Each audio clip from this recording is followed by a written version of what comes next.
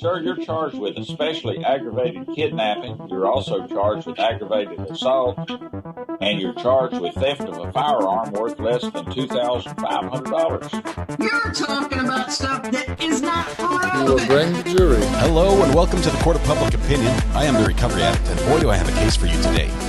Why is the dog chewing on this guy? I think they have got the wrong guy They there. got the wrong guy, and the dog was biting him. He roughing him up quite a bit. There's a lawsuit. 9 out of 10 judges prefer watching the Recovery Addict live stream in their courtroom. The fireworks are not done. Now we're getting commentary on the case.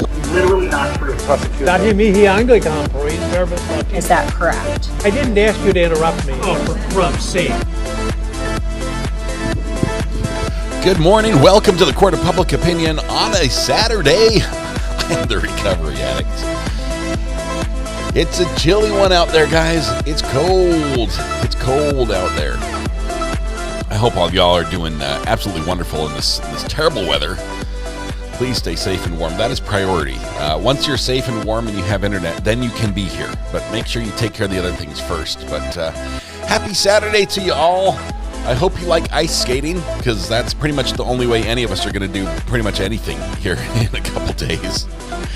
So it's freezing. It's freezing. I'm wearing shorts today in honor of the occasion, hoping to encourage Mother Nature to warm up. But it's cold. It's cold. Big congrats to Selena K, who was first in chat this morning. Congratulations, Selena. The internet is all yours. Everything I created worldwide is your responsibility during this ice storm. I imagine most of the calls will come from that 2,300-mile-long swath of storminess. Good luck. Good luck, Selena. But luckily, you're in the Intermountain West. I happen to know where you're at. And you were spared from a great deal of the storm. It might be cold there. But you should be okay. So your power will be up. So you should be able to take all the help calls. All right. Good morning. It is morning. I had cold cereal for breakfast. For those who are asking, I went with the what are they? The golden. No, not golden grams. The puffed wheat that's sugar coated. Why can't I remember that? I happen to like it. One of my kids likes it, and everybody else hates it, which is great. That's if you have a favorite cereal, it's best if everyone else in your family doesn't like it, because then you get more of it. But that's what I went with this morning. It was delicious. Let's see. Sherry Smith gifted a membership this morning. Thank you, Sherry, for starting the day off like that. Beth, member for 16 months. It's snowing. 8 inches in Oklahoma. Stone Houses, member for 10 months. Yay, Saturday watch. Good morning, everyone. Stay warm, please. Yes, thank you. Thank you for that sentiment. I share that with y'all.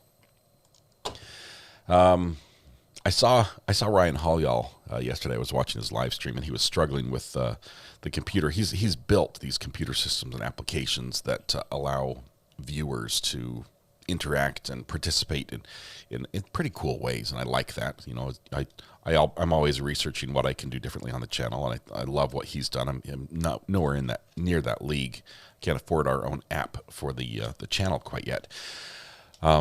But I noticed he was having some issues. He had like 14,000 people connected at once, and the system crashed. He's like, I'm beginning to learn we can't run this on regular computers anymore. I'm like, no, I could not believe he was trying to run 14,000 connections with people on a regular, even like a super gaming computer. No, you can dump $6,000-$7,000 on a top of the line PC, and it won't begin to touch the capacity he needs for that. So I reached out on Twitter to a former, I wouldn't say colleague, but a company that I worked closely with previously, Oracle. I said, hey, Oracle, Ryan Holyall needs some of your superclusters. They're incredible server machines with fiber internal connections, and they are great at handling massive amounts of data. So maybe I can help Ryan Holyall out and get Oracle to sponsor him and give him a supercluster, because they're freaking expensive as well. That's why the government is usually their main customer. But anyway, so I think I did my part there. So maybe if future live streams from Ryan Hall are great because of the Oracle Supercluster, then yay. Glad to help.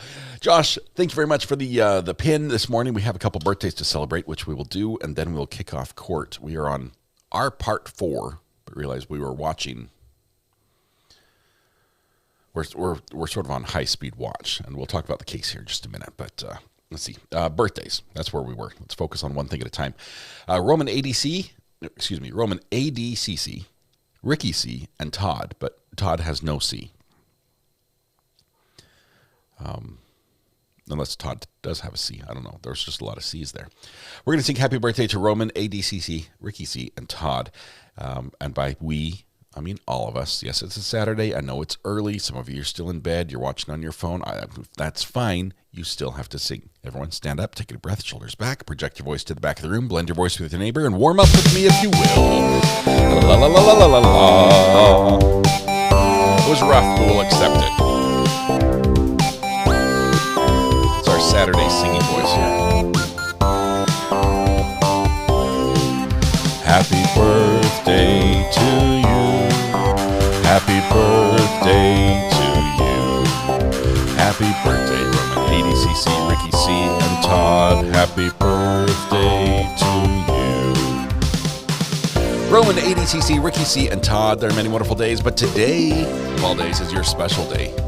And I realize there are a million people you could have been with, a million places you could have celebrated. I got that backwards, but you chose to be here with us.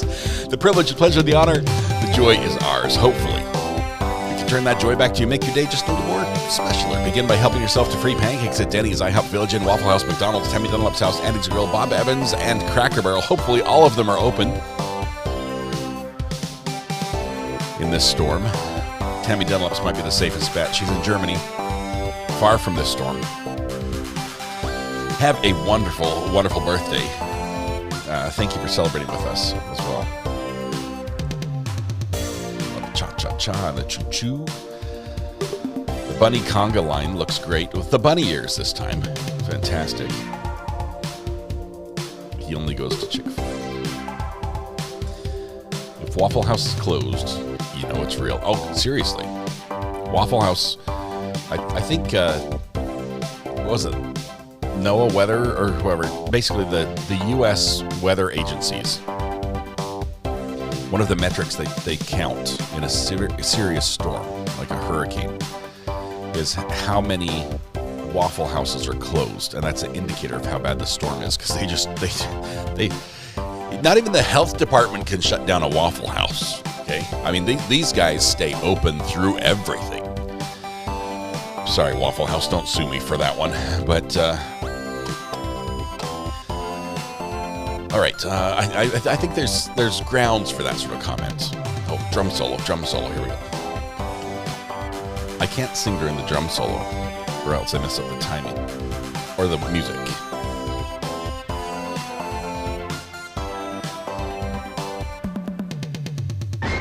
Beautiful. The rooftop of Waffle House is always open. Yes, for all your dating needs. Thank you, Red Panda, for that reminder. That was a fun case, wasn't it? Okay, so we've had a night, right? We've had a night to rest. I know by watching and reading your mod chat, some of you, if our mods are any indication of what the rest of the larger viewing body experienced, some of you may have had dreams and or / nightmares about the au pair trial and the terribleness of the au pair trial. I'm not talking about terrible set of facts like some of the cases we watched, Gannon Stauch and things like that. I'm not talking that way, terrible facts. I'm talking about the gouge my eyeballs out, please type of facts, or please, I wish I was deaf type facts. If this question goes on for one more minute, I might need professional help. That kind. You might have had nightmares of that nature last night. Evidentiary nightmares. It's terrible. It's one of the worst trials I've watched. The horror of lawyering. It is, unfortunately, a part of lawyering. Very few lawyers, and honestly, very few trials can escape all of the boredom monotony and the repetitiveness of lawyering. There are some things when it comes to evidence, especially depending on how states and courts run their evidence, as they all differ a little bit, even though they all pretty much follow the same general pattern. The monotony can be a thing. And sometimes we just have to grit our teeth and get through it. And yesterday we gritted our teeth, and apparently we didn't get through it. It's going to happen again. Hopefully not nearly as long. But yeah, it was basically, as the judge, I mean, her words, not mine, a waste of time. A waste of time, particularly the jurors. It was a waste of the jurors' time. So today, good news, we're following a different case. For now, we're going back to the Paul Caneiro trial. Paul Caneiro, if you'll remember, is it's the brother versus brother trial, right? This is the brothers that were in business together. They had these IT business, and I think also one other one. I forget what the other one was. Was it like snow removal or pest control? That's what it was. I should remember that. Pest control. They had business together. They had financial issues. They had loose books. As an accountant might refer to it, very loose books. The petty cash drawer was sort of a free for all from different people, but more so in this case, particularly, the state says Paul borrowed quite a bit of money from funds that he had control over by virtue of his role, but not right to. So if you were say for instance in a trust, if you were the trustee, the manager of the trust, you don't necessarily get to just withdraw all the money for your own personal use. And the state's saying that's where things went bad, because that's sort of what happened. So as the fallout from that borrowing money and the resulting "you're in the hole" statements from the insurance company, you haven't received any payments, where's the money go? As a fallout from that, the state's saying to cover up or to protect himself from the fallout, Paul allegedly went to his brother's house, cut the power, turned off their generator, sat outside and waited for his brother to come outside. When the brother came outside, he shot him 6 times, and then went in the house and hunted down the rest of his family, his wife and his 2 young children, and killed them both using a gun and a knife. The young children were stabbed. The wife, I believe, was shot and stabbed. And then once that was complete, allegedly lit a fire in that house and set it on fire to hide the evidence of his actions. This is all done in the early morning hours. He then drives back to his house, where his family is assumedly all snug in their beds, and lights it on fire as well, allegedly, before managing to safely remove his family from the fire. And the police come and they put out his fire first, and it's not hours later this other fire that he lit was smoldering inside the house is discovered, and the firemen go up there. So this is a pretty crazy case. It's very sad. It's very brutal. We know from the medical examiner in the case that the children, in addition to the multiple dozens of stab wounds they had, suffered smoke inhalation, which means they weren't killed by the stabbing, or they didn't die immediately from it, and that they were also alive while the house was on fire. Pretty brutal stuff. Pretty heinous. We are right now, as we pick up this case, we're still talking to people who are responding to the scene, what they found at the scene. Going there, the firemen showing up, the policemen showing up, and as the day starts, we've got. It's a jump start is what it is. There's a guy on the stand already, and we're going to have him on the stand and then a very quick break. I don't know, maybe I missed something. There's got to be something else.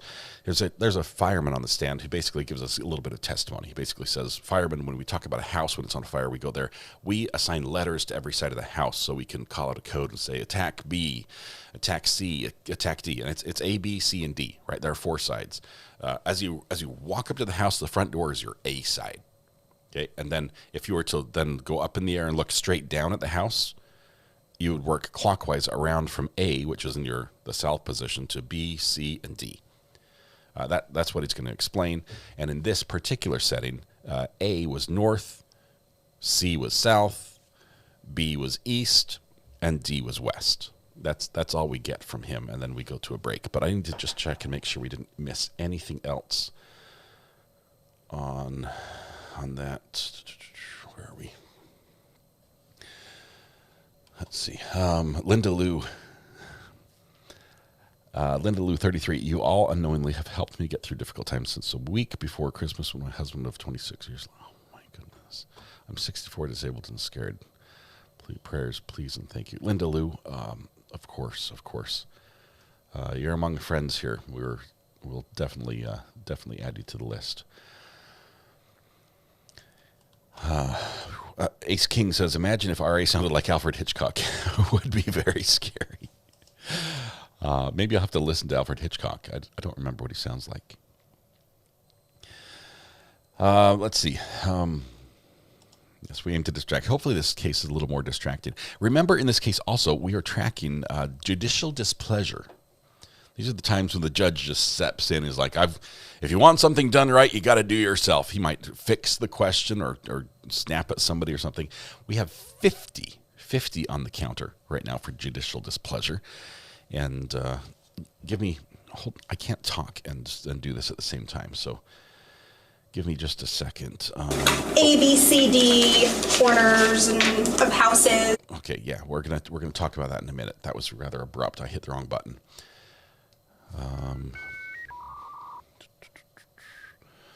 Red Pen says, I'm counting candy wrapper moments. We're at 26 at the moment. Josh says, Buffer, nobody stressed the mods today. It's a Saturday. Let's all be nice to each other, focus on the testimony, and let the mods watch because we like court too. Thanks in advance. Love y'all. Josh, thank you for that. Very true. The mods came to this channel because they for the same reason you did. And now they've been assigned something that they didn't come here for. So please do be considerate and kind to them. I need to... The problem I'm having right now is I'm trying to get the dates. I need to line up everything. I'm trying to look at everyone else's, what they numbered them by. Let's see, we had...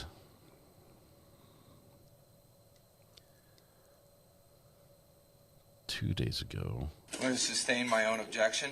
Yes, we're going to do that. Let me see what day this was. Their day 5, I think, is our day 4. Let me just double check.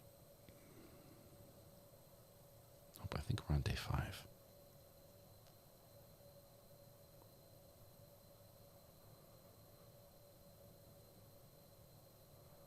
Okay.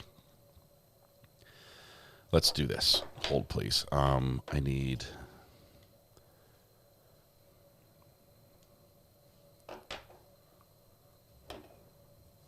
3 days ago there, up here on this one. Just have to shuffle things around so we get the testimony from the morning, because I did miss a part. I thought I was already, and I was not.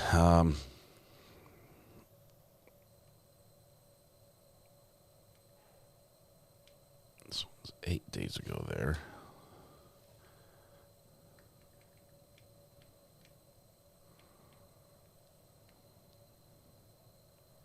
Looking for the 20th. Okay, that's what I need. The 20th was the date, which would have been Tuesday.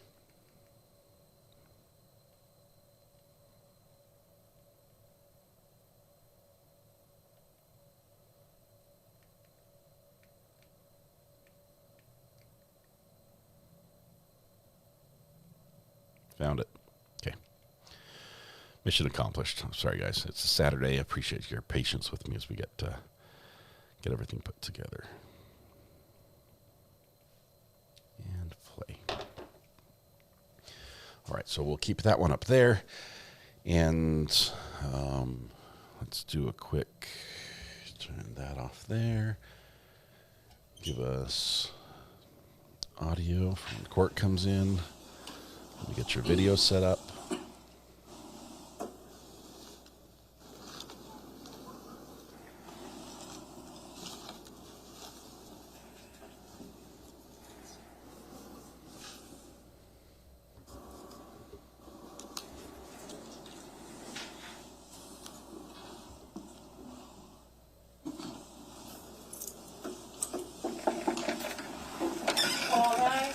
jury. Morning. Good morning. Very good. Everyone be seated. By a show of hands, anybody do a snow angel this weekend? Oh, that was... Thank you. Yeah. Anybody else? Nothing? All right. You didn't play in the snow? All right. I know there's not a lot, but thank you for all coming back. I realize it was a longer weekend. We're going to get started. We'll have a decently long day today, but I appreciate everyone being here. With that being said, this is State of New Jersey versus Paul Caneiro. It's indictment number 1902-0283. Can I have the appearances of counsel for the record? Good morning, Your Honor. Assistant Prosecutor Nicole Wallace on behalf of the state. Good morning, Judge Chris Decker, Assistant Prosecutor for the state. Good morning, Your Honor. Monica Mastalone on behalf of Mr. Paul Caneiro, who's present. Thank you, Judge. Good morning. Andy Murray, also for Mr. Caneiro. All right, good morning, everyone, and good morning, Mr. Caneiro. All right. I believe what we're going to be doing right now, this is mental telepathy that I think of what the prosecutor is about to tell me, is that we're going to stop our witness, correct? We're going to take another witness at a turn. Sometimes we have to take witnesses at a turn for scheduling issues. We're going to get back to Detective Zerillo in a little while, but I just wanted you to know that we're going to take probably at least 2 witnesses at a turn, and then we'll come back to him. So we'll do that now. Prosecutor, call your next witness. Thank you, Judge. The state calls Dr. Boris Volstein. Okay. Boris Volstein? Is that what I just heard? What a name.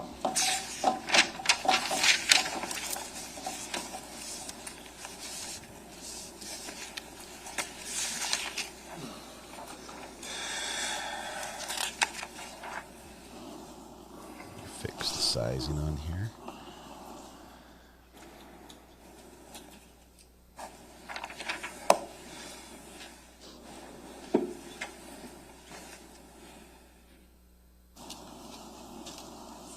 Good morning, sir.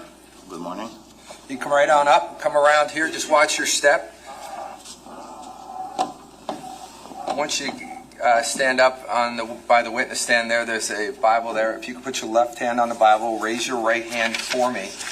Do you solemnly swear or affirm to tell the truth, the whole truth, and nothing but the truth, so help you God? I do. Okay. Once you get seated and you're comfortable, can you state your full name for the record and spell your last name, please? My name is Boris Volstein, Boris Volstein. All right. Thank you, sir. And what I'm just going to ask for you, just please make sure you keep your voice up because jurors number 15 and 16 in the back there, they need to be able to hear you. Okay, sir? No problem. Thank you. Prosecutor. Thank you, Judge. Good morning, sir. Can you tell us what you do for a living?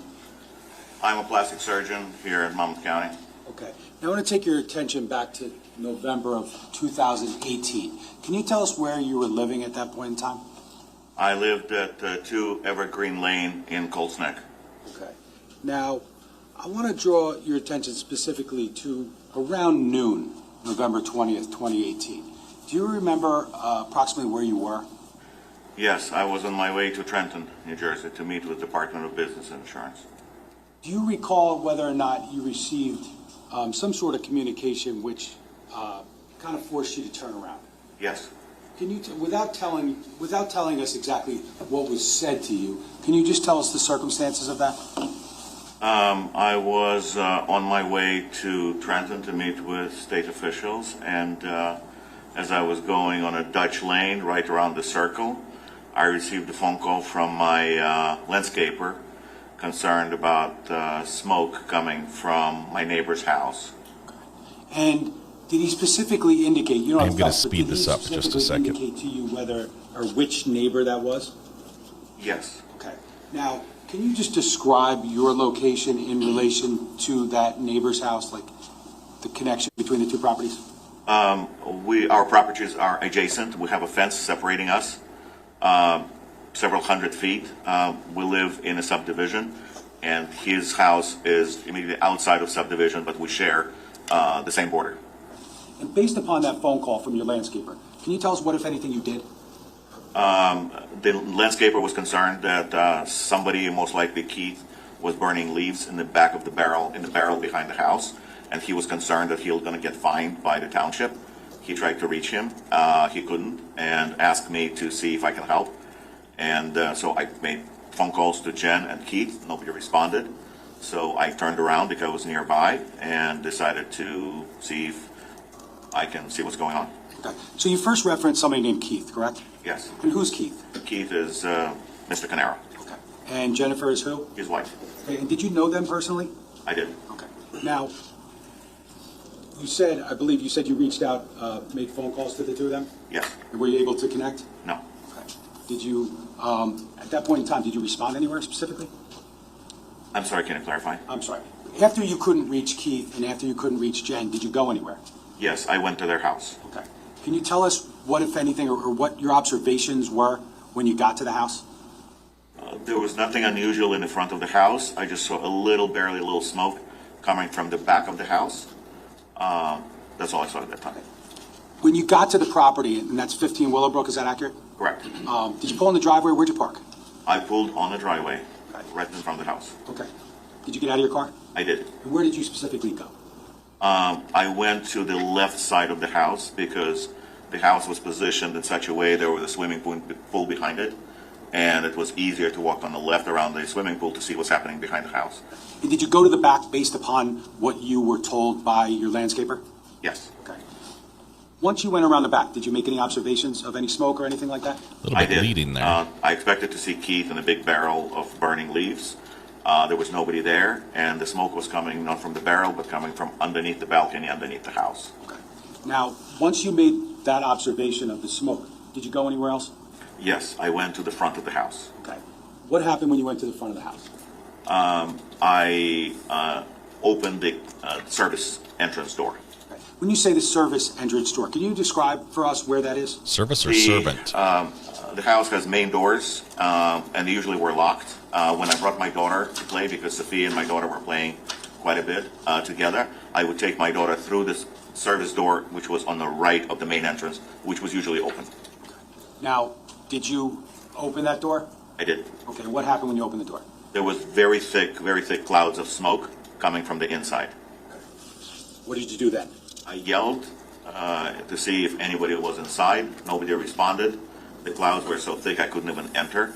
So I went back to my car and called 911. Okay.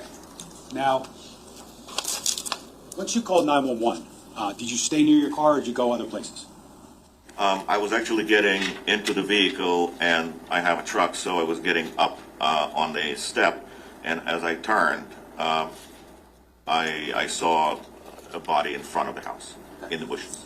Were you, if you recall, were you on the phone with the 911 operator when you made that observation? I was. Okay. And based upon that observation, did you go anywhere? I went closer to the body to see what it was, and I was with the operator on the phone.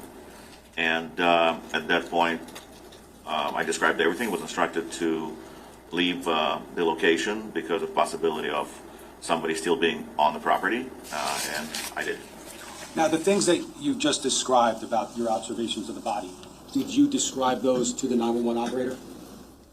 I believe I described that I saw the body laying there, and that's the extent of it. Okay. And have you reviewed that 911 call prior to today? Yes, I did. Okay. And based upon your review of that, did you believe it accurately captured your phone call with 911 that morning, that day? I do. Let me approach. Okay. Doctor, I'm just going to show you what's been marked as S96 for identification. Do you see what that is? It's a disc with a recording of 911 phone call, my name on it. Okay. And again, you said that you reviewed that 911 call and that it was accurate? Correct. Judge, I just asked for permission to play the 911 call. Any objection? No. You can. Thank you, Judge. I'm going to slow it down here a little bit for this.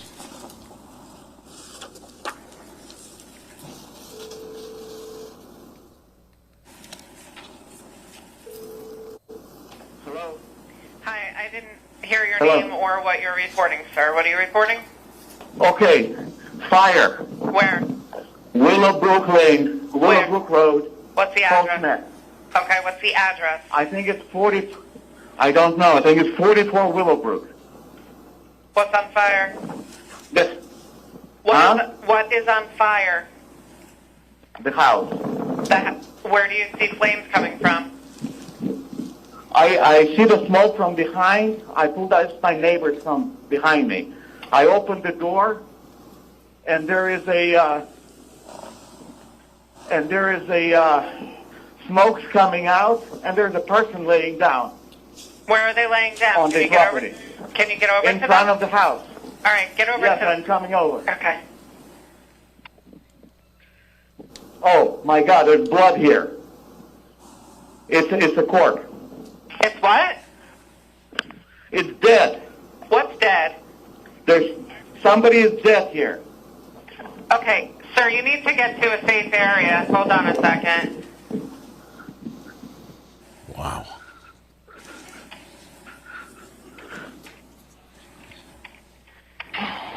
Sir, are you getting into a safe area? I'm leaving the property. What is the house number? Are you able to see it on your way? Let me get to the parking. Let me get to the mailbox. Just 1 second. Just 1 second. I'm sorry, it's 15. Okay, it is number 15. Okay. Give me your name again, sir. It's 15. Get over there, and I see the body on the premises. Yes, I told them. Just keep everybody away from that, okay? What is your name, sir? All right. What is your My name? name is Boris Bolstein. My name is Boris Bolstein. Can you spell it for me? V-O-L. Yeah. Okay, V-O-L-S-H-T-E-Y-N, and I am at 2 Evergreen Lane. Okay, I'm right behind them. All right, now is Volstein your first name or last name? Okay, Boris is my first name. Boris, Bolstein is my last name. Okay, what's your phone number?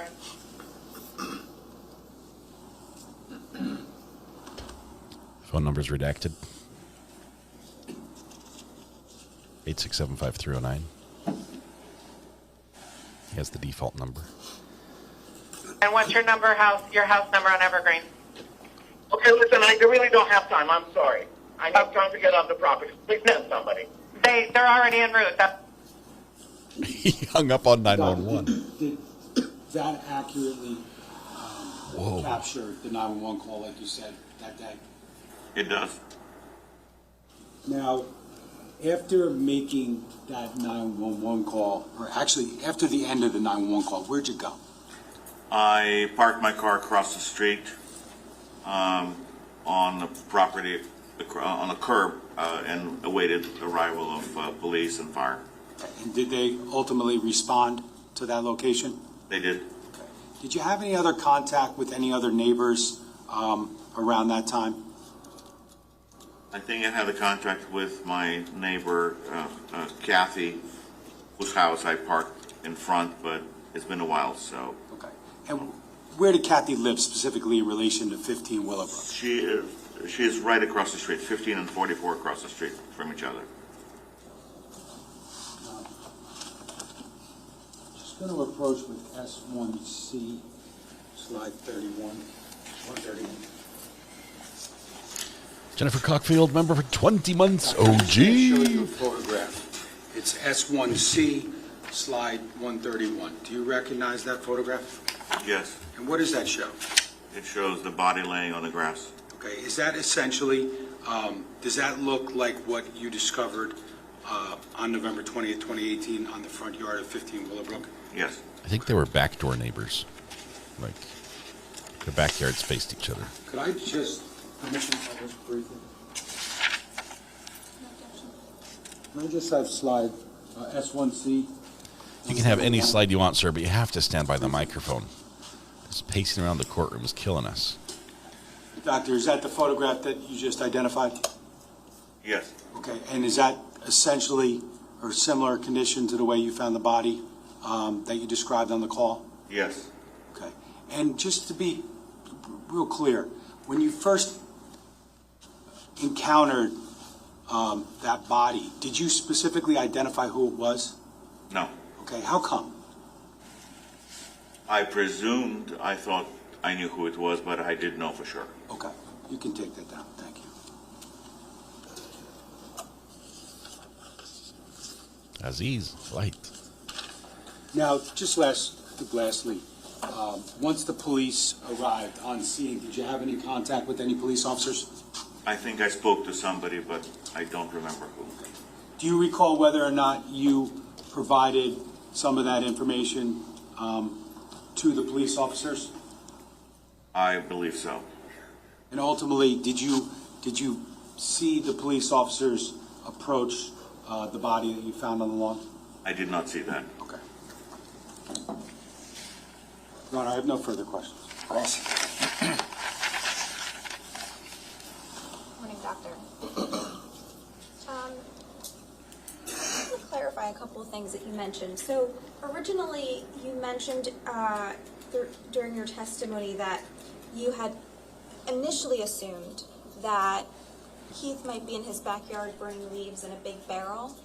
Yes. Is that a big barrel that you had seen before? There was a barrel behind the house next to the pool that I've seen, yes. And is it something that you've seen him use before? Yes, I know that sometimes he would burn the leaves in the barrel. And you mentioned that your daughter was friends with Sophia, Keith's daughter? Yes. So you've been to the house before? Yes. And were you familiar with Claudia? No. When you saw what we now know as Keith's body lying on the ground, did you also notice a cell phone there? I did. And you had tried to call Jennifer and Keith, or just Jennifer? Both. Both. And obviously they didn't answer, right? No.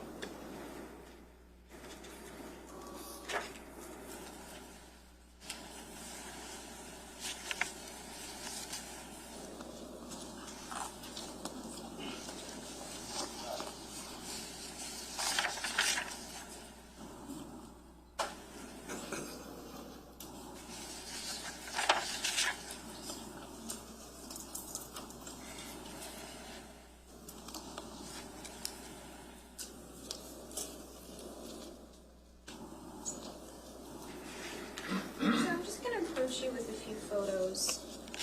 I'm going to start with what's been marked as D1-320 and D1-321.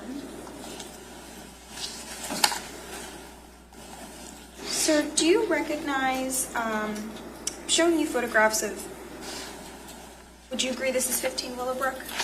Yes. Okay. And do you see your vehicle, I'm just wondering, do you see your vehicle in these photos? The vehicle you were driving at the time? I think this is my vehicle. That one, okay. And does this be the same one? Yes. Okay. And that's a fair depiction of what your vehicle looked like at the time, right? This is actually from that day? Do you recognize the responders? Okay. Permission to publish? No objection. So I'm going to start with D1-321.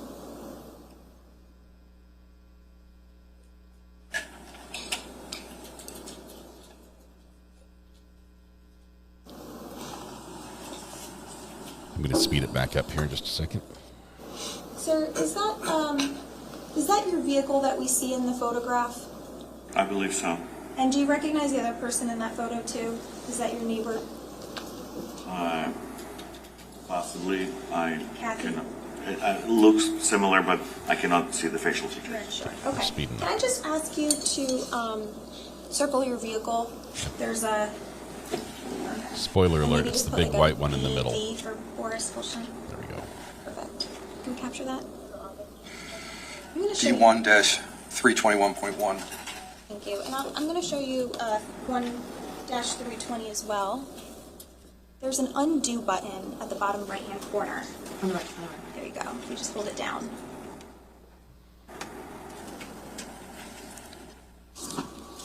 So I'm showing you nice Lexus. what's been marked as D1-320, and this is... Taillights are intact. This is after a few responders arrived that day, correct? Yes. You can see the police vehicles, and it looks like maybe an ambulance or an EMS truck.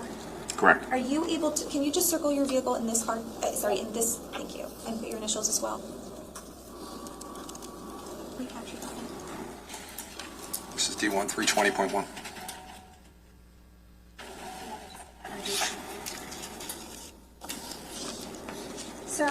approach you with a few more photographs.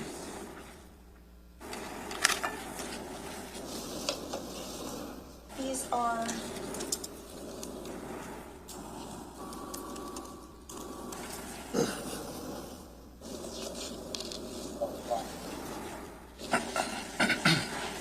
first, I'm going to show what's already been published to the jury. It's D1-301. Sir, do you recognize this photograph as 15 Willowbrook? Yes. And does this accurately depict what it looked like that day? Yes. Okay. Can you just circle the door that you were referencing when you mentioned that you went into the service door? Okay, that's the door that was unlocked. Service door. Yeah, it was unlocked. Correct. But it wasn't opened, right? No. You had to open it? Yes. Okay. Can you also just put your initials there as well? And maybe just put a U for unlocked. Thank you. Do we have a .1 on this? On 301? 301. Let's take a look. Oh. All right, 301.2.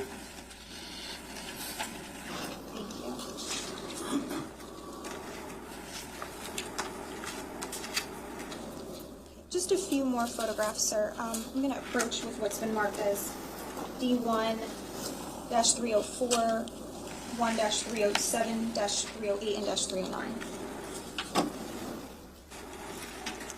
Sir, I'm showing you, first I'll show you D1-304. Do you recognize what's in that photograph?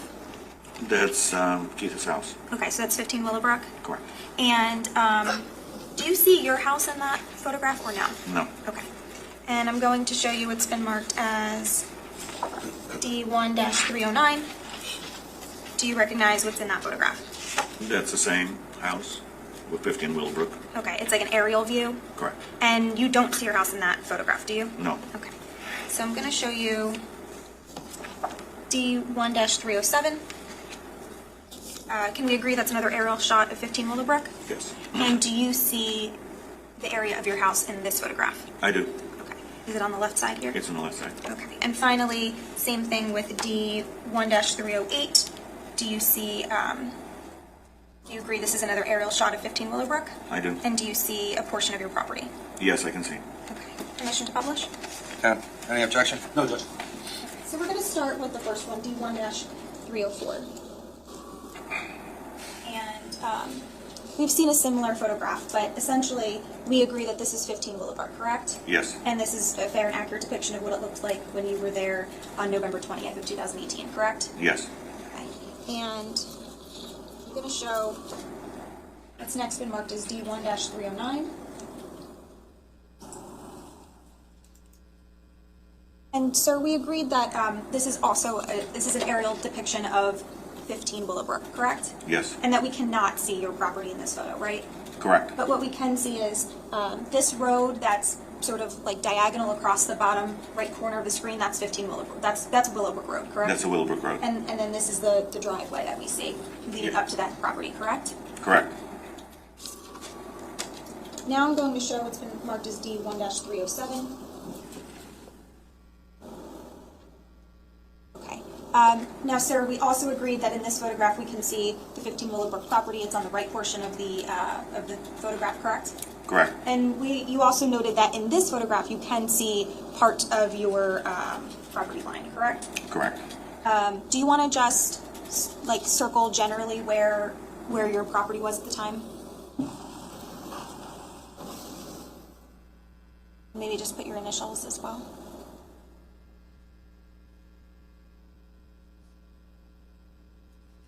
Thank you. 307.1. That solar array is all that remains on the property right now, I believe. 1-308. With the house having been And demolished. this is the same thing, right? We see 15 Willowbrook, we see Willowbrook Road in the front, and then we see on the left portion your property, and then we see what's behind the property, correct? Correct.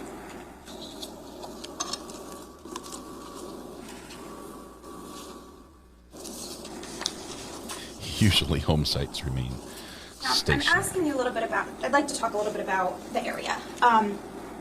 At the time that this happened, you had lived there since 2014? Correct. Okay. Or is it fair to say that you're familiar with the immediate surrounding area? Yes. Okay. When you in the vicinity of 15 Willowbrook, right? I think, is it fair to say that if you pull out of Keith's driveway and you make a right, meaning going toward your house, right? And you drive for just a little bit, there are some bodies of like small creeks, some small bodies of water that you would pass over. Yes. Are you familiar with those? Yes. And one of them would be, it's actually the first one you pass it. It's like it looks like it's right on Willowbrook, down just a little bit, and looks like a little creek. It's actually called Willowbrook. Are you familiar with that? Yes. Okay, and so when you're driving over Willowbrook, like the actual brook of water, there's like a little bridge on the road, but it's essentially a one lane road each way, right? Correct. Okay. And if you drive down a little bit further than that, so going toward Long Bridge, going toward Laird Road, there's another little brook of water. It's called Hop Brook. Are you familiar with that? I'm not familiar with it. Not familiar with the name? No. Okay. Are you familiar with the fact that after you pass the first little Willowbrook, but before you get to Long Bridge Road, there is a second little small bridge with some water there? And if you can't remember, I could show you a photo to maybe refresh your recollection. I don't remember Second Bridge.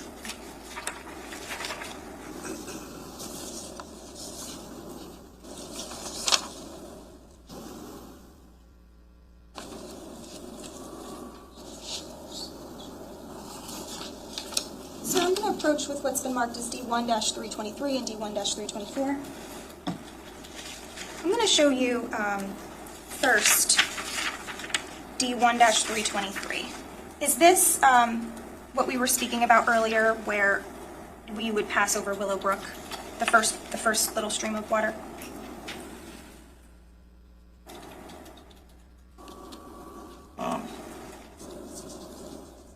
Perhaps. I usually see the bridge that dives downwards and comes up. I don't remember this portion. Okay. Maybe I didn't pay attention. How about this one? Only if you remember. Does this refresh your recollection as to whether you passed over Hop Brook? Yes, this I remember. This one you remember? Yes. Okay. So this is a little bit further down Willowbrook Road, going toward Long Bridge. There's what you were able to remind yourself from the photo. There's like a little bridge and there's water. Correct. And it's a one-lane highway each way. Yes. Right. And then finally, after you turn right onto Long Bridge, right? There's Swimming River Reservoir. Does that sound familiar? Yes. And that's like a bigger body of water compared to what we just saw. Yes. Right? The Willowbrook and Hop Brook are like little, sort of more like creek-looking water. But once you make that right onto Long Bridge and go down a little bit, there's like a big body of water. It's a reservoir, correct? Yes. But when you drive over the reservoir, it's also one lane each way. Yes. And it looks similar to the photos we saw where there's just like maybe a small rail and you're very kind of close to that water. Is that fair to say? Yes. Okay, like you'd be able to toss anything out that window. Objection, Judge. Sustained. Also on Long Bridge Road, going toward Laird Road, can we agree that there's like some wooded areas? Yes. I know Colts Neck generally, there's a lot of like open space, but there's also a good amount of wooded areas. Is that fair to say? Yes. And there's another lake nearby. It's called Marley Lake. Are you familiar with that lake? I'm not. Okay. Returning to the night that this happened, sounds like your first interaction, so to speak, with what happened was when you received the call from your landscaper and when you saw the smoke yourself. Yes. Okay, so were you home that night during the overnight hours? Yes. And you didn't hear any gunshots? I did not. Was there anyone else home with you that night? Anyone else, any other family members? My wife and my daughter. Okay, and to your knowledge, they didn't wake Objection, you up? Judge. Sustained. Can't testify as to what other people. The question was whether they woke you up that night for any reason. No. And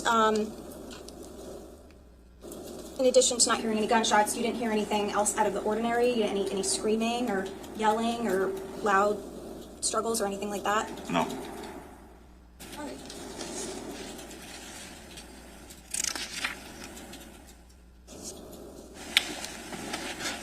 So up until you got to the property yourself after you got the call, there was nothing out of the ordinary that you had seen prior to that? No.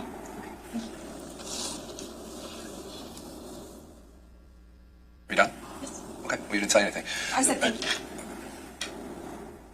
Any further? No, Judge. I'm going to add that to the judicial displeasure. Are you done? You sure can. You didn't say anything. I said thank you. That's funny. She just done. Sit down. Oh, yeah, this poor guy. He saw smoke, called 911. He was late for his meeting with the state. Very, very important meeting. Gardner calls him. He turns around, does his good neighborly deed, tries to warn his neighbor to not get fined by the homeowners association for burning leaves in the backyard or something, and ends up stumbling upon a murder scene and getting, harassed by a 911 caller who just wants information, and you just don't have time for We're going that. to swear in an interpreter for our next witness. We're going to ask the interpreter to come on up. You. Thank you so much. You can just come up for me. The witness will be up here. If you could just listen to my clerk, please. I'd appreciate it.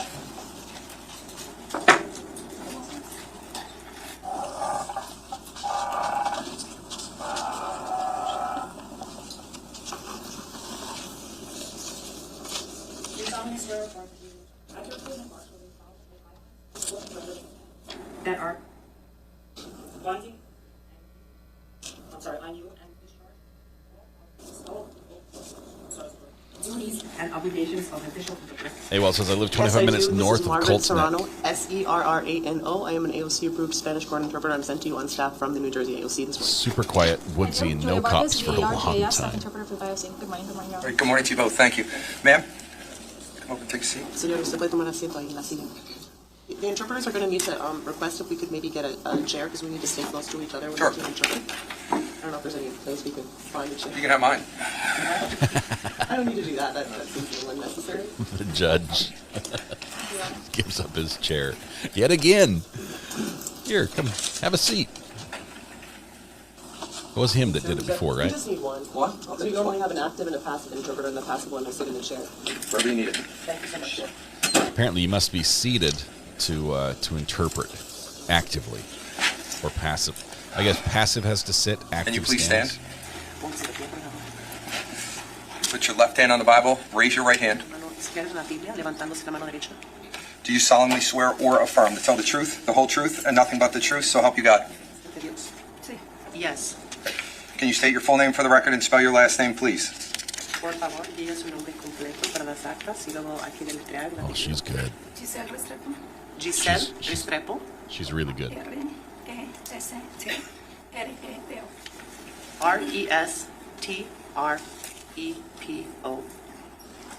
Please, you can be seated and get yourself comfortable. Puede ponerse cómodo. También le voy a pedir. The interpreter is just going to ask the witness to put these headphones on. Thank you so much. Auriculares para escucharme mejor si están así.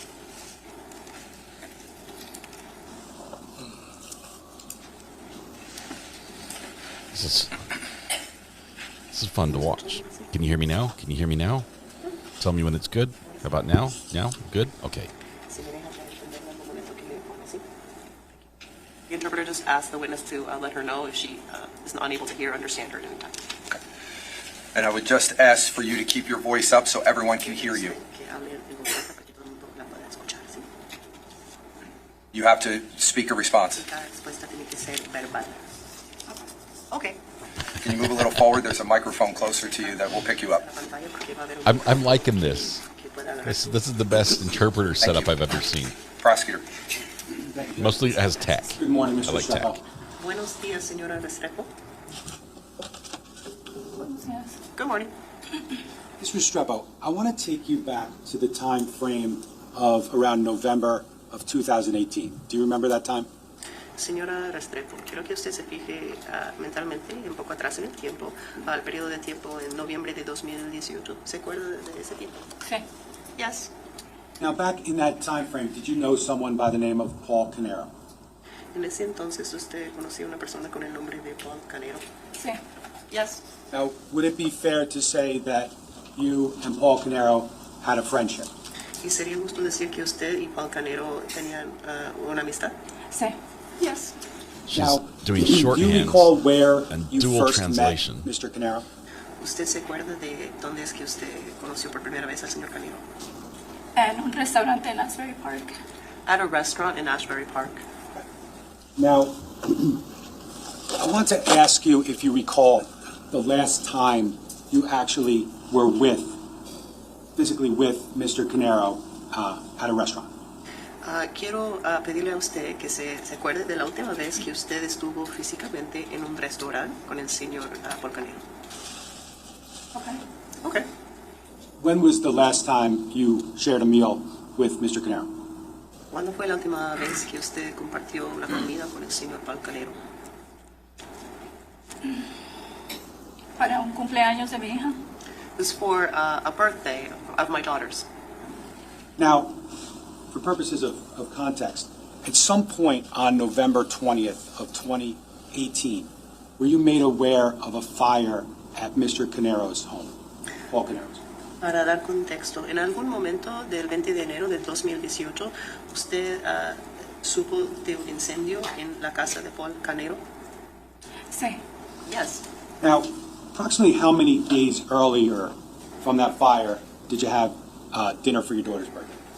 Aproximadamente cuántos días antes del día de ese incendio fue cuando usted compartió la cena con Paul en el cumpleaños de su hija? 2-3 días antes. It was 2 or 3 days before. Okay. Now, the night before the fire at Paul Caneiro's house, did you communicate with him at all on the phone or through any sort of messaging? La noche antes del incendio en la casa de Paul Caneiro, ¿usted estuvo en comunicación con él por teléfono, por mensajes de algún tipo? No que me acuerde, no me recuerdo. Not as far as I recall, I don't remember that. Okay. Now, on the morning of November 20th of 2018, how did you learn about the fire at Paul Caneiro's house?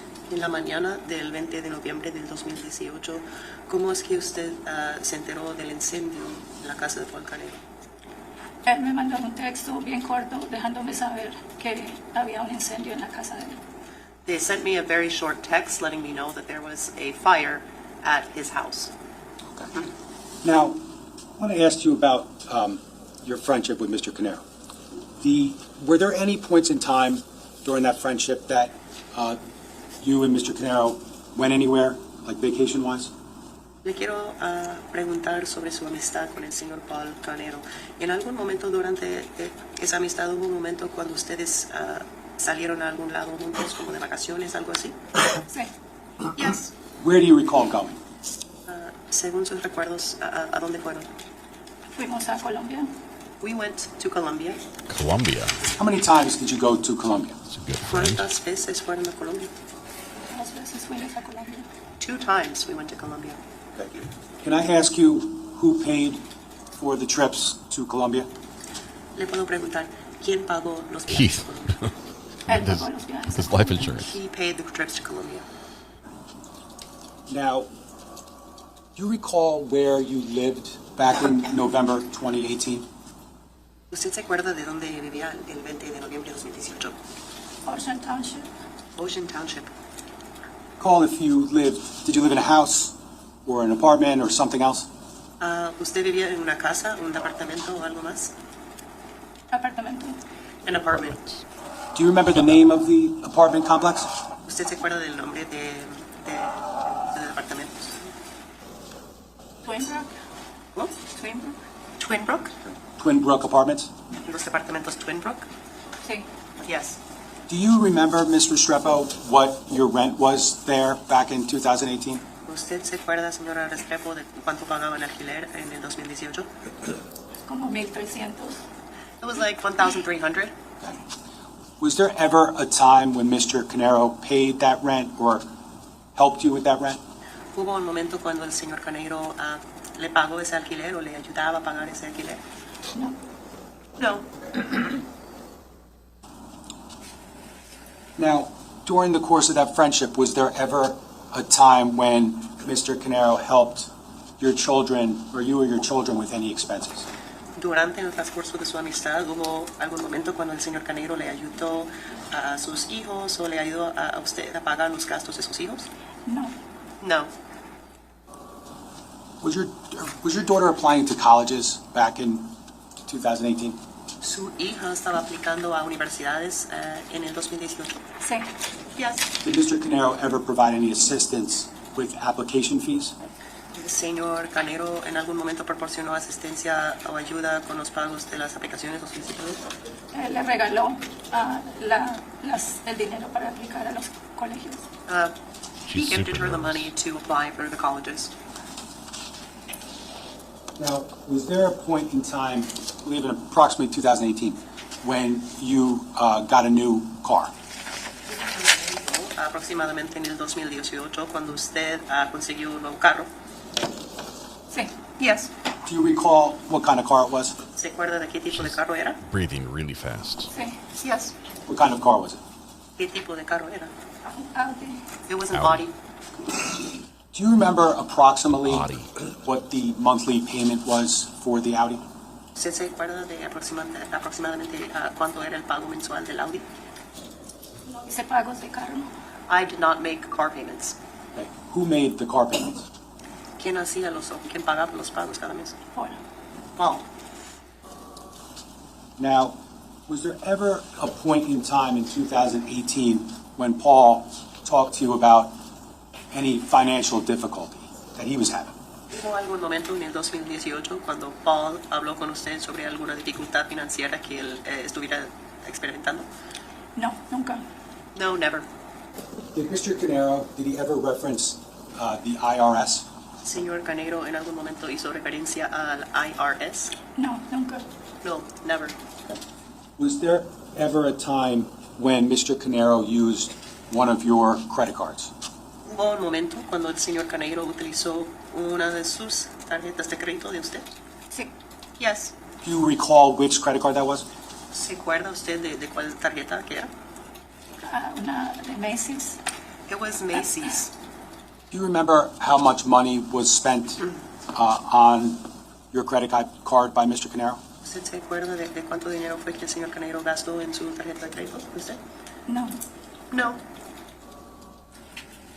Do you recall if he reimbursed you for the amount of spending that he did on your credit card? ¿Usted se acuerda de que si el señor Caneiro le reembolsó a usted por el dinero que él gastó en su tarjeta de usted? No, yo la pagué. No, I paid it. Now, I want to ask you about whether or not you ever observed Mr. Caneiro and guns that he owned. Quiero preguntarle sobre si usted en algún momento observó al señor Caneiro con armas de fuego que eran en posesión de él. Sí. Yes. Where did you see these guns? ¿Dónde es que usted vio esas armas de fuego? Él tenía una. He had one. Did he have one gun or more than one gun? If you know. Si es que usted lo sabe, él tenía uno o más que una arma de fuego. Yo creo que más. I think more than one. Did you ever shoot a gun with Mr. Caneiro? ¿Usted alguna vez disparó un arma de fuego con el señor Caneiro? Sí. Yes. And where was that? ¿Y dónde ocurrió eso? Un lugar donde va uno a practicar. It was like a place where one goes to practice. Like a shooting range? Would be accurate? Sería como una pista de práctica de armas de fuego, lo que decimos en inglés shooting range. Sí. Yes. Did you do that once or more than once? ¿Ustedes hicieron eso una vez o más que una vez? Una vez. One time. Soft life, are you feeling good? Welcome. Now, you talked about going to Colombia twice with Mr. Caneiro. Did you ever go anywhere else in the United States with Mr. Caneiro? Usted mencionó ir 2 veces a Colombia con el señor Caneiro. ¿Usted alguna vez fue a otro lugar dentro de Estados Unidos con el señor Caneiro? Sí. Yes. Where did you go? ¿A dónde? Carolina del Norte, Las Vegas, Boston. North Carolina. Nueva York. Yeah. North Carolina, Las Vegas, Boston, New York. NC makes the list. Who paid for those trips? ¿Quién pagó esos viajes? Él. He did. Now, Ms. Restrepo, you talked about Paul Caneiro. Do you see that individual in court today? Señora Restrepo, usted ha hablado sobre Paul Caneiro. ¿Usted ve a esta persona, la misma persona aquí presente hoy? Sí. Yes. Could you point him out for us? She looks all around the room. Like, where is he? Identifies the defendant. Él ha identificado al acusado. No, the state has no further. El Estado no tiene más preguntas en este momento. The interpreters will briefly switch.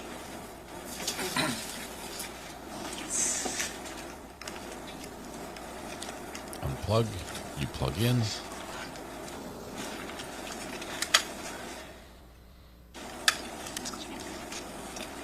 Thank you. Ross. Buenos días, señora Restrepo. Buenos días. Good morning. I just have a few questions. Solo le voy a hacer unas preguntas. So, other than the trips that were mentioned, the car, and the college application fees, fair to say that you supported yourself?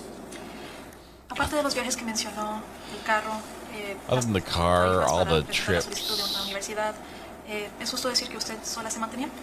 100%. 100%. And you mentioned that you paid your own rent, correct? Y mencionó que usted pagaba su propio alquiler, ¿correcto? Correcto. Correct. Was there one time when Mr. Caneiro helped you with your rent, but then you paid him back? ¿Hubo alguna ocasión donde el señor Caneiro le pagó el alquiler, pero luego usted se lo pagó de vuelta? Correcto. Correct. And Colombia, that's where you're from? ¿Y usted es de Colombia? Soy colombiana. I'm Colombian. So when you went to Colombia, you were visiting family? Entonces, cuando fue a Colombia, ¿estaba visitando a la familia? Sí. Yes. And the prosecutor said, asked you to agree that Gotta turn you this and up. Paul were friends. Is it fair to say best friends? Y el fiscal le preguntó, le pidió si estaba usted de acuerdo con que usted y Paul eran amigos, pero ¿es justo decir que eran mejor amigos? Sí. How good of friends were you? And during the time that you knew Paul, was he always very nice and supportive of you? Y por el tiempo que conocía a Paul, él siempre le fue amable, cariñoso. Sí. Yes. He was there for you as a friend? Le apoyaba como amigos. Todo el tiempo. All the time. And he helped tutor you with your English as well? Y también le ayudaba, le enseñaba el inglés. Fue una parte muy importante para que yo mejorara y practicara. He was a very important part for me to improve and practice. Yeah, we still need a would translator, you- so he wasn't that good. Would you agree that Mr. Caneiro, would you describe him as very smart? ¿Y está de acuerdo o describiría al señor Caneiro como alguien muy inteligente? Él es muy inteligente. He is very smart. And since you knew Paul well,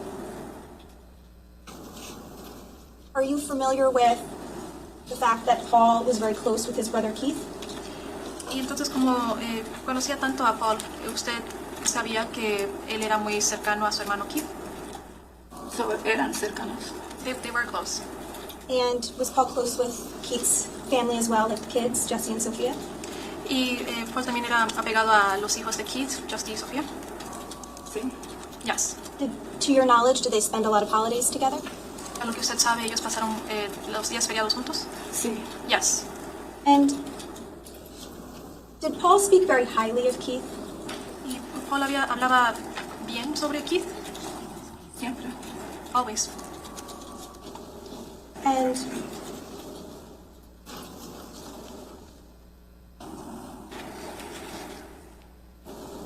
to this, you don't have any bad things to say about Paul, right? Usted no tiene nada malo que decir de Paul, ¿verdad? No. No. And lastly, the prosecutor asked you about Paul owning multiple guns. Y por último, el fiscal le había preguntado sobre Paul teniendo varias armas de fuego. Was that normal to you? ¿Eso le parecía normal? Sí. Yes. And was it ever anything abnormal or unusual? ¿Era alguna vez algo inusual o fuera de lo normal? No. No. Is it fair to say that Paul owned guns, liked guns, and you didn't really think much of it? Entonces es justo decir que Paul poseía de armas de fuego, le gustaban las armas de fuego y usted no pensó más allá de eso. Pienso que era un hobby. I think it was a hobby. Thank you. No more questions. You're right. Mr. Shepard, did you ever meet Keith Caneiro? Señora Restrepo, ¿usted conoció alguna vez a Keith Caneiro? Nunca. Never. Did you ever see Paul Caneiro and Keith Caneiro interact then? Entonces, ¿alguna vez vio a Paul Caneiro y Keith Caneiro interactuar? Solamente cuando estábamos juntos y habían llamadas. Only when we were together and there were phone calls. No further. Recross.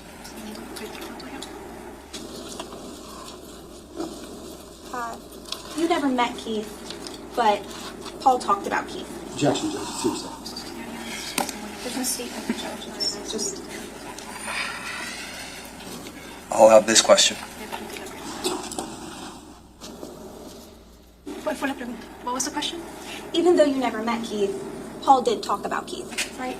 Aunque usted nunca conoció a Keith, Paul hablaba de Keith, ¿verdad? Por supuesto. Of course. Gracias. You can step down. Not sure what I was gaining, but good job, translators. That was fun to watch. Thank you very much to the interpreters. We very much appreciate your time. Oh, sorry, interpreters.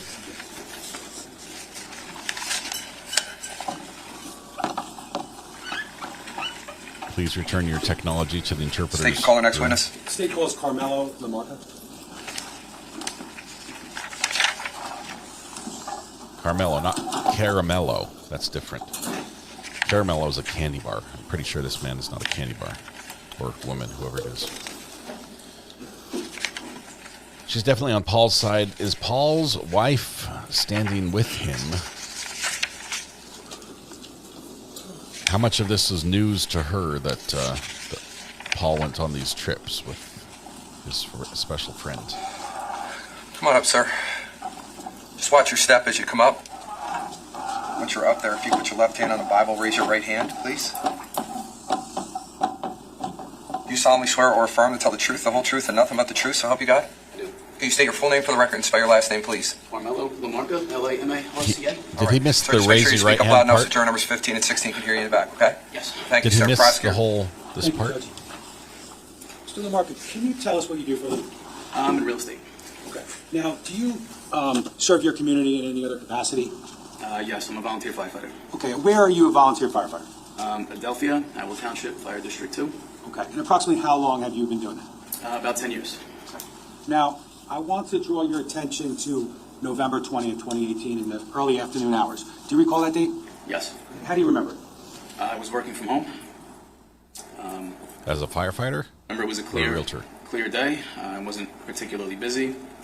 We had a group chat amongst our firefighters that there was a call in Colts Neck, potential residential fire. So I kind of stayed near the door with my keys ready. And at some point thereafter, was there any confirmation of that structure fire? Yes, we were dispatched to Colts Neck for mutual aid for a confirmed structure fire with entrapment. Now, just so we all understand, you talked about mutual aid. Yes. Can you tell us what that means? Colts Neck had originally called us for the RIT team, which is a rapid intervention team. It's a team that has specialized training to rescue downed firefighters.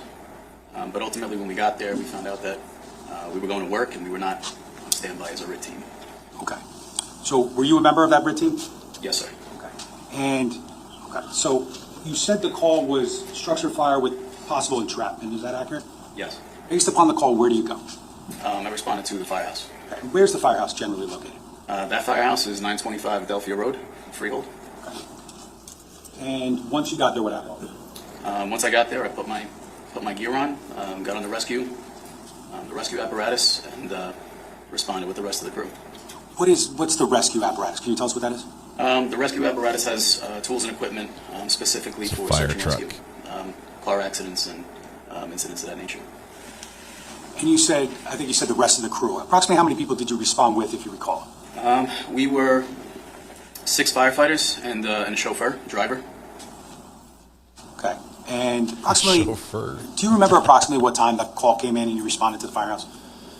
Sometime between 12:30 and 1 o'clock, I believe. Now, I'm just going to ask permission to approach. You can.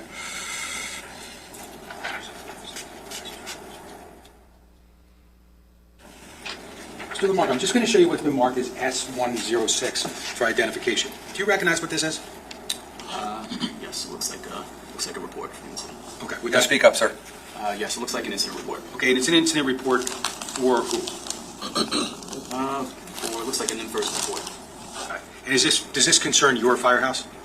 Yes, it does. Okay. And is it authored or is there a name on it?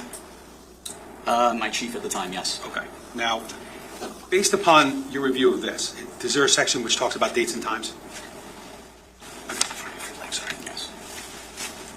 Yes. Would you like me to? No, I'm going to ask you a question in a second, but does it indicate the call location or street address for that call? Yes, it does. Okay. Now, would that be for 15 Willowbrook Road? Yes. And would that report then concern to the incident that you're here to talk about? Yes. And you said there's a portion of that report that says dates and times, correct? Yes. Can you look at those dates and times, and then I'll ask you a question? Yes. Did you read that to review it? Yes. Okay. Now, based upon that, does that refresh your recollection as to like the alarm time and potentially the arrival time at Colts Neck? Yes. Okay. What was the alarm time? 12:41 p.m. And what was the arrival time? 12:55 p.m. Okay. And that 12:55 p.m., would that represent arrival at 15 Willowbrook in Colts Neck? Okay. So when you get to 15 Willowbrook, it's you and the 7 or 8 total guys? 7, yes. Okay, 7 total guys. And that rescue apparatus, is that like a fire truck? Yes. Okay. Yes, it is. And when you got to Colts Neck, Why don't you just call it a did fire you see truck? police cars? I did see some police cars. I don't recall exactly where they were located, but I remember seeing. Sure, but was there a police presence at the scene when you got there? Yes, there was. And was there any fire presence at the scene, if you recall? Yes, there was. Can you describe that? Like how many, who, if you remember? Fire apparatus. Yes. I remember seeing Earl Naval Weapons Station. They had their ladder truck parked in the driveway up near the house. I don't recall any other fire apparatus at the time when we got out of the truck and we walked up to the house. Were you and your crew, were you one of the early fire responders at that scene? Yes. Okay. Now, when you get there, do you make any observation of smoke or fire? Yes, there was a heavy smoke condition. Did you see flames upon your initial arrival? I don't recall specifically whether or not I saw flames, but I do recall a very heavy smoke condition. Okay. Was it a large residence or a small residence? It was a large residence. Now, when you got to the fire scene that day, how do you decide, or how does someone decide where you're going to go, what you're going to do? Can you tell us? It was decided per command that my chief was going to assume control of operations for the scene, so my assignments were going to be given, my crew's assignments were given directly from my chief. Now, if you're a Howell Fire Department and you're going to Colts Neck for mutual aid, why was your chief at that point in time in charge of operations? To be honest with you, I'm not 100% sure how those roles and responsibilities were doled out. Okay. I can tell you that my chief was assigned operations, and I was taking assignments directly from my chief at the scene. Okay. So based upon commands from your chief at the scene, what's the first thing you did at that fire scene? My crew's assignment was to make entry from the Alpha side, the A side of the building. That's the front door. And to conduct the left-hand search. Where you turn left every opportunity. I'm going to show you just briefly. I'm going to approach with S1C, slide 9. Yeah.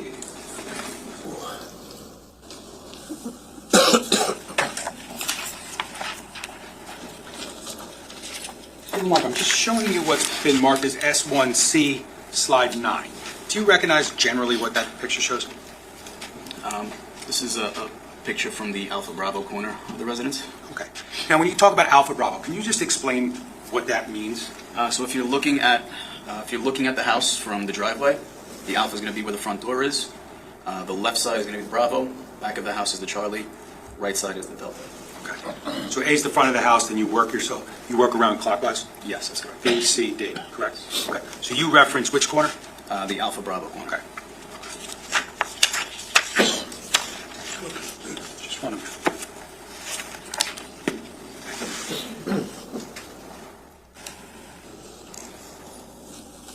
Before I take that away, one quick question. On slide 9.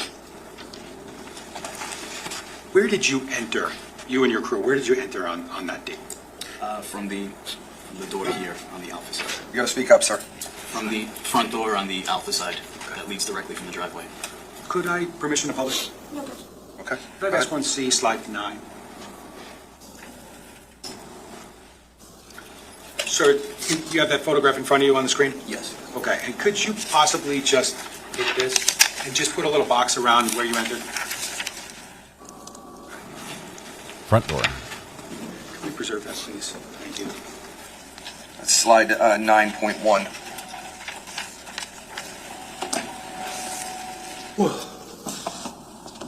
Is that a light trailer? Generator with lights? Or Mr. LaMarca, can radio? you tell us what you encountered when you first went through that door? As soon as we got through the door, there was zero visibility, blackout conditions because of the smoke. So we were essentially operating by touch. Okay. Is that something are you trained for that situation? Yes. Okay, so what do you do once you walk in, there's not a lot of visibility, how do you get to where you want to go? We conducted a left-hand search, so you're essentially keeping your left hand with contact at all times to the wall just to keep yourself oriented, and using your other hand, foot, tool, reach out as far as you can to feel for any potential victims as you move through the left-hand search. Now, based on what you just said, when you get there, do you get briefed on information that others have prior to your arrival? I don't recall us being relayed very much information at all. We were pretty much just given our assignment, there was maybe 2, 3, or 4 firefighters from Earl that had made entry prior to us arriving there. Okay. I'm not sure where they searched, where they went. Ultimately, I believe, if I recall correctly, they had to bail out of a window at some point, but I don't have any confirmation of that, that they made it to the second floor. Now, when you entered that front door of 15 Willowbrook, were you looking to find people? Yes, we were told that there was confirmed entrapment, potentially for victims and also potentially a nanny. Okay. So you go in, you said you wanted to stay towards the left, correct? Yes. Would that be the front of the home, the A side? Yes. Okay. Where did you go? As soon as we went in, began the left-hand search, we were met with a set of stairs.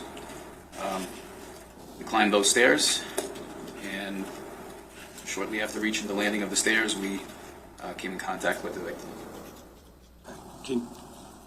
How did you come in contact with the victim? I mean, as far as visibility goes.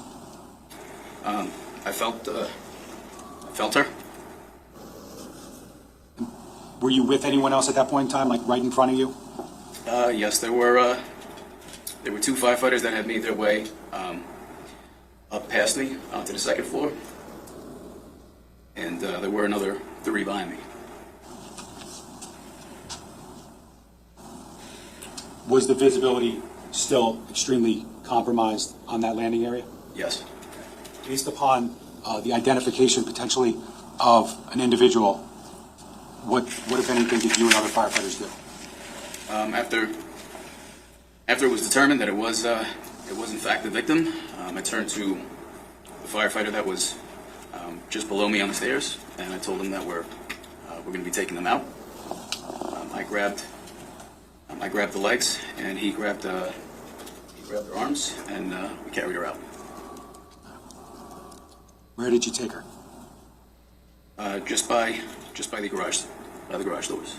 In front of the house? Yes.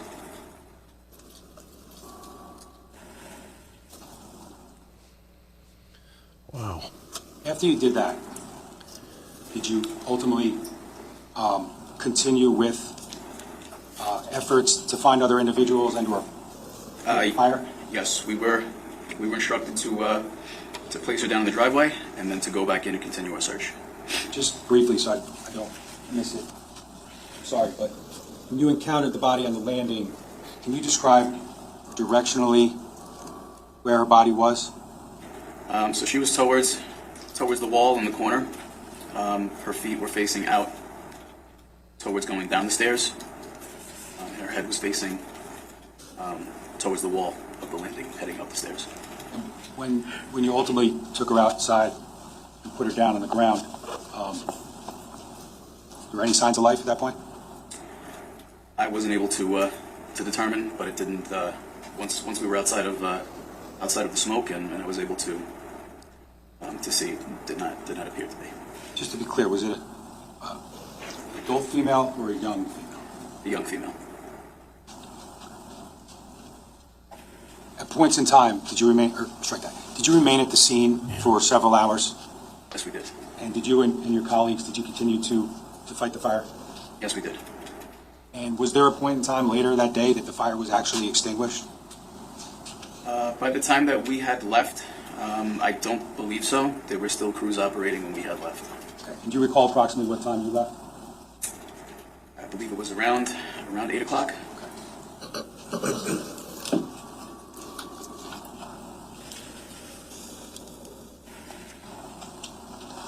No, nothing further. Cross. I don't have any questions, thank you. All right. Sir, you can step down.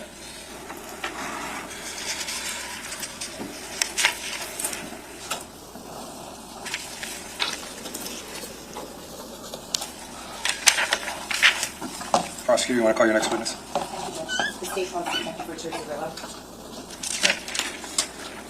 Detective Richard Grillo is up next.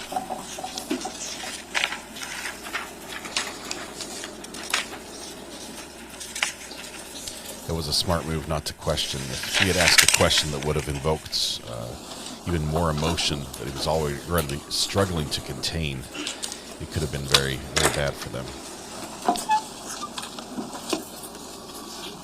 Already not good.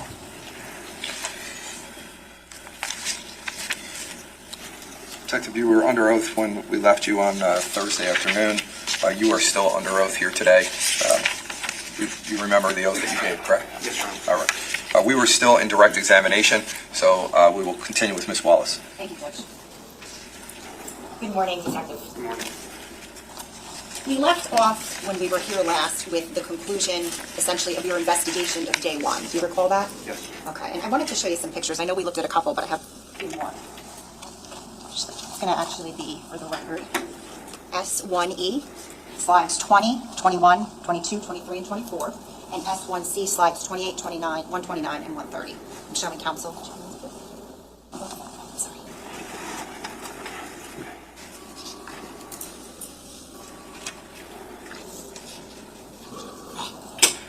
So, Marie, is there objection to them being published now, or do you need the foundation before? I don't. No, Judge. There's no objection. This thing can publish now. Okay, great. Thank you. If we could please have S1E, slide 20.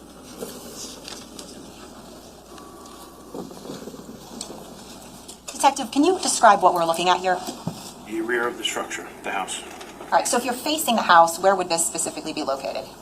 From the roadway, this would be to the right or to the west of the structure. Do you see the door there? Yes, Okay, what is on the other side of that door? a garage. Okay, and if you're looking head on at the photo, is there, you spoke earlier about an electrical meter, where would that be located? That's on the left side of the door, excuse me, on the corner of the structure. Okay, and how about the generator, where would that be? Behind the shrubs on the right side of the door. Can we have slide 21, please? Do you see the electrical meter in this picture? Not 100% sure. I do see the meter pan cover. Sorry, the meter box. I do see the electrical service panel on the left side. Okay, and can we please have the next slide, 22? Okay, what are we looking at here? Better The picture meter there. service panel. Okay, that's the meter service panel? Yes, the electrical service comes into the structure from. Okay, now just from this location, cables. where was Keith's body located, specifically from there? Behind me, if I'm looking at this, and to my left. What, if anything, did you observe about that panel right there that we see? The handle is in the down position, and there's no meter attached to it or a cover on it. Can you circle that handle for us?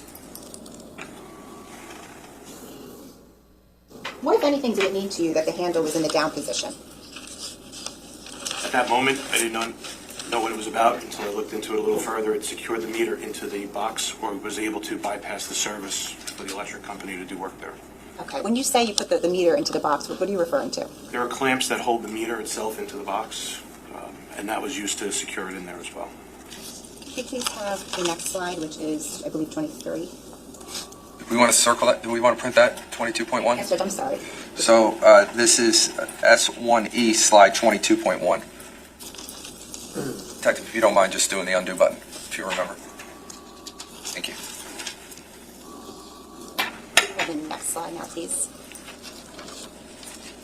Detective, this is just a little bit of a different angle on this picture, but what, if anything, do you see in this photo? To the left of the panel, on the floor, I see the meter pan cover and the meter in the shrub there. Can you circle those for us, please?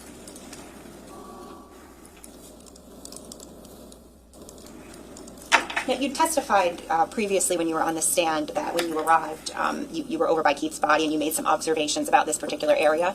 Yes. Are those the observations that you were referring to, the door and the meter on the floor? Yes. On the ground? If we could please have the next slide. Do you want that captured? Yes, I'm sorry. 23.1. Undo? Yes, please.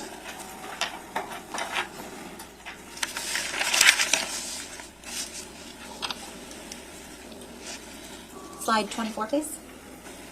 And sir, what is this that we're looking at? That is the meter from the meter pan. And is that how you found it? Yes.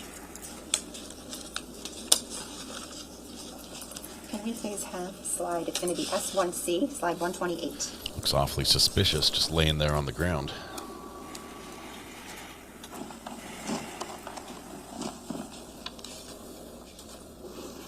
Detective, you had previously testified that when you were over by the electrical meter after you arrived, you received notification from a firefighter to come over to this particular area. Do you see that? Yes. Okay, and what was over in this particular area?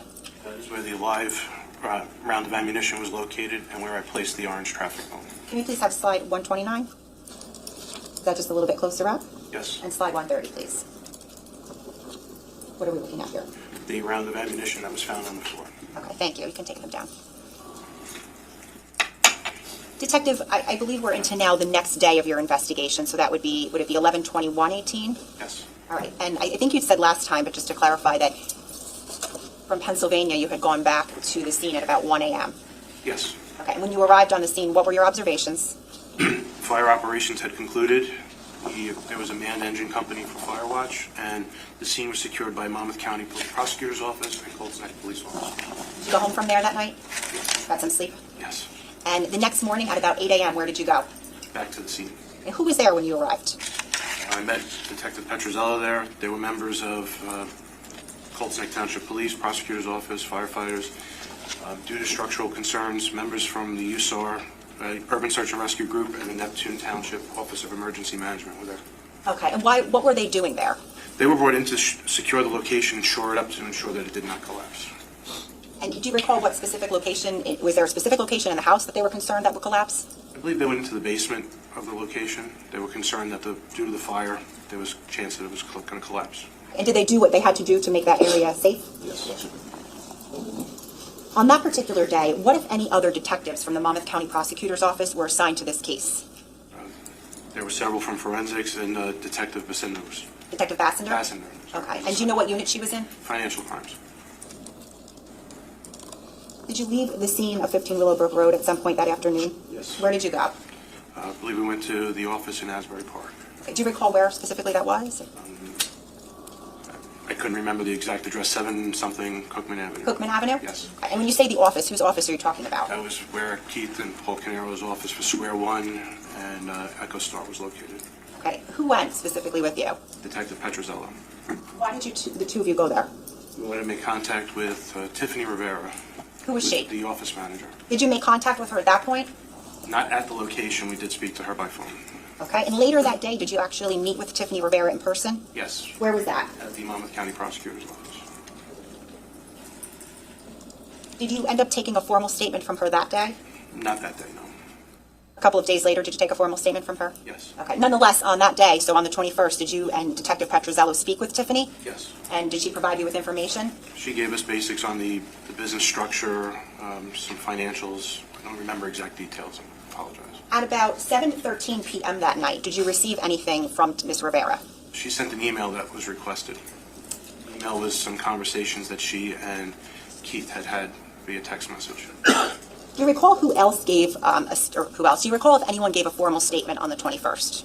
We spoke with Corey Caneiro. Okay, and do you remember where that took place? At the Monmouth County Prosecutor's Office. And I guess when I say formal statement, just to clarify, was it like a typed written question and answer statement that you took from him? Yes, myself, Detective Petrozello, there was a typist there, a secretary, and questions were asked, he answered, and they were formalized. I want to draw your attention ahead a little bit now to about 7 p.m. that night of November 21st. What, if anything, happened with regard to yourself and the investigative team? We had a meeting at the Colts Neck Township Municipal Court building. I don't want you to tell us anything that was said, but what was the purpose of that meeting? Everybody came together in the same location to discuss where we were in the investigation. When you say everybody, can you just tell us generally who from what departments? You don't have to say specifically, but who are we talking about? So members of the forensics unit from the prosecutor's office were there, myself, Detective Petrozello, members of the investigative team from the Ocean Township location were on scene. Their administration or higher-ups from all of the agencies were present as well. And what is the point of sharing information between the investigative team? So we're all on the same page where we are collectively. If additional things need to be taken care of, that would be the point where we would start, I guess, assigning them to the different people. And is that important for you to know as the lead detective from Colts Neck? Yes. So what specific, don't tell me anything anyone was said, but did you learn of other evidence that had been gathered by other investigators with regard to this case? Yes. What types of evidence was that you learned about? Forensics had collected ballistic evidence from the scene. There were many pieces of evidence collected from both scenes, actually. Okay, and you learned about those pieces of evidence? Yes. At that point, did you, again, you don't tell us anything that was said, but did you receive any preliminary results from any agencies? Yes. From where? From the Ocean Township location. Okay, and was it from the medical examiners as well? Medical examiners had given a very preliminary based on their examination of the bodies. Did you learn about any evidence that had been collected thus far from any vehicles? Yes, from the Ocean Township location. The next day, November 22nd of 2018, was that a Thursday? Yes. Was that Thanksgiving? Yes. Right, so the day after that, November 23rd, that morning, where did you go? I responded to the Ocean Township location, 27 Tilton Drive. Who did you go with? Myself, I met Detective Petrozello there. Who else was on scene at 27 Tilton Drive that day? There were many members from Ocean Township, the prosecutor's office, and 2 members of the state police. Who were they? 2 canine handlers. Trooper Coking, another trooper, I don't remember his name, and they brought a cadaver dog with them. Okay, and what, if anything, did you see those troopers and that cadaver dog do? The trooper gave commands to his canine to search for specific evidence that he's trained to, and he went in there and located that evidence. Do you know where the evidence? Can we go to the sideline? Sure. Little objection. Sidebar. Witness hits the mini bottle, gets a little bit of aqua. Not that type of mini bottle, guys. It's just water. 2 houses burned down, not sus at all, says Kelly Rose. Yes, there's a ton of leading going on this direct. Well, you're correct. Defense is not calling it out. Maybe I would say it's not even foundational. Sometimes when it's foundational, it's like, I understand. It just speeds things up. It's not really a big deal. But yeah, defense has not objected nearly as much as they could have during this trial. He cannot testify as to what the cadaver dog was thinking. Right.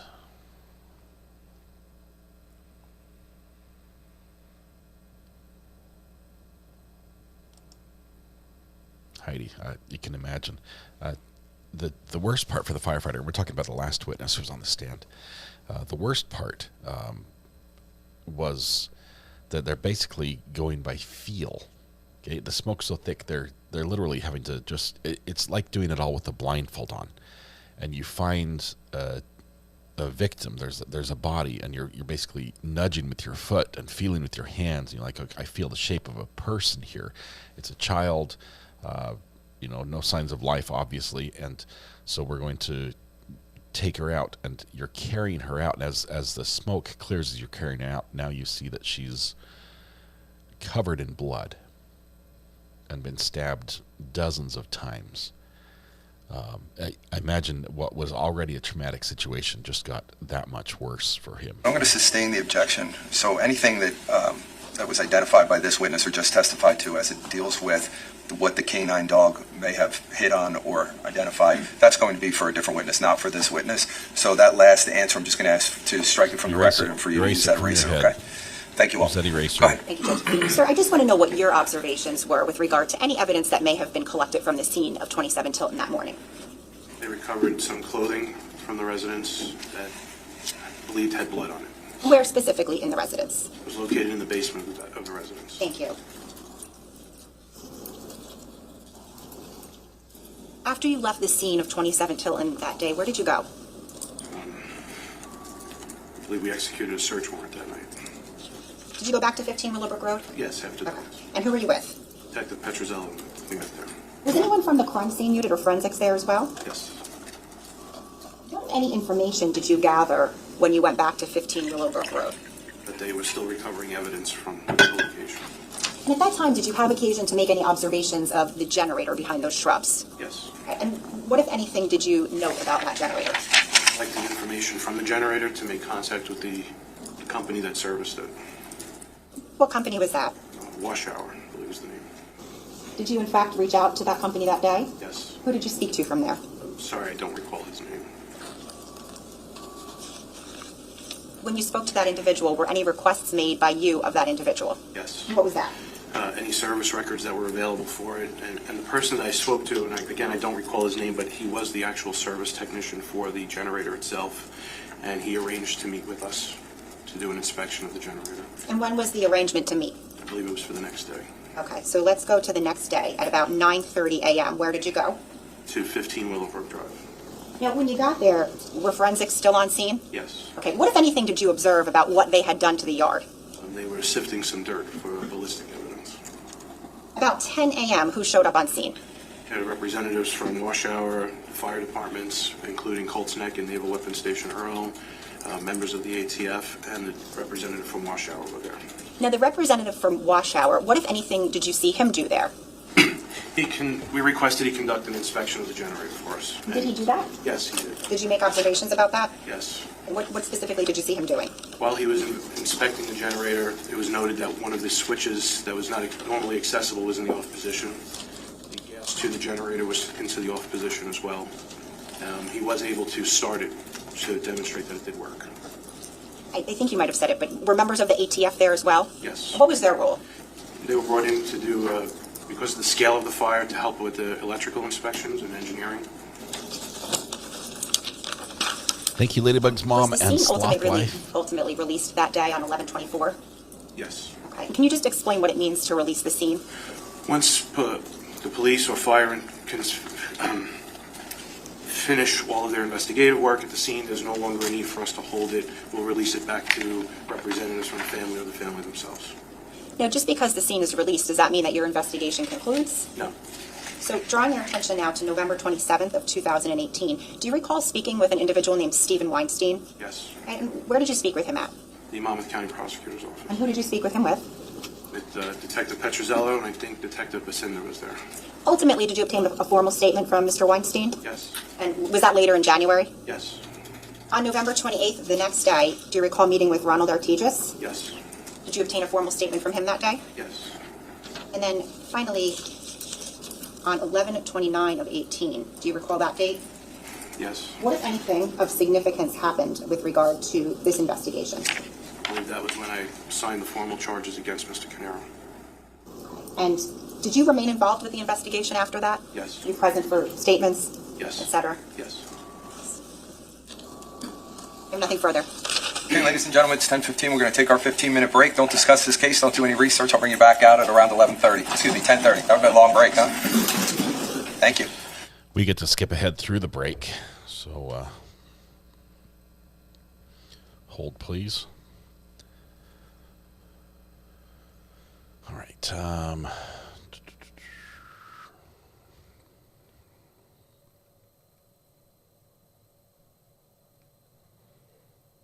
Skipping the break because we're zippity-doo-dying right through this.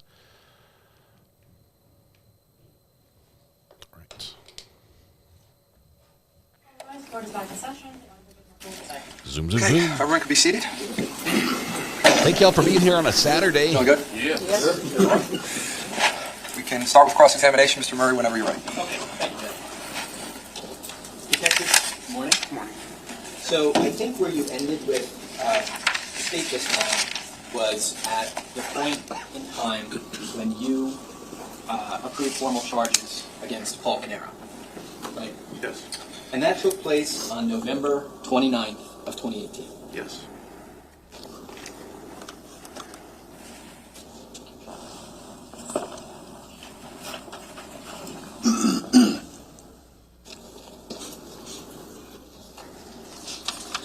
Finding the clothes with blood on them in Paul's house after the fire, I believe by the dog, the cadaver dog. That's important.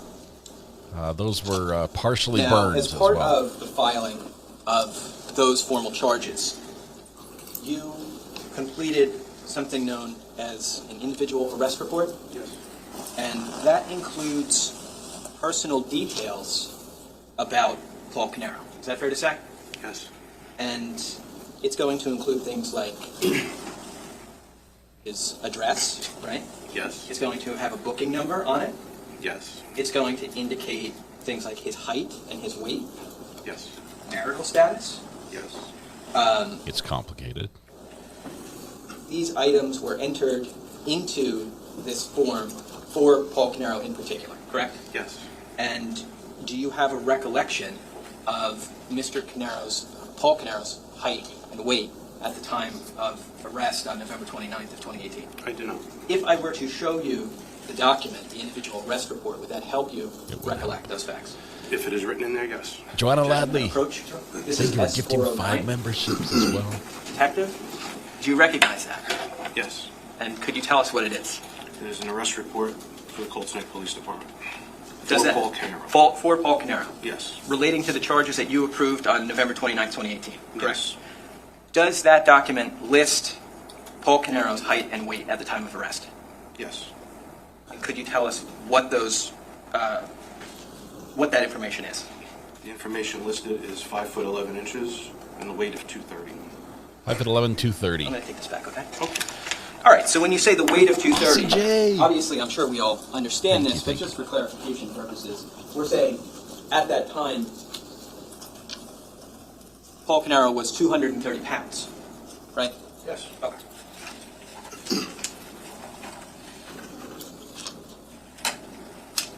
You guys are super kind. Thanks for the gifted memberships. Congratulations to the recipients as well. Now, you testified Celebratory today membership. about responding to the Thank you. 15 Willowbrook scene numerous times between November 20th of 2018 and the 27th of 2018, right? Yes. Are you familiar with something called a first responding officer scene entry log? Yes. Okay. Could you tell us in general what that is, what that document is? It would be a log of who entered, when they entered, what agency they're from, when they left. Okay. And when you say it would be a log of who entered and when they entered, would that be who entered a crime scene? Property. Okay. Was there a first responding officer scene entry log filled out for the 15 Willowbrook scene? I don't know. You don't know? I think there was. We heard from that officer already who kept that log.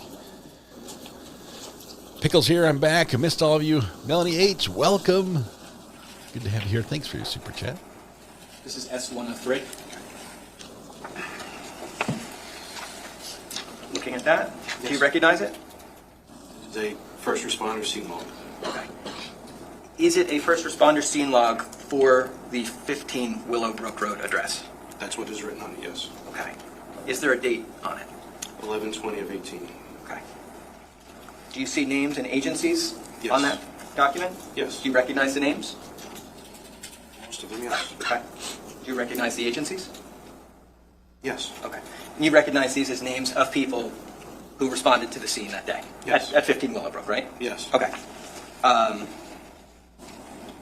Now,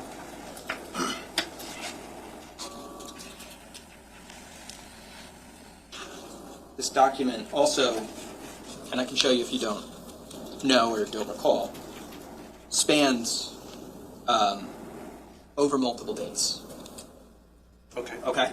And that would be common for a scene entry log for a crime scene where there was police and fire involvement over multiple days, right? Yes. And the point is that the purpose of this document is to keep an accounting of what members of law enforcement from what agency came onto the property, right? Yes. And when they came onto the property. Yes.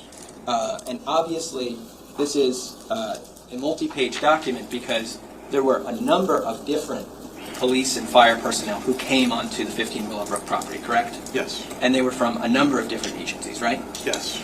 And there was also, aside from there being numerous police and fire response, there were also, there was attention about this location from media outlets during this time, right? Yes. And there were news helicopters flying over the house, right? Yes.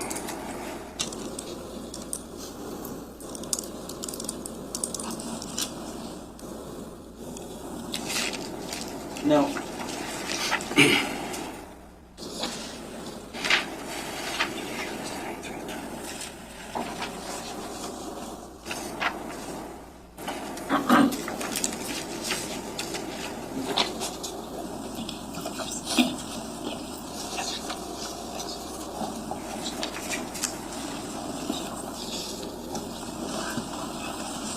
I wanted to, Detective, if we could, get into some photographs of the location.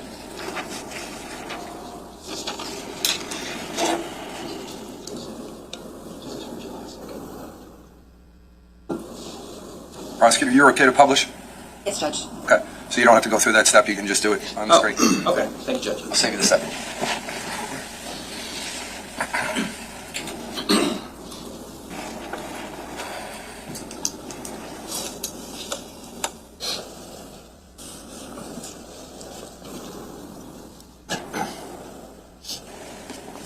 Officer.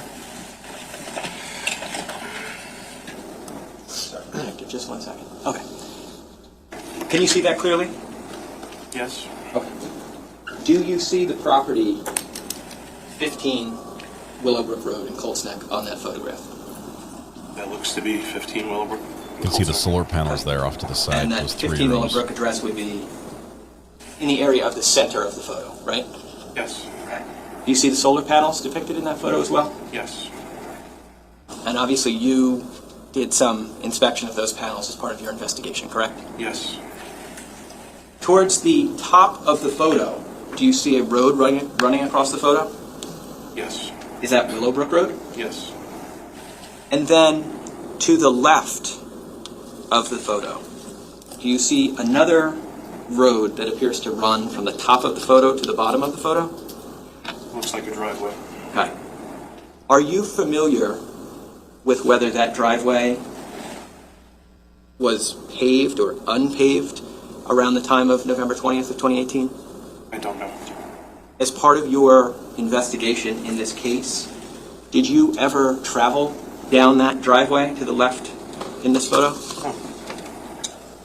Do you see what appears to be a structure towards the bottom of the photo at the end of that driveway?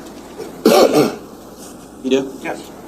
Do you know if that structure, as of November 20th of 2018, was occupied or unoccupied? No. It was not, or you don't know? I do not know. You don't know. Okay. Towards the top of this photo, between this driveway you've identified, we also see the driveway of 15 Willowbrook depicted towards the top of the photo, correct? Yes. Where it meets Willowbrook Road? Yes. In between that other driveway and the 15 Willowbrook driveway, we see a tract of land with what appears to be trees on it, right? In that picture, yes. Okay. Could I actually ask the detective if he could just circle the area of this photo where you see the trees between the driveway of 15 Willowbrook and the other driveway you identified? You went all the way to from driveway to driveway? If you could, however you see it.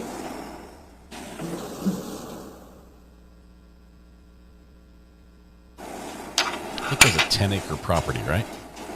10 acres.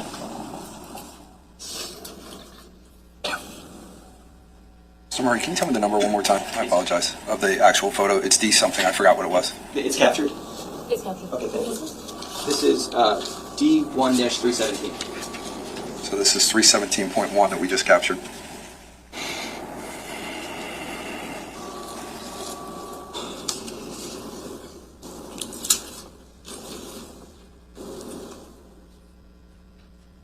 Detective, as part of your investigation in this case, did you ever walk the area that you just circled in D1-317? I did not. You did not. So you did not walk in that circled area to do, let's say, a canvass for potential pieces of evidence, right? I did not. Okay. Did you take any measurement from the area of the house, 15 Willowbrook, to the area of the circle in the upper left corner of the photo? I did not. Okay. So you did not measure how far it is, let's say, from the end where that other driveway meets 15 Willowbrook Road to where the actual house at 15 Willowbrook Road is? I personally did not. Okay.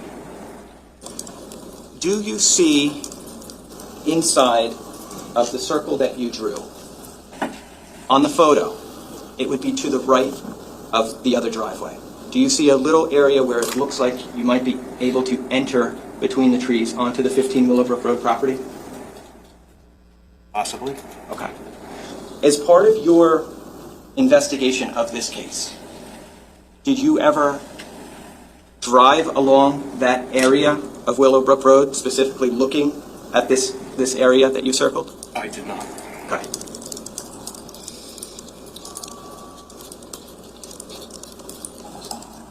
You became aware, I would imagine, at some point that there was, let me retract that, I apologize. You mentioned a meeting that took place with law enforcement agencies and yourself at the municipal building, right? Yes. And the purpose of that was to coordinate the efforts amongst law enforcement, I'm sure, to make sure that you weren't duplicating each other's efforts. Fair, yes. And to make sure that everybody was apprised of what the agencies were doing, right? Yes. And one of the questions with this developing situation is if there's a perpetrator being looked for, how did that person get on to the 15 Willowbrook property? Right? Okay.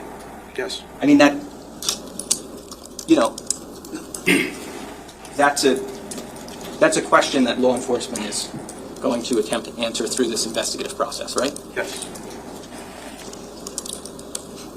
And the indication, as far as you know, is that whoever this person is, this perpetrator that came onto the 15 Willowbrook property, didn't do it by driving down the driveway of 15 Willowbrook. I don't know that for sure. You don't know for sure? No. Okay.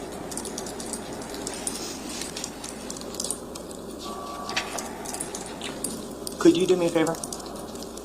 The circle that you've drawn, could you just retract that? Yes, Captain.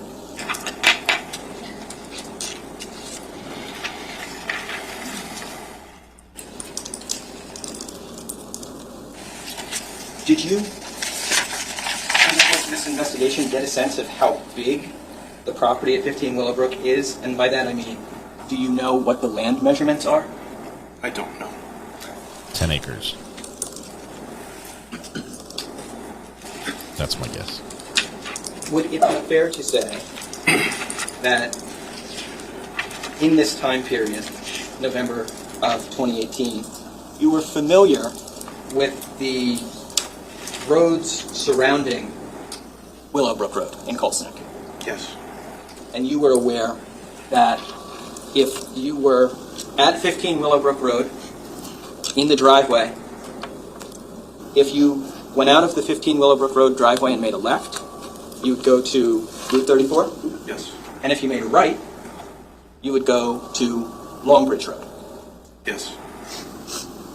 And you're aware that other members of law enforcement who participated in this investigation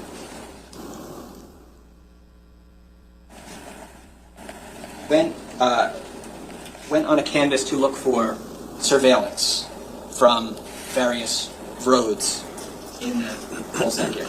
Yes. And the purpose of that, as far as you understood, is to see where the person or people who had been on the 15 Willowbrook property, how they got to the location, and and the direction they took to leave the location. Right? Yes. Okay. And you knew that at some point in time, the road, Longbridge Road, became significant in that investigation, right? Yes. And Longbridge Road connects directly with Willowbrook, right? Yes. But it's fair to say that Willowbrook Road comes to a T intersection, and you can make a left or a right onto Longbridge Road from there, right? If you make a right and go and head down Longbridge Road, you come to a body of water, right? I believe so, yes. I don't work in the town anymore, so it's been some time. Okay. Are you speaking of the reservoir? I'm speaking of, yes, so I think that's Swimming River Reservoir? Yes. Right? And Longbridge Road actually crosses over Swimming River Reservoir? Yes. And where it crosses over Swimming River Reservoir, Longbridge Road is a single lane road. There's traffic going one way in each direction, right? Yes. And where the road crosses over the reservoir, there's water on both sides of the road, right? Yes. When we're talking about these streets in Colts Neck in 2018, Willowbrook Road was not, if you know, was not a heavily trafficked road late at night, right? Correct. Nor was Longbridge Road. Correct. Longbridge Road is what we might describe as a rural road, right? It's not a highway. It is not. And where Longbridge Road goes over the reservoir on both sides, right? Obviously, it's a bridge. The road is a bridge at that point in time, right? Yes.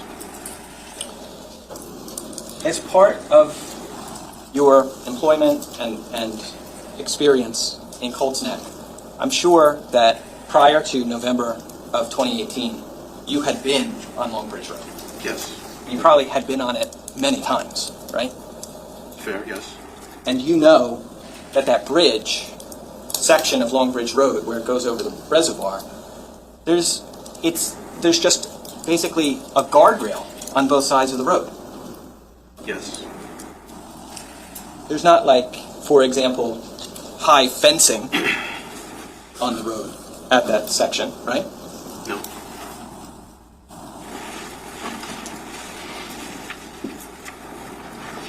And as you mentioned before, it's the kind of road where late at night or in the early morning hours, a person traveling on it probably wouldn't expect to encounter other vehicles. Objection, speculation. If you know. No. No, they wouldn't. They wouldn't. Okay. No, they wouldn't, or no, you don't know. No, they wouldn't. I'm glad we're on 1.25 You know speed. that the investigation, and let me clarify this first of all, obviously, you testified that this investigation not only involved 15 Willowbrook, but also involved the Tilton Drive address in Ocean, right? Yes. But just confining ourselves to Colts Neck for a moment, okay?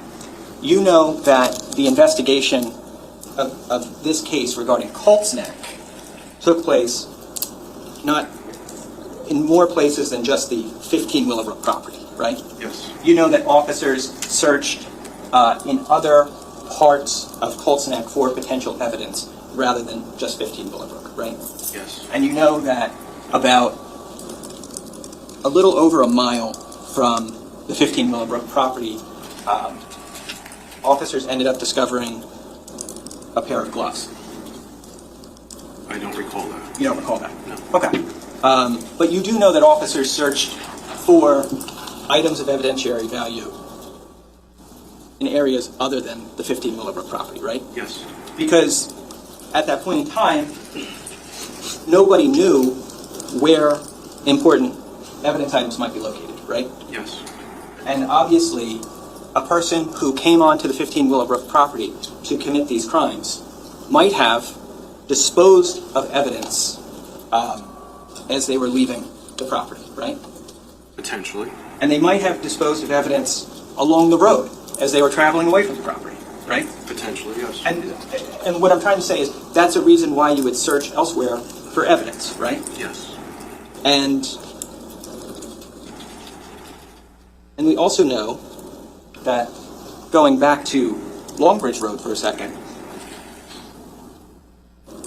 Longbridge Road, specifically going over this reservoir, is a route that one could take to travel from Colts Neck to Ocean Township, right? Potentially, yes.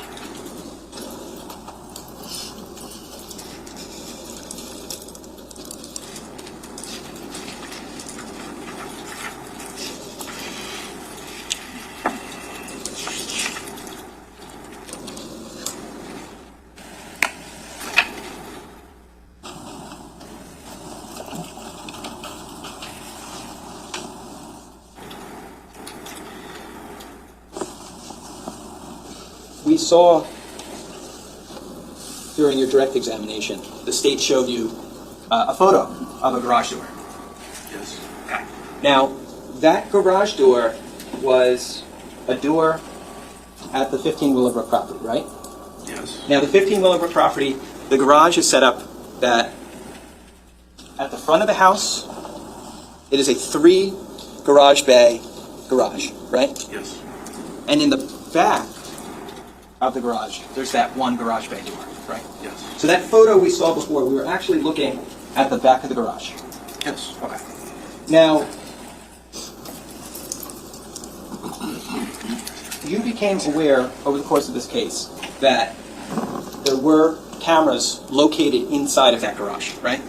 Yes. And you became aware over the course of this case that those cameras may have captured something significant in terms of the investigation, right? Yes. And because those cameras at around 2:36 in the morning on November 20th record what appears to be a human figure walking by that garage door, right? I believe so, yes. Did you ever see the I footage? saw it once a long time ago. Okay.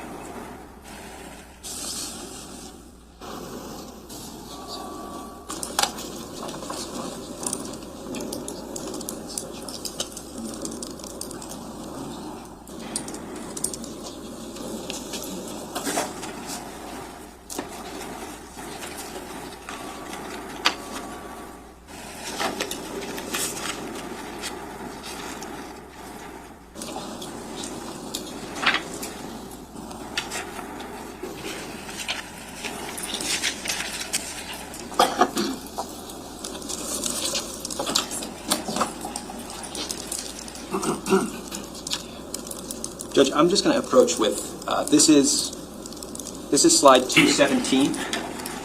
Is it the Willowbrook? Is it 1C? Yes, this is 1C, 217. Are you going to put it on the screen or not? You can do whatever you want. If you're going to put it on the screen, I was just going to ask if there was an objection. I just want to see if he recognizes it first. Photo. He's Okay, go ahead. Just drawing your attention to the the top photo? You recognize that?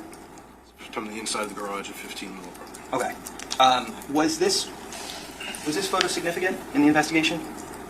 Yes. Okay, well, let me clarify that. Did it capture something that was significant? It captured what we believe was a person outside the residence prior to the incident occurring. Okay. When you say prior to the incident occurring, do you mean the early hours of November 20th of 2018? Yes. Okay. Is there a time depicted in this photo? Timestamp on the picture is 2:36 and 02 seconds on 11:20 of 18. 2:36 in the morning. And that's slide number?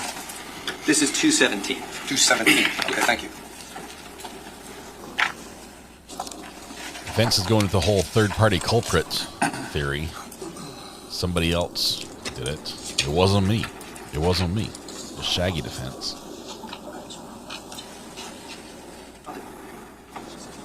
Judge, this is going to be with the state's consent, 217 and 218. Okay, go ahead.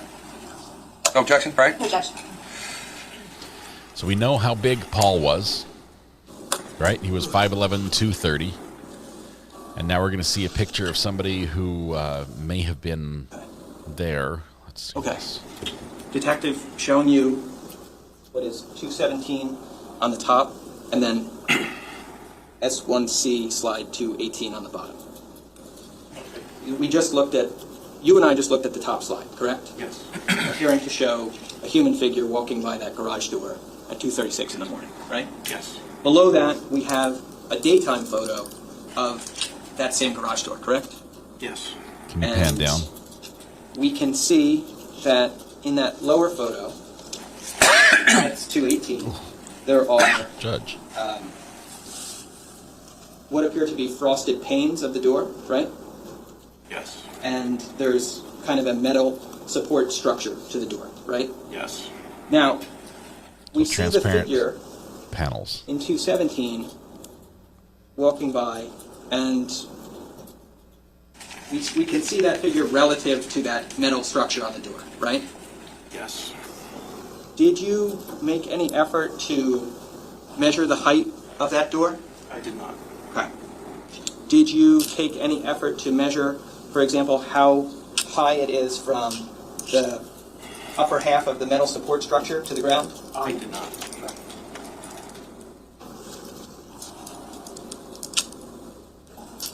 I'm going to remove this slide.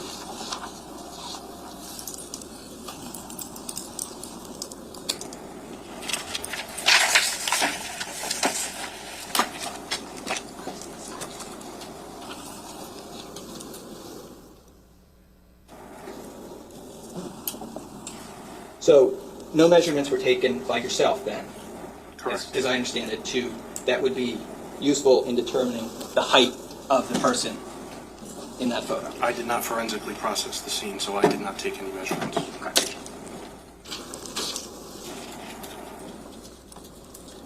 It was person-shaped. I think the height is more important if we find out the height of that door panel.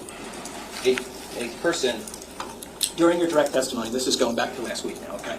You mentioned a person who contacted 911 to report hearing shots early in the morning on November 20th, right? Yes. And you said that that person lived about 2 to 3 miles away from 15 Willowbrook Road, right? Yes. And you told us that, well, you gave us their last name, right? Yes. And you determined this information because you said as part of your job you would daily monitor calls that came in, right? Yes. And so you actually found out about this because it's one of the calls that came in the night before, right? Yes. Now, you found out about it also and you listened to the call, right? At some point, yes. Okay. And he's 5'11", weighs 230 pounds when he was arrested. There was this call became part of what's known as a CAD report, right? Yes. Would you tell us what a CAD is? It's a computer-aided dispatch record that's created when the 911 call comes in or any call for service comes in. When this call came in on the morning of November 20th regarding shots fired, a CAD was created, right? Yes. And the CAD would have listed when the call was placed to the police, right? Yes. And it would have listed when the caller identified hearing the information about which he was calling, right? Yes. And it would have given a brief description of why the caller was calling, right? Yes. And the CAD in this case, for that call, describes all those things we just talked about, right? I believe it did, yes. Okay. Do you remember when the call from this caller came in? Okay. Do you remember when they reported hearing the shots? No. If I were to show you the CAD report, would that help you to remember? I would be able to identify those times, yes. I think it's computer-aided dispatch. It's basically what the officers have on their laptop running in their car that helps them find addresses, get details to cases, write reports. It's a CAD master table report. Okay. This is not the report that I would typically review as part of my day. My report looks different than that. Okay. Well, is this a CAD printout? Yes. Okay. Is it a CAD printout about the call that came in for the shots fired? Yes. Is it from the relevant period of time? Yes. Okay. And I believe you had testified before, meaning last week, that the caller who called had called in from River's Edge and Laird Road.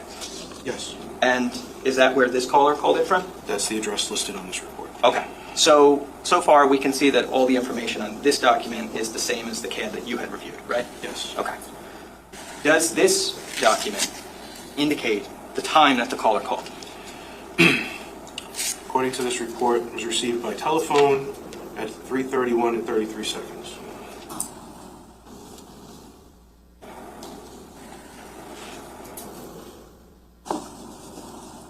And we see that there's a time for when reported. 3:33 and 43 seconds. So 3:33 and 43 seconds is when this CAD list is reported. According to this report, yes. Okay.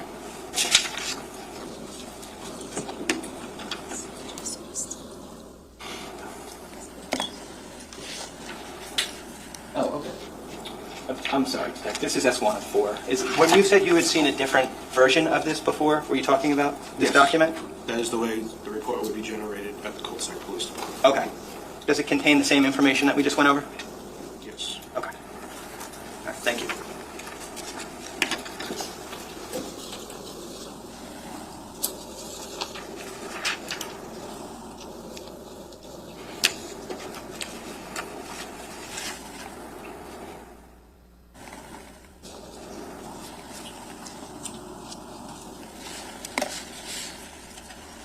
Now, you obviously when you got to the scene, you are the person who placed the traffic cone in the patio area?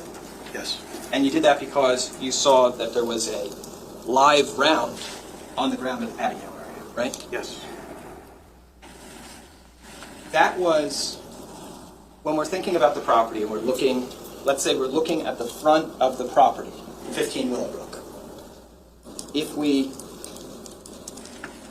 we're looking at the front of the property, to our right, on the side of the property would be where the patio area is, correct? Yes. Okay. That was also the side of the property where spent shell casings were found as part of this investigation, correct? Yes. And it was also the side of the property where Keith Caneiro's body was located, right? Yes. And it's also the side of the property that the primary bedroom of the house was located on, correct? I don't know that for sure. Okay. Did you look at any architectural plans for the home? No. And did you do a walkthrough of the home? Yes. And you went to the second floor of the home? Yes. And you looked in the bedrooms of the home? Yes. And you knew that on the second floor there was a balcony? Yes. And there was a balcony that you could get to from the second floor by going through a set of sliding glass doors? Yes. And you knew that if you looked if you went out on that balcony and looked to your right, you'd be looking at the side of the house where the unfired bullet was found, right? Yes. And you'd be looking at the side of the house where the shell casings were found? Yes. And those doors that you would have come out of to get onto the balcony would lead you into the primary bedroom of the house, right? Okay, yes. Okay, so when I'm saying that the primary bedroom is on the same side of the house that the shell casings were found, that's why I'm saying that. Does that make sense to you? Yes. Okay. That So, second portrait painting on the evening, right we needs know the canvas that a restretched. person called 911 about shots fired around 3:31 in the morning, right? Yes. And that person, we know, was 2 to 3 miles away. Yes. We have no record of 911 call 3 being miles? made by anyone from 15 Willowbrook, right? Correct. Yeah, you can hear a gunshot at 2 to 3 miles away, but it wouldn't be loud. Numerous electronics were taken from the home.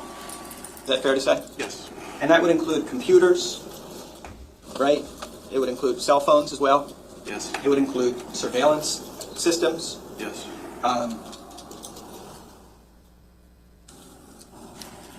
Jennifer Caneiro, was her phone ever taken from the residence? I do not recall. You don't know? I don't. Okay. Do you know, so you don't know if her phone was ever collected? I don't recall. You know if her cell phone records were ever obtained? I do not know. You know that you weren't the only detective to go to the second floor of the home, right? Yes. There were numerous people from the Monmouth County Prosecutor's Office who also went to the second floor of the home, right? Yes. And they were doing an investigation to look for anything of evidentiary value, right? Yes. And on the first floor of the home, there was an extensive search of the areas of the kitchen, the foyer, and the stairs, right? Yes. And debris from the fire was taken from inside the house and brought out and inspected, sifted through outside in the yard, right? Yes. And that the sifting and going through that, all that was for the purpose of finding anything that could be of evidentiary value, right? Yes. But we don't know, with all that searching, whether Jennifer Caneiro's phone was ever found. Objection asked and answered. He said he doesn't know. So I'm going to sustain the objection. I'll ask a different way. Okay. Different question, maybe. Phone, just as part of a normal investigation, right? Obtaining phone records can be an important step in the investigation, right? Yes. Phone records can tell us who a person is in contact with, right? Yes. It can tell us, potentially, where a person was when they made or received a phone call. Yes. And you know that phone records were obtained in this case, right? I believe they were, yes. Okay.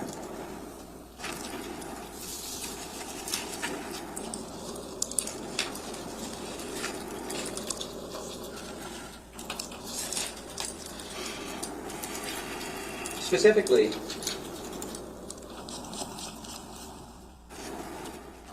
the report does indicate that phone records were obtained for Keith Caneiro. Okay. Yes, if it's in the report, then I wrote Okay. yes. I mean, do you want to see it, or do you? He's a little frustrated. I could look at the report. It was 7 years ago. I'd be happy to show it to you. I believe somewhere in the report it says that multiple warrants and affidavits were done as well.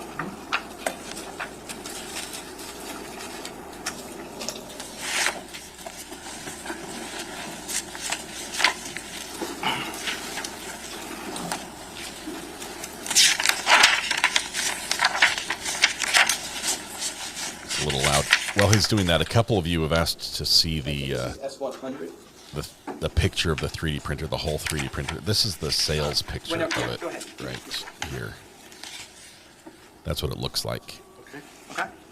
Does that document include the report you wrote in this case? Yes. You can print And some fancy stuff. Do we see that report starting on page 17 of this document? Page 18 of 55, yes. Okay. Hope that helps. And that's where your report begins, right? Yes. All right. I'm going to just direct your attention to page 46.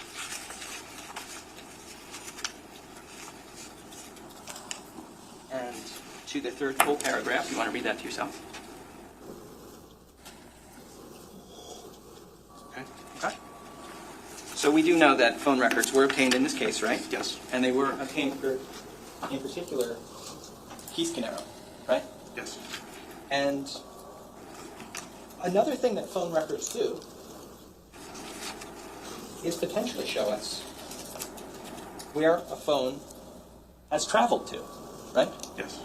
Because when a person receives a call or a text, it comes to them from a cell tower, right? Yes. And that cell tower has a certain geographic range that it can reach to, right? I'll tell him So Slotlife. I know if I have phone records showing me that a person, or I shouldn't say a person, but showing me that a person's phone bounced off of a certain cell tower, I would know that phone was in the geographic range of that tower, right? Yes. Okay. So if you are conducting an investigation and you cannot locate, let's say, a person's phone, you might be able to use phone records to see where that phone traveled to, right? Yes. Okay.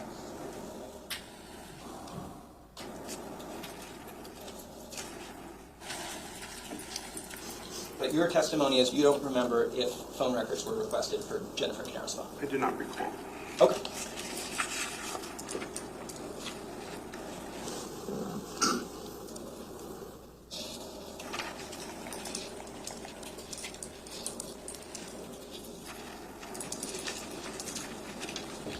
The weather here, by the way, is great. It looks like about 4 o'clock this afternoon it's going to turn. So right at the end of the live stream today, it's going to start the ice storm.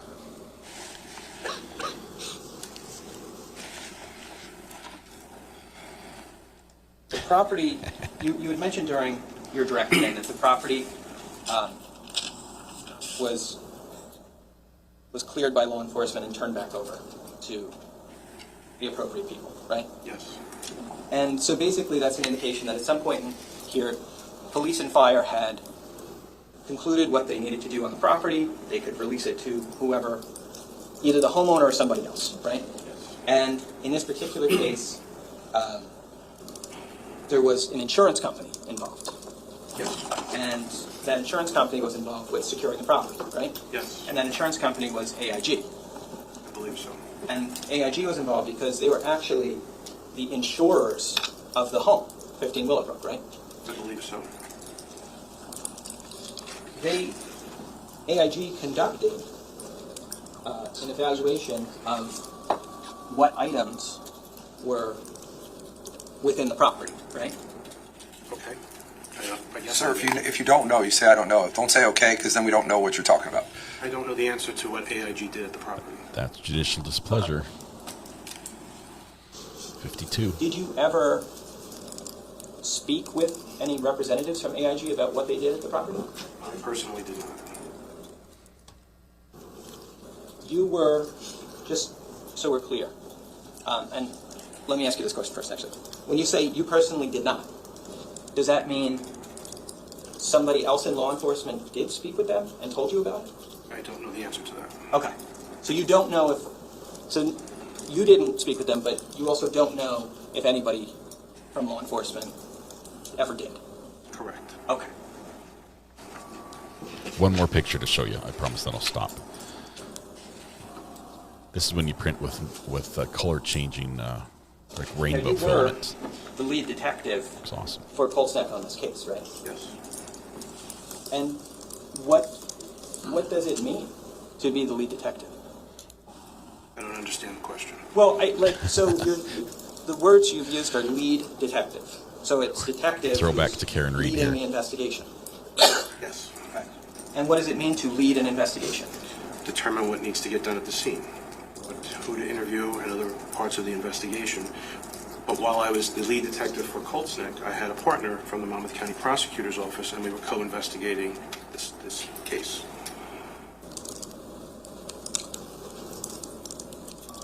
Indicating, I suppose, that some of these things that you're not sure if they were done or not could have been done by the person co-leading the investigation. Yes. But you don't know if they were. I don't recall. It's been some time. Okay.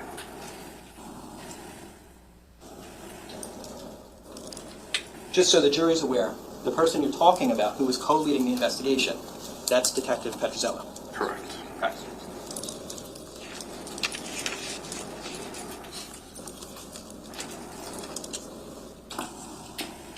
So you're saying, since you don't remember whether these things happened, we should ask Detective Petrozello, right? Objection.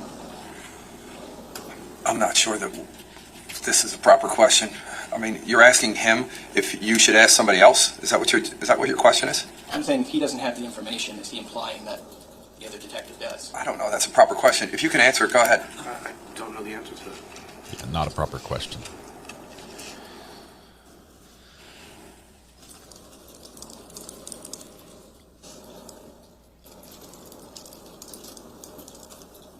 You mentioned in your report the idea of creating a timeline of events for what happened in this case. Yes. A timeline would establish what I'm trying to get the kids to items of update their significance happened list. when, Hang on one second. right? A timeline gives us an order for a series of events, right? Yes. And a timeline is an important investigative tool. Is that fair? Yes.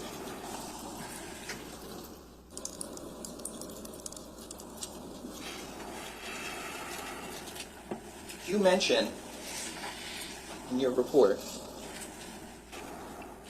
that I think the timeline would include not only events that took place on the 15 Willowbrook property, but events that show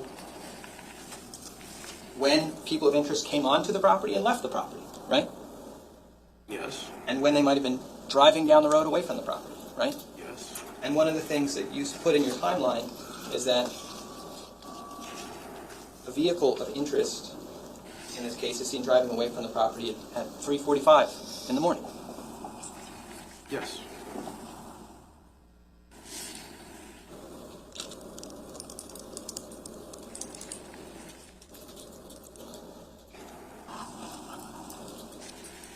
You've also, I think, would agree that it would be important to put in the timeline when events like the cutting of power to the home took place, right? Yes. There was the de-energizing of the home, and then there was also perhaps some manipulation that happened with the generator, right? Yes. And there was also a Verizon Fios line to the house that was cut, right? I believe so, yes. Okay.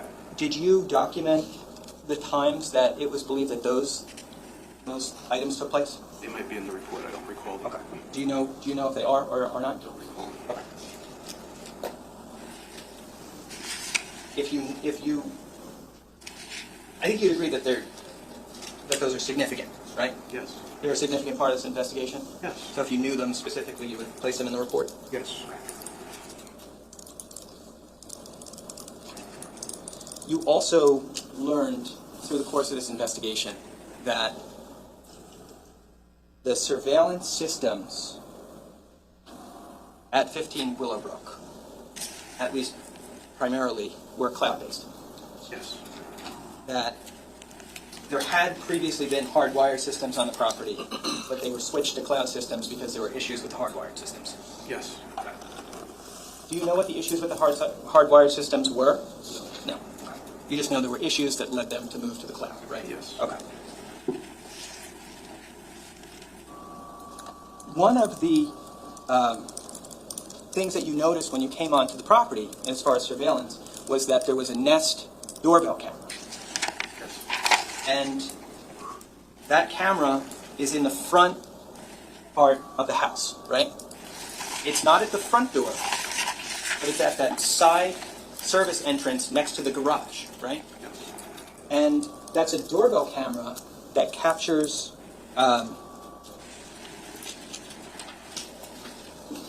some area in the front driveway area of the house, right? Yes. Okay.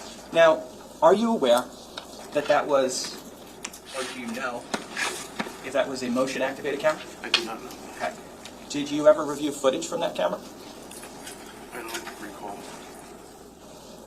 Do you know if footage from that camera was ever sought out or obtained by law enforcement? Possibly, I don't know. You don't know? No. Okay.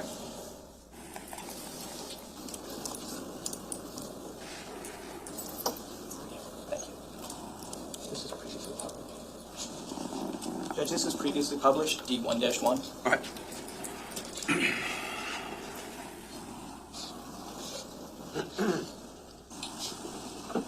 So showing you what's been previously published, Detective, is D1-1. Do you recognize that as the front of 15 Willowbrook? Yes.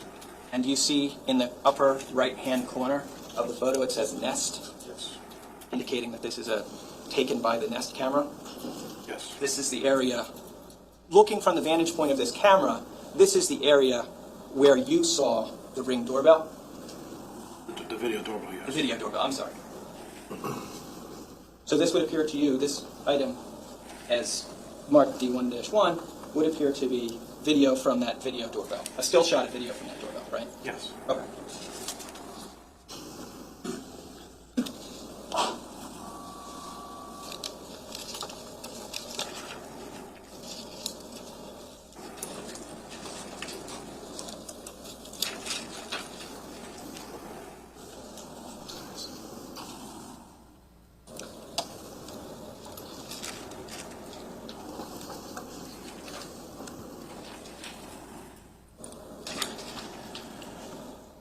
You mentioned this guy just wants taking to be done. A number of statements from people in the case, right?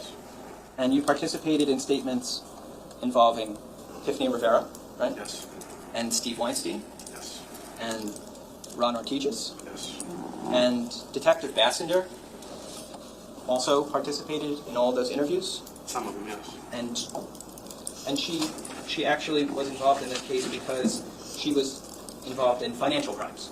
Yes. And you were looking at this case in terms of how finances potentially played a part in it, right? Yes. And specifically, you were looking at things that could go to motivation for the crimes, right? Yes. And obviously, when you were conducting these interviews with Steve Weinstein and Ron Ortigas and Tiffany Rivera, that idea of motive is something that you were interested in exploring, right? Yes.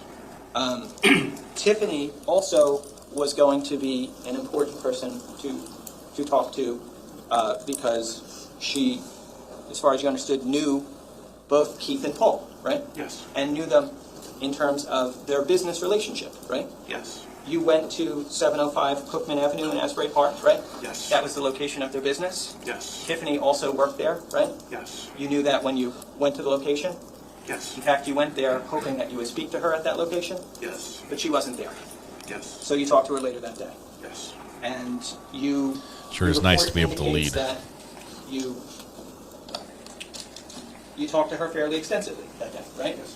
And you recount that, you don't need to tell me what was said, but your report recounts what took place during that conversation, right? Tell what was said. And it's about over a page and a half of your single-spaced report goes to recounting that conversation with Tiffany. Yes.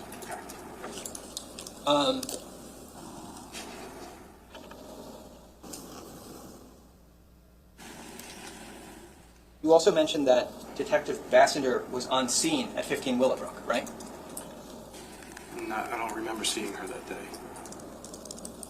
I'm sorry, when you testified earlier today, I thought you said that on November 21st, when you were at 15 Willowbrook, Detective Bassender was there. I don't recall. Did I mishear you? I don't recall saying that she was there that day. Okay. All right. Well, and maybe I'm mistaken, but obviously she was present when you went to speak with Tiffany Rivera, right? I believe she was present during one of the interviews at the Monmouth County Prosecutor's Office. And she was present during the interview with Steve Weinstein? I believe so, yes. Do you want to see her report? No, Okay. he doesn't need to see his So, report. Your memory is He she wants was to present. go home. Yes. Okay. And she was present for the interview with Ron Ortiz. Yes. Okay. And obviously, like Tiffany Rivera, you're meeting with these people so you can get background on financial information that could be relevant to your investigation, right? Yes. You are aware that, and I think you testified last week, that when you first got to the property at 15 Willowbrook, you obviously didn't know who was still inside the house, right? Correct. And there was a point in time where you thought that the babysitter could still be inside the house. Correct. But over the course of that day, you learned that that person is not in the house, right? Correct. You also learned that person's name. At some point, yes. Okay. And that person's name was Claudia Tamayo. Yes. Do you want me to show you? If I were to show you your report, would that help you refresh your recollection? This is for Claudia's name, you're saying?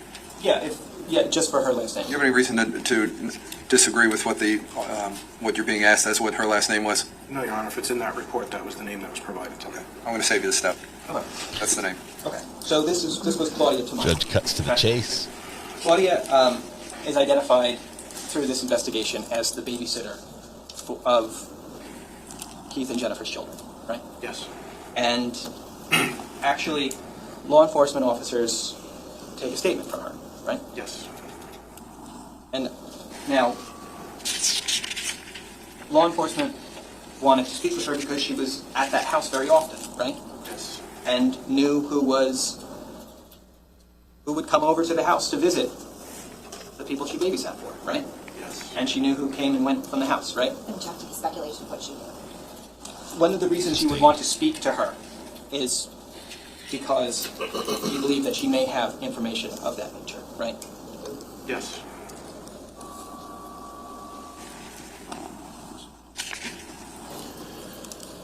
I'm looking at the kids' wish list here. They've got a few other items on it. I think it just updates.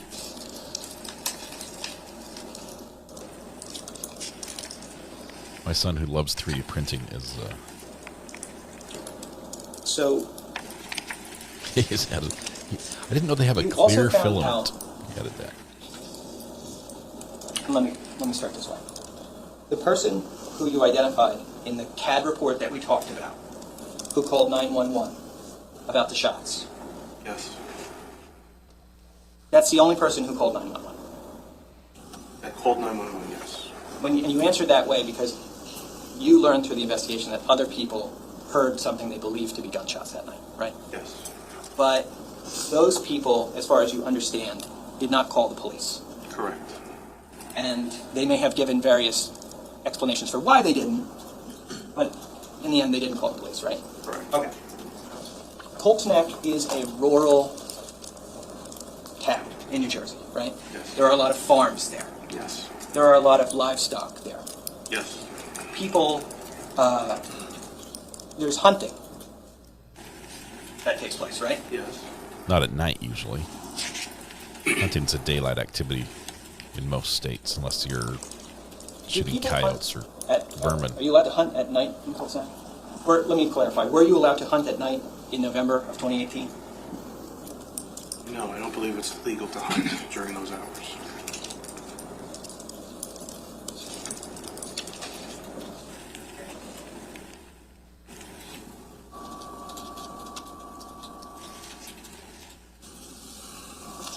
You spoke with Corey Caneiro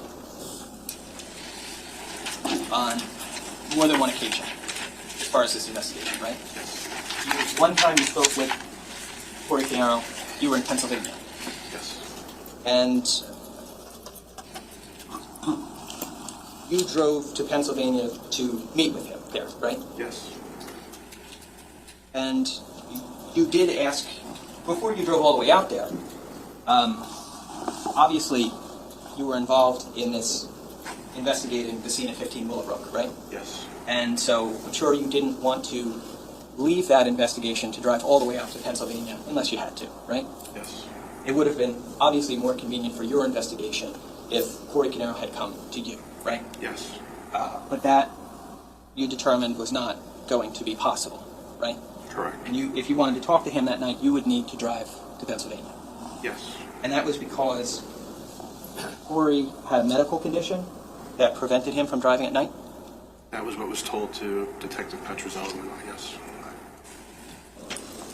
Told to Detective Petrozelli by Corey? Yes. Corey, the other brother.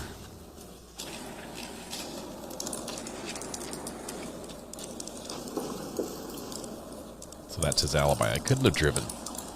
After With speaking this condition. with Corey in Pennsylvania, you then, several days later, take a formal statement from him? Next day. The next day, I'm sorry. Take a formal statement. Yes. I think they've added their stuff. At the conclusion of that statement, do you continue to investigate this case in terms of obtaining any further documents for Corey Caneiro? I don't recall if we asked him for any additional documents. Okay. Did you subpoena any documents pertaining to Corey Caneiro? I did not know. Corey's going to be Did super you interesting. contact any companies, phone companies, banks, things of that nature about obtaining any records for Corey Caneiro? I did not know. I think Corey's going to give us throwbacks to the burn pile murder with like Scott on the stand or something. I think we're going to get some family secrets revealed. You said during your direct that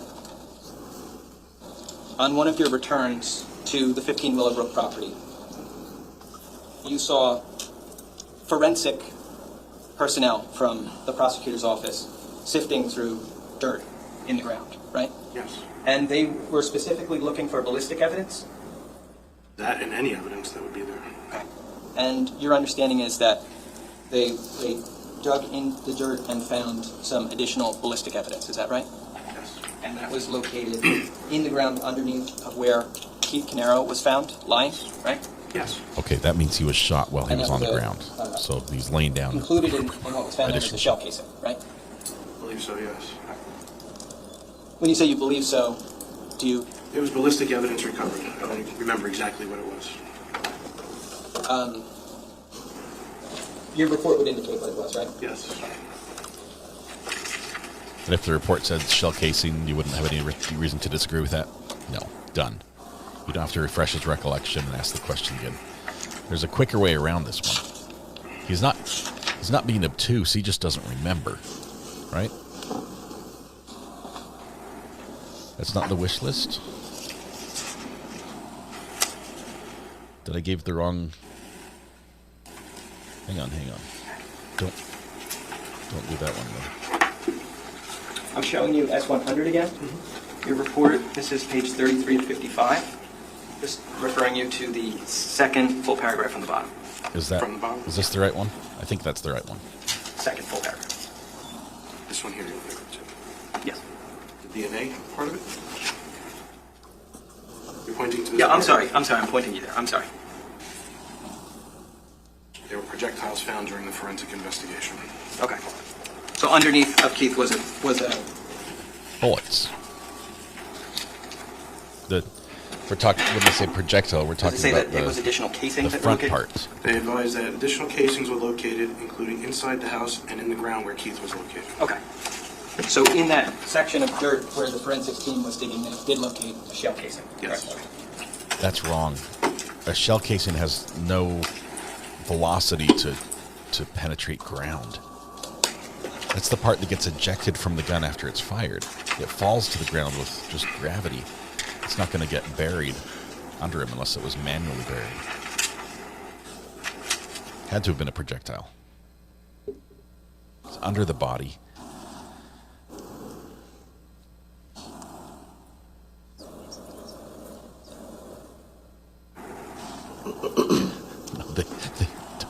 That if you bought that printer, it would come to you. That was not a wish list. You would be the proud owner of a new printer. We have one already. We don't need a second one.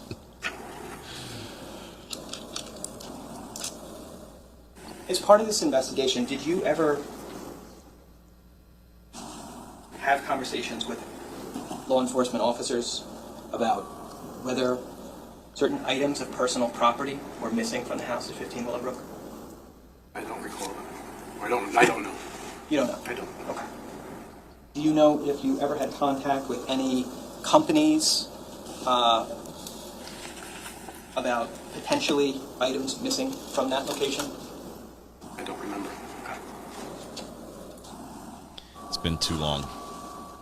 Do you know, you don't remember doing it yourself, do you know if anybody in the investigation did? I can't answer to what others did, no. Okay. Well, if you were aware, but you're not. I'm not aware. Okay.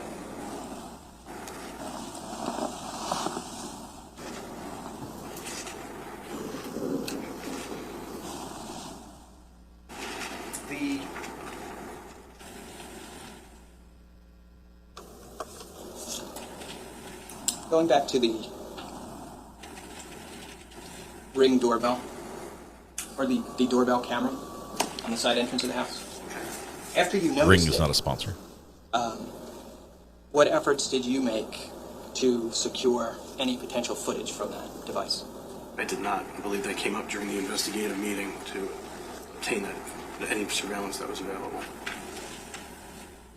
Let me understand that answer. You believe it came up during the investigative meeting? I personally did not acquire any of the video from the location. There were other detectives obtaining information, search warrants, affidavits, whatnot, for various records as needed. Okay. So you did not send out any requests for information related to that camera? Or any camera? No. Okay.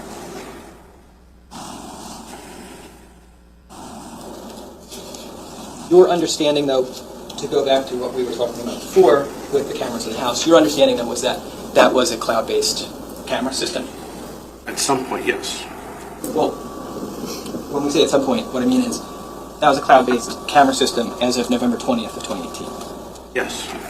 So, just so everybody here is clear, when we say cloud-based, what do we mean by that?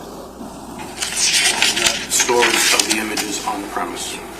So, when the device records, the data from the recording goes somewhere other than the physical location of the property. My understanding, yes. Okay.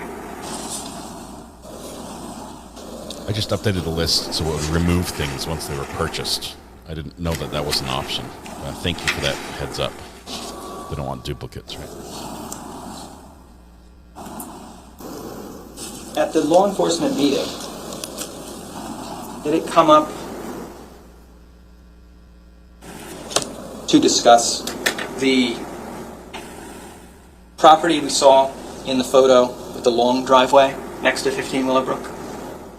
I don't recall that. Okay. Do you recall whether anybody discussed going to that property, going to the structure to see if it was occupied or unoccupied? I do not recall that. Do you know if somebody actually did go to that structure to see if it was occupied or unoccupied? Objection. This has been asked and answered.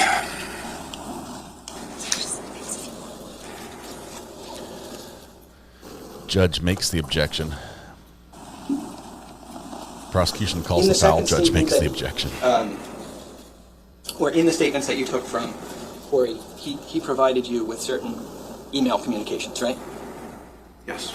And without going into what they were communications between Keith and Paul? I believe they were, yes.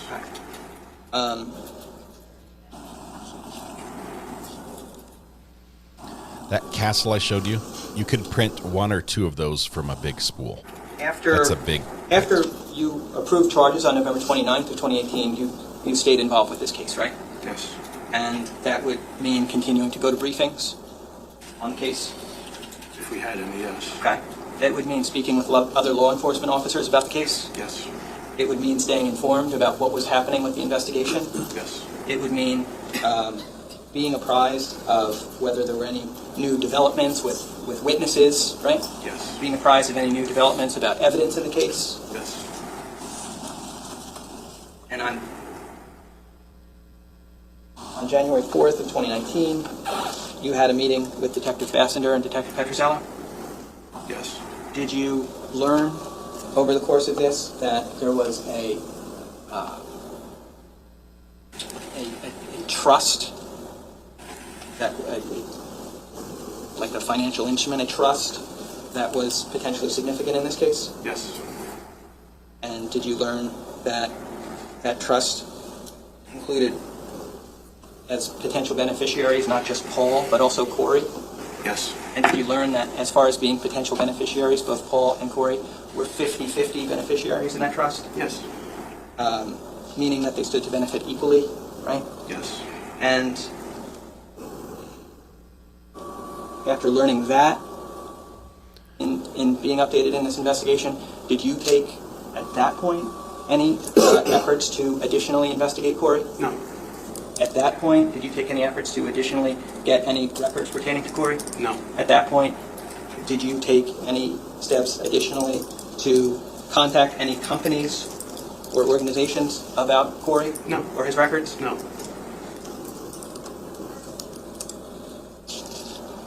This was obviously an extremely traumatic event that took place at scene at 15 Willowbrook, right? Yes. And something that was totally unexpected for the entire Colts Neck community, right? Yes. And something that certainly deeply impacted the Colts Neck community in its aftermath, right? Yes. I don't have anything further. So they've tried to point the finger at Corey. Just a little thing, but you were asked about gathering some personal pedigree information from the defendant at the time of the charges. Do you recall that? Yes. And I believe the weight that was given was 230. Yes. Did you weigh him? No. So you're going by what he's telling you, right? Correct. Now, the crime scene log. Can you just explain a little bit? And maybe I should have asked you this, but how does that work at the crime scene? Like, who establishes it? An officer is typically designated to be the keeper of the log. He'll identify everybody that's coming into the location, what agency they're from, when they get there, when they leave. Now, you observed that crime scene log? Yes, Michelle. Okay. And Officer Mazzacola, was he the first one on scene? He was. Okay. The crime scene log, do you recall that it indicated 1,300 hours? I believe so, yes. Okay.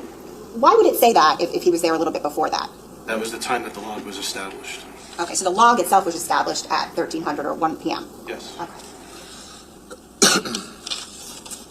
You were asked some questions about the first time that you met with Corey Caneiro in Bethlehem. Do you recall that? Yes. Okay. Let me ask you, Detective, was Corey difficult to get in touch with that night? No. Did he speak to you or your partner as soon as you called him? I spoke with Detective Petrozello. Okay, and did he agree to meet you that night? Yes. Okay, and was he in fact cooperative? Yes. And he agreed to meet with you again to provide a formal statement? Yes. And he actually met with you again the next day and provided a formal statement, is that right? Yes. Okay. And by the way, did you notice any injuries on Corey Caneiro that night? No. Corey, you indicated this on cross-examination that he had an eye condition, I believe you said, that prevented him from driving? Yes. You were asked about that. Do you recall that? Not verbatim, but he did have something that would not allow him to drive at night. Okay. Corey was actually at his in-laws' house with his children that night. Isn't that correct? Yes, Jack. Already answered. Well, Did you meet the children that night? not the children, no. You just met him? Yes, sir. All right. I sustain the objection. Ladies and gentlemen, as I pointed out to you before, you erased the fact that you heard about the children. Yeah. Corey provided you with certain information as it came up on cross-examination regarding emails. Do you recall that? Yes. Okay, and those emails were between Keith Caneiro and the defendant. Do you recall that? Yes. Did he come into headquarters waving those emails around? No. Did Corey essentially provide information to you as you were asking it to him? Yes. Detective, there was a lot of talk about the fact that you didn't subpoena any records for Corey Caneiro for any sort of financial records or anything like that, right? Yes. To your knowledge, was Corey Caneiro involved with the businesses of Keith and Paul? No. To your knowledge, was Corey Caneiro the trustee on the trust document? Not at that time, no. To your knowledge, was Corey Caneiro taking money from the trust on a routine basis? No. Was there any physical evidence connecting Corey Caneiro to either of the crime scenes? No. Yes. And nothing further.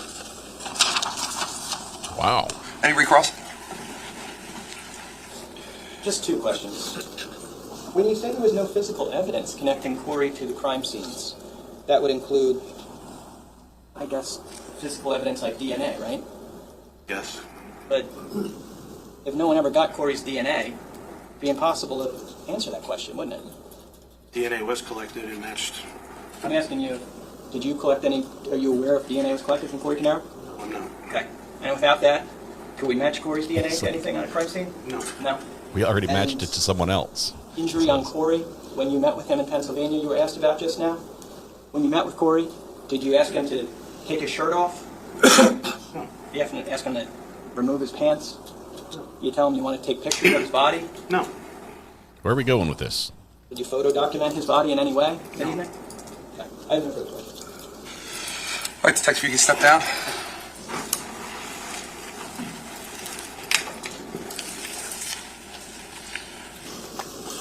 State, you call your next witness. Just have a moment to go outside. Yes. Thank you. Do I need a cigarette break? Is that what I just heard? How's everyone doing? Anyone need a bathroom break? Okay. All right. Let's go into the jury room. We'll give you 5 minutes, just real fast. Anyone that needs one, real quick, and then we can come back out.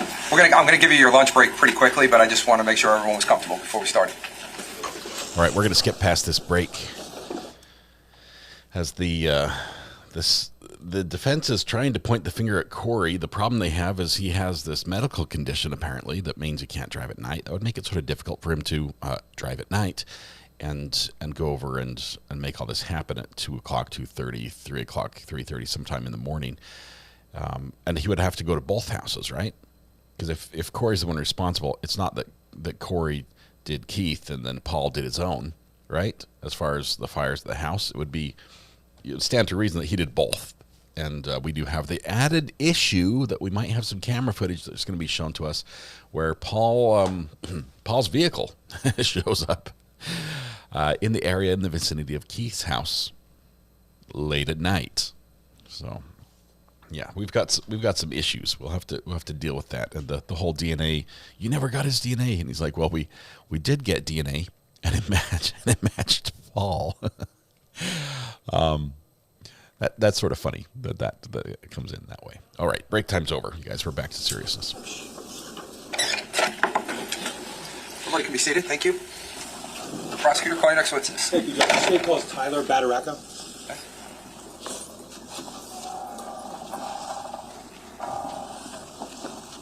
Did someone ask me to take my shirt off?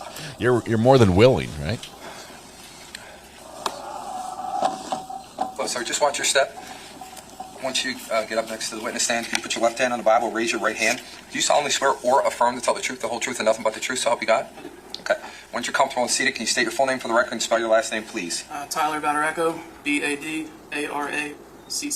Thank you. Prosecutor? Okay, Sir, here's can you our tell us, what you ABCD do for a guy. living? I'm an operations manager for an electrical contracting business. Are you actually an electrician? I've grown up in the trade. I was born. Now, I want to ask you some questions The about wire your man. role in a certain fire company. Are you a member of a volunteer fire company? Yes, sir. And where? Colts Neck. Okay, and approximately how long have you been a member of that fire company? Roughly 19 years. Just going to ask you to keep your voice up a little bit just so everyone can hear you. Okay. So you said about 19 years? Yes. Okay. I want to draw you back to November 20th of 2018. Do you remember that time frame? Yes.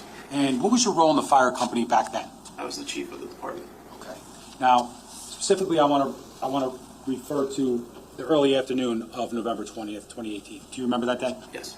Do you remember if you received a call regarding a fire in Colts Neck? Yes, I did. Do you know where you were at the time you received that call? I was at work on a project in the Meadowlands. The Meadowlands up north? Yes. Now, as a result of that, did you do anything? I got my stuff together and headed down to the fire. Okay. So when you say the fire, do you recall the address? 15 Willowbrook. Okay. Now, do you recall approximately what time you arrived at the scene there? It was between 1:45 and 2 o'clock. Do you recall whether or not you went to the firehouse first or to the residence? I went to the firehouse first to get my chief's vehicle, and then I headed to the fire. Okay. And upon arrival at 15 Willowbrook, can you just tell us generally what you observed? There was still heavy smoke and an active fire ongoing. There was a lot of agencies on scene, police, fire, EMS. Their fire operations was well underway at that time. Okay. Now, just for purposes of some clarification, I just want to show you.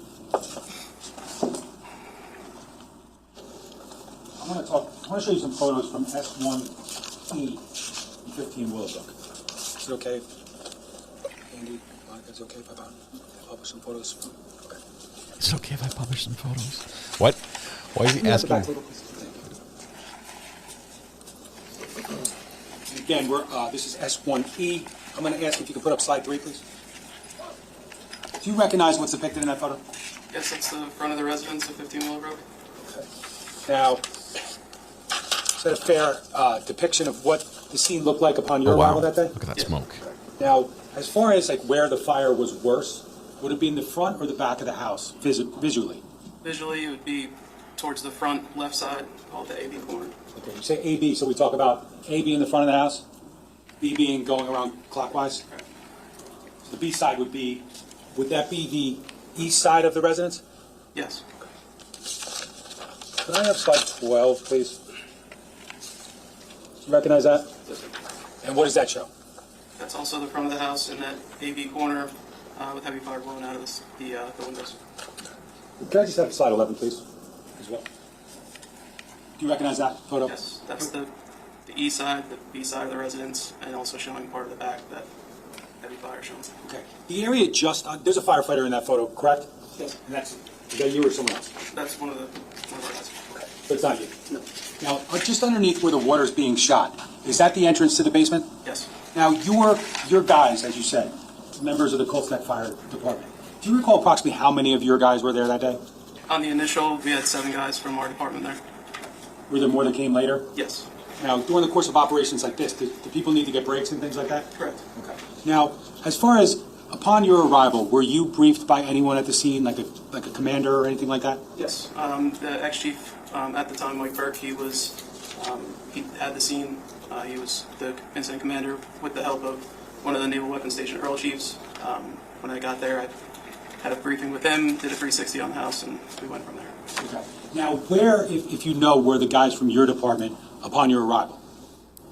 The guys from my department were in this side of the house, on the east side, as well as the front side of the residence.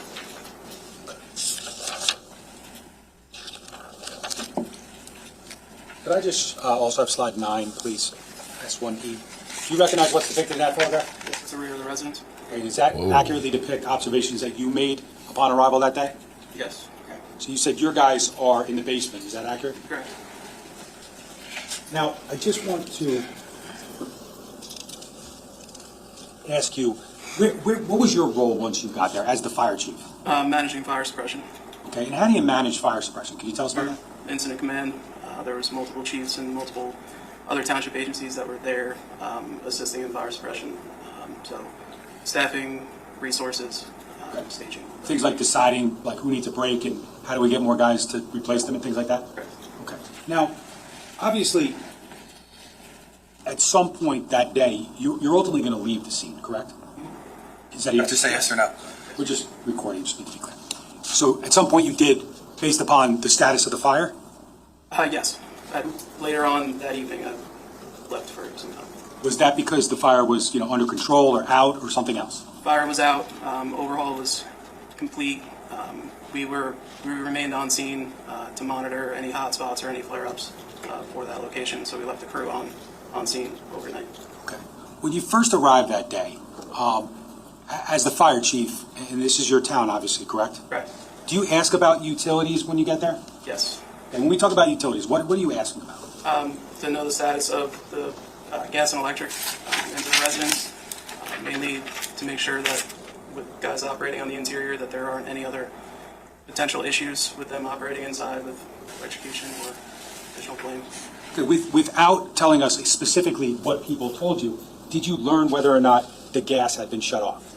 At that time, I don't recall getting brought up to date on the gas. Okay, what about the electric? The electric, yes. Did you specifically ask how the electric was turned off? We were told when I was there, the Jersey Central representative came up to the command post and said that he disabled the electric at the street. Now, had you been to fires and other situations where JCP&L or whoever turns the electric off at the street? They cut the line. It's not the first time you've encountered that, correct? Correct. Is there another way to shut it off? Yes, the meter on the side of the house can be removed, and that'll turn the power off into the house, and it'll just be live back to the street. Okay. And again, I think you, upon arrival, learned that they did it the street way, right? Correct. And in your experience, is there any reason to do it that way? There's a few different reasons. If that area where the meter is located is compromised, or if it's easier for the utility just to pull the cutouts at the street for access or whatever.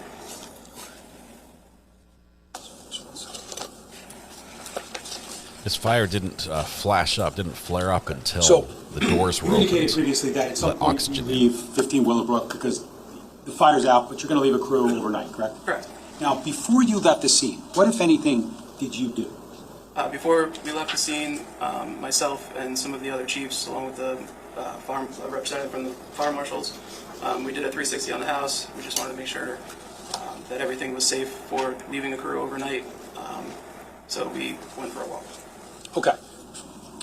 What, if any, observations do you make when you go for the walk around the property? At that time, we left the command post. We headed west towards the D side of the building. Our main objective was to make sure that utilities were disabled. They're going For safety precautions. counterclockwise. At that time, we found the meter pan with the cover off and the meter on the ground. Also, we checked the generator. The home had a backup generator. We wanted to make sure that that generator was in the off position. When we inspected the generator had been disabled prior. And for precaution, we disabled the breaker that fed the house, just in case something did go wrong and the generator did start. It wouldn't feed power into the house. And we also disabled the disconnect that was the feed from the solar array that was on the west side of the residence. Okay, so you mentioned the solar array on the west power. side of the residence, correct? Correct. You mentioned the electrical panel? Redundancy. The meter pan, yes. Meter pan. And then you also mentioned the generator, correct? Correct. Now, starting with respect to that solar panel, and I think we've all kind of seen photos, can you tell us the condition you found it and what, if anything, you did to it, to be clear? The solar panels were, the disconnect that fed back into the house was still in the closed position, so power could be fed that way. We opened that disconnect up to eliminate any sort of... Okay, so you're trying to eliminate any ability of that solar panel to feed the house? Correct. Now, had that solar panel been feeding the house prior to going around and looking at it? Yes. Okay. Now, as far as storage goes, did you make any determinations regarding the solar panel and storage or anything like that? Did not. Okay. Now,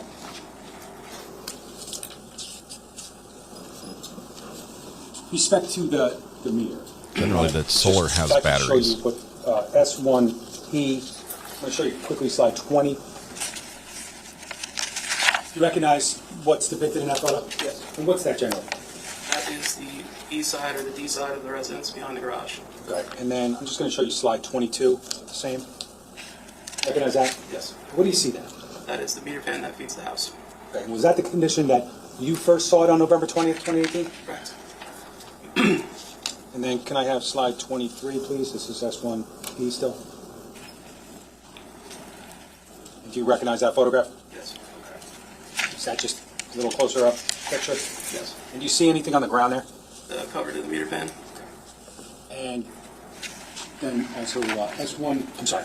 And also the meter in the shrubs. Okay. I'm going to show you slide 24 of S1E. Do you recognize that? Yes. What's that? That is the meter to the house. Okay. Now, were you made aware of anyone that had contact with that meter panel prior to your inspection of it? We discussed it with the incident command team. Nobody was instructed to remove that meter or do anything with the power. Jersey Central was called to disconnect the power from the house. That's where we stopped. Now, fair to say, as fire chief and as a firefighter, have you been to many fire scenes? Yes. And have you paid attention to electric at those fire scenes in the past? Yes. Now, is it normal to find a meter on the ground? No. Is it normal to encounter a meter that doesn't have that door on it? No. Would your firefighters ever, under your command, take the door off and leave it on the ground? Just kidding. Speculative. If you know. They would ever judge. In this case, they didn't. If you know, have you ever had a situation where someone took the actual door off the meter in one of your fire investigations? Not in my 19 years of doing this. Okay. Now, I want to direct your attention, I think you went next to the generator, correct? Correct. And could I have slide 26, please? Do you recognize that? Yes.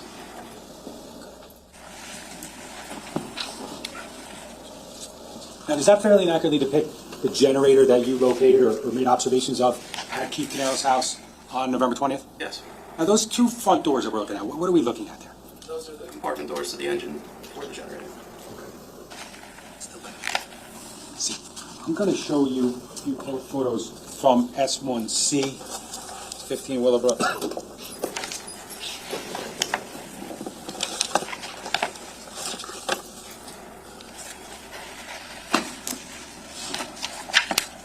It's a nice generator. It looks like a it's a like a standby. It should like kick on anytime the power goes off. Mr. Decker, I'm going to cut you now. Just for lunchtime, and then we'll start back up. I want to give jurors enough time to go downstairs. So it's lunchtime.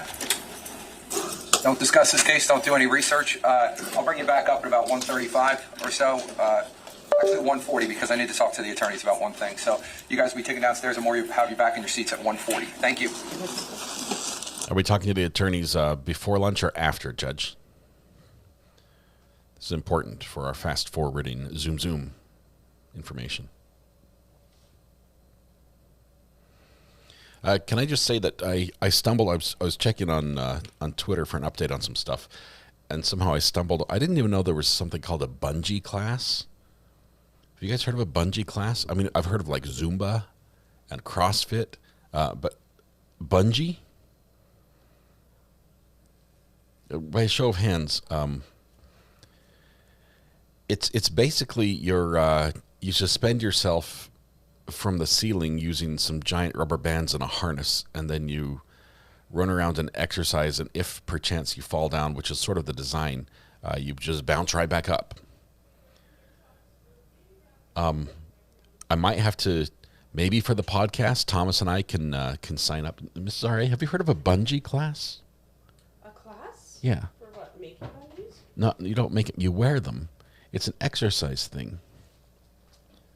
It's an exercise. Wear a bungee? You wear a harness, and I can't show it because it's somebody else's video, but you wear, think of like a climbing harness. Yeah. And you're hooked into the ceiling with bungees. So you can't fall and hit well, I guess you could hit the ground if you try hard enough, like your head could hit maybe, but the idea is if you fall, you sort of end up just above the ground. It's a reverse trampoline.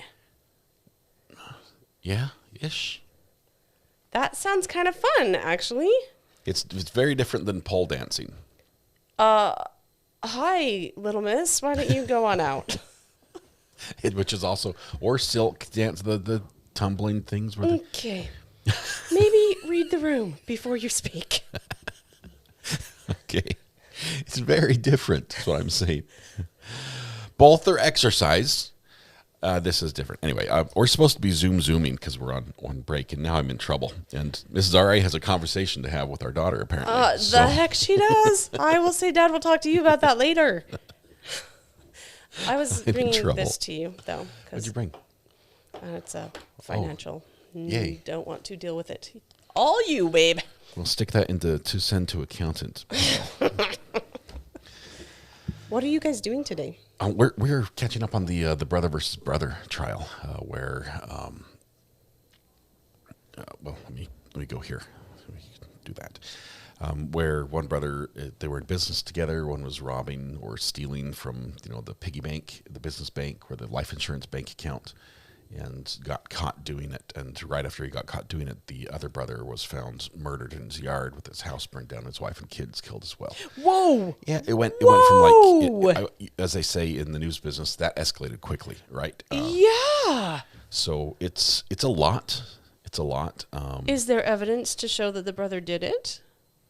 I mean, I assume he's the one on trial. Well, as far as the financial stuff, they've got receipts on everything. Well, yeah, but is there evidence to show that he did the violent part of it? Yeah, DNA, video. Video? Yes. That's pretty solid. there's a lot. Ah. But defense is saying that no, it was actually third brother that did it.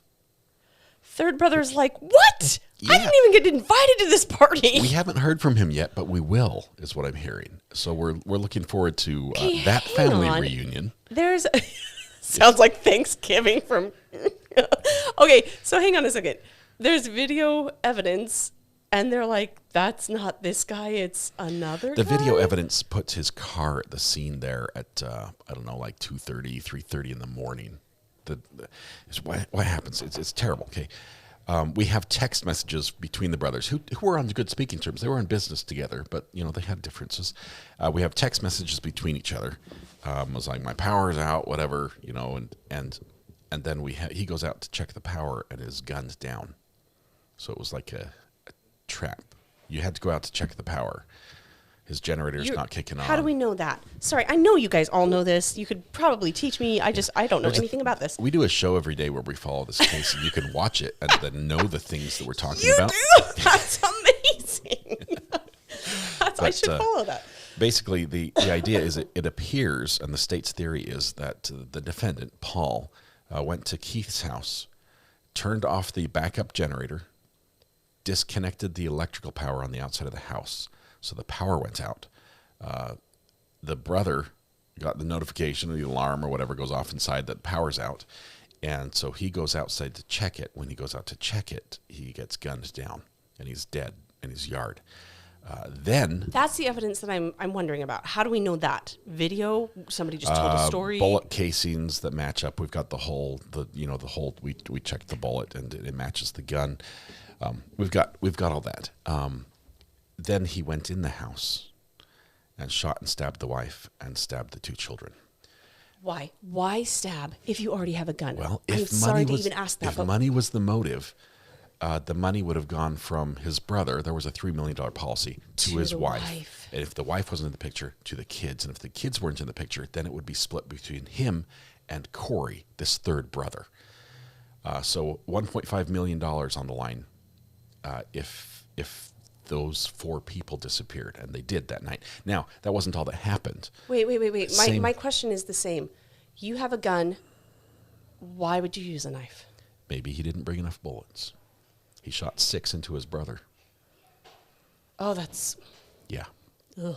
It's pretty bad, and the details are terrible. It wasn't quick, and it was way much. The bodies like anger is involved.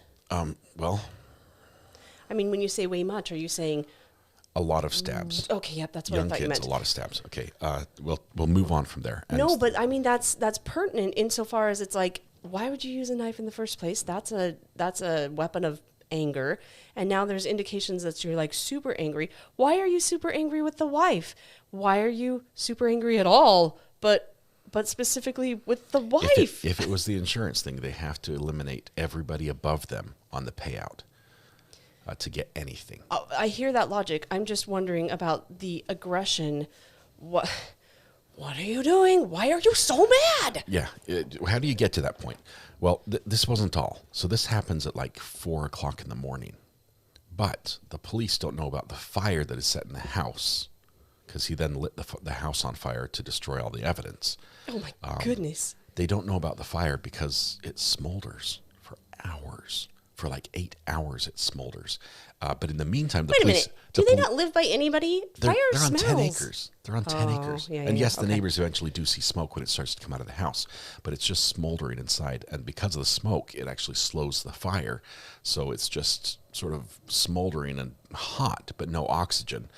It isn't until the doors are opened by people showing up that it goes up in flames. But the fire department and the police are notified of another fire at Paul's house. I'm sorry, Paul, the perpetrator, we think? The defendant in this case. There's another fire where his house was lit on fire. Lucky for him, he and his kids and his wife are able to get out safely. And so they're fighting that fire. They put out that fire, and it's while they have him down at the police station trying to figure out what happens with the fire that started at his house, that they find out about this other fire. Okay, well now I'm curious. What happened with that fire? Was he like practicing? What? They say he set his own house on fire. Why, some of the stuff he though? was burning were clothes that I think we're going to hear. I'm not sure if we got the evidence in officially, but we sort of heard it already. You can't ring the bell. That a cadaver dog hit on with blood evidence. So bloody clothes at his house that were burned partially. So the dog hit on it, but is there enough to test anything? Yeah. Yeah. But we don't know those results yet? I think we'll get them if we haven't already. So I guess it makes it look like, hey, the same person that got my brother went after me. And burned their clothes in my burn pile? Well, they were clean.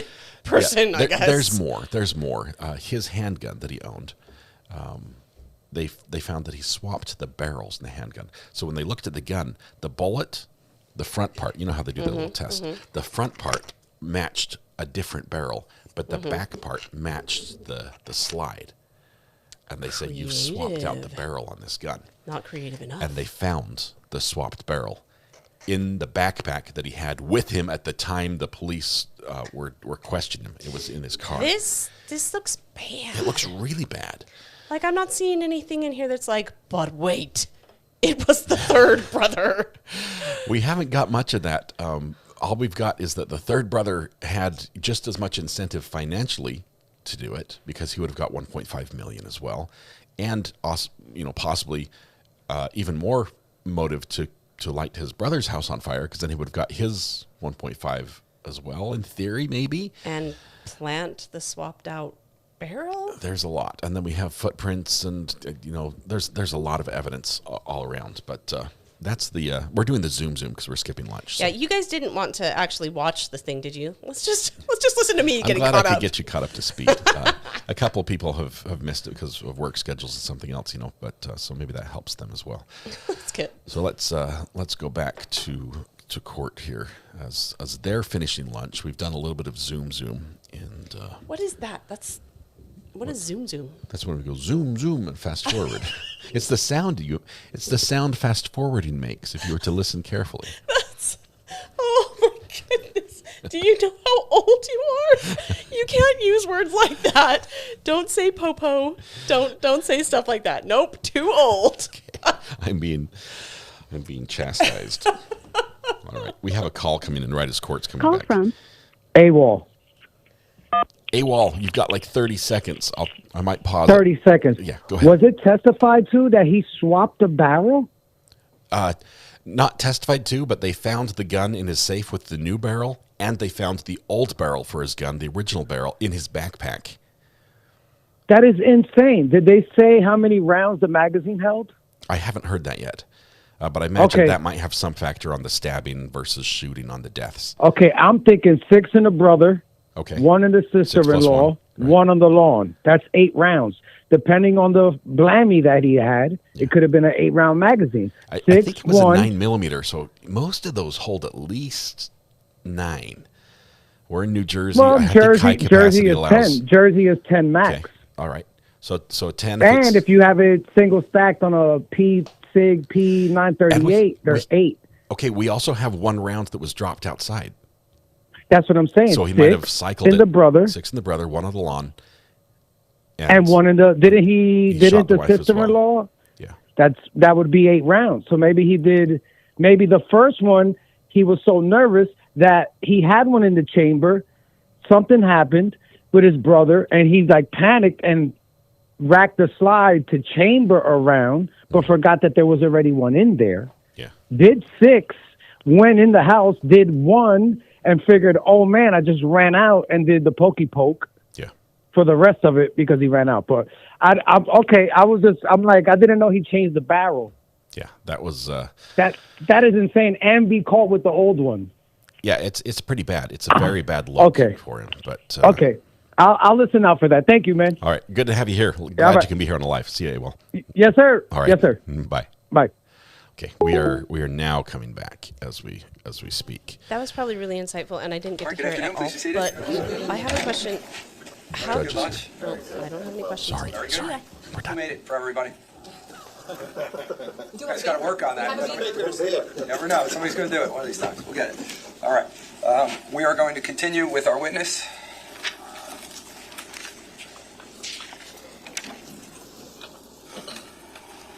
Sir, I'm going to remind you that you're still under oath. This is State of New Jersey versus Paul Caneiro, indictment 19-020283. Can I have the appearances of counsel for the afternoon? Good afternoon, Judge Chris Decker for the state.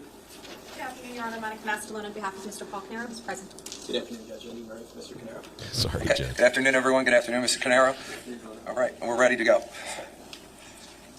The back table again.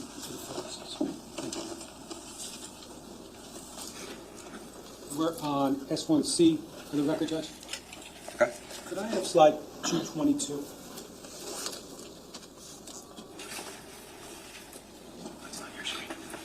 dark in here. Oh, thank you. I like this guy. He's an electrician and a Now, firefighter. Mr. Badaracco, I think you already indicated this is the generator at 15 Willowbrook Drive, correct? Now, could I have slide 223, please? Do you recognize what that shows? Yes. Is that one of the front two doors we saw? Yes. And what's in there? The engine for the generator. Could I have slide 224, please? What do you see there? It's the control panel for the generator. Does it look the same as it did when you looked at it on November 20th, 2018? Yes. Could I have slide 226? You recognize what that shows? Yes. What is that right there? That's the compartment where the on-off and automatic switch are for the generator controls. Okay. Could I have slide 227, please?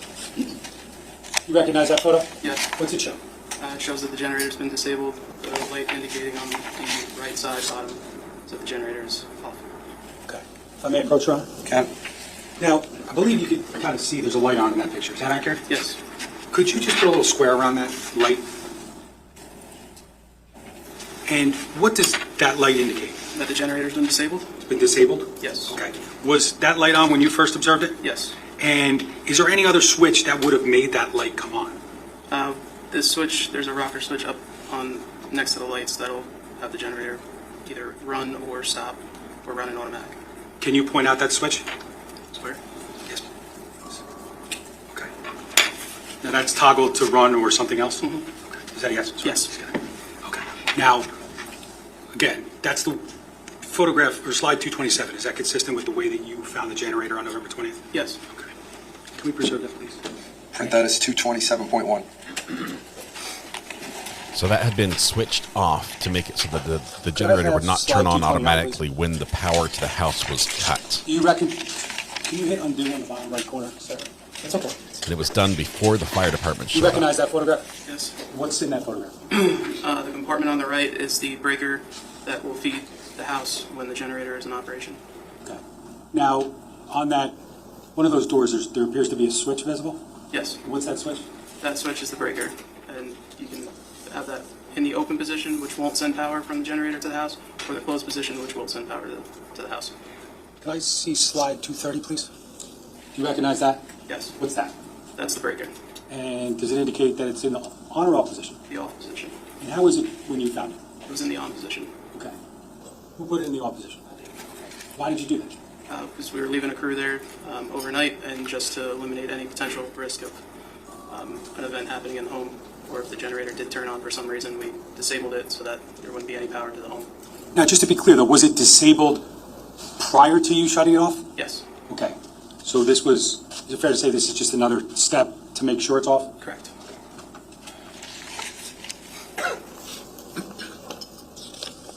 Now, was there a point in time when you were asked to come back to the scene at a later date? Yes. Okay. And did you meet with any detectives? Yes. And during the course of your interaction with the detectives,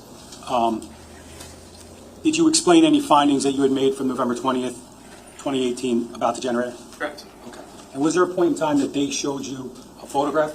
Yes. And do you recall what the purpose of the photograph was? Yes. And what was that? To show what I initially found when we inspected the generator, if it was disabled or in the run position. I may approach you. Okay. Just going to show you what's been marked as S405 for identification. Do you recognize that? Yes. And what is that? That's the picture that I was shown when I met with the detectives. It's my signature. Yeah. Okay. And you circled something on that photo, correct? Yes. And why'd you circle that? That's the breaker that I disabled. Okay. Thank you.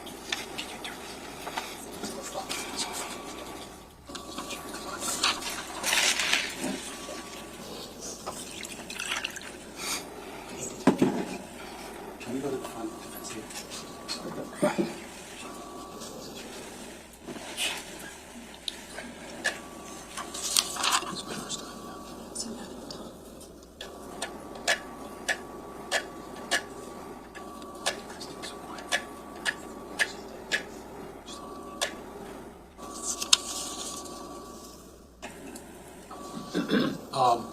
Mr. Badaracco, what's on the screen in front of you and on the big screen over here? Is that the photograph I just showed you, S405? Vicky Mesa. Does that indicate Thank that you you for 5 circled gifted. something and signed and dated it? Yes. Okay.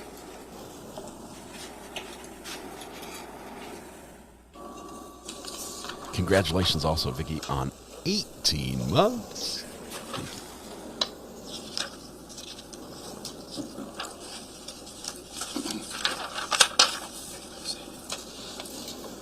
Your Honor, no further. Okay. Ross?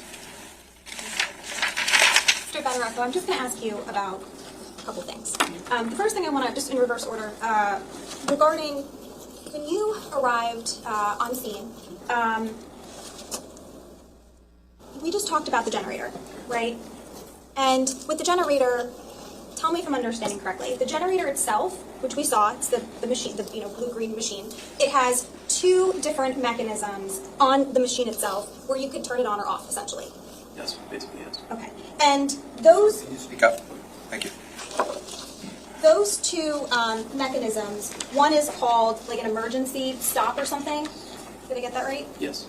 And the other one is like the main breaker. Correct. And just so we're clear, when the purpose of what you were explaining to the jury is simply to say when you arrived, the emergency stop was off, correct? Correct. And you then later also disconnected the main breaker or turned off the generator via the main breaker. Yes. Okay, so it's like, I think as the prosecutor said, it's sort of just an extra step or an extra way to turn it off. Correct.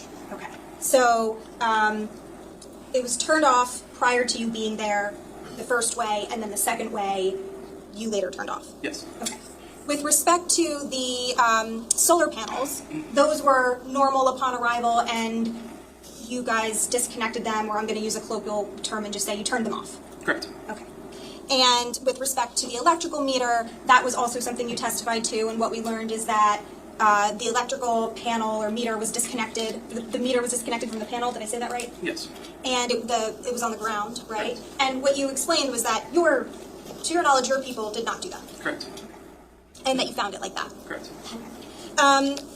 Now, when I say your people, what fire department are you from again? Colsneck. Colsneck. But I think you also mentioned on direct that there were a variety of different fire departments there that day. Correct. I'm just going to run through some of them, and if you can tell me whether or not you agree they were there that day, just let me know. Do you recall Earl Fire Department? Yes. And Coltsneck Fire Department? Yes. Glendola Fire Company? Yes. Howell Township Fire Department? Yes. Marlboro Fire Company? Yes. Millstone Fire District? Yes. The Monmouth County Fire Marshal at some point? Yep. Seabright Fire Rescue? I don't remember if they were there or not. And Shrewsbury Fire Department? I don't remember if they were there or not. What about Southern Fire Department? Yes. And Tinton Falls Fire Company? Yes. And lastly, Union Beach Fire Department? I don't remember if they were there or not. Okay, so it sounds like you remember 9 of the 12 I just mentioned. Okay. Lastly, the only other thing I want to ask you about, sir, is we've heard a lot of we've heard a lot of testimony about A, B, C, D corners and of houses, sides of houses, and northeast, west, south. Just so we can orient ourselves, I'm gonna these have been previously published. I'm gonna just put up on the screen here. It's D1- 301. I'm going to do D-301. And, sir, is this, do you recognize this as 15 Willowbrook? Yes. You responded to that structure that day? Yes. And does that accurately depict the structure as you saw it? Yes. Okay. Do you mind just taking that same pen that you had and just marking the A, B, C, D sides?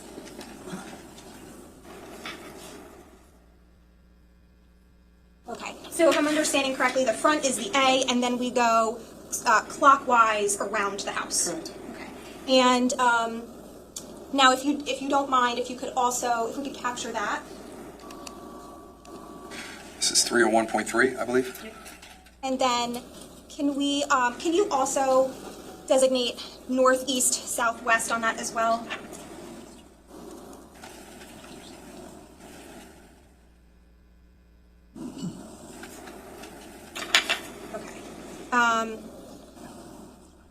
And the west side of that house is going toward Route 34? Correct. Okay.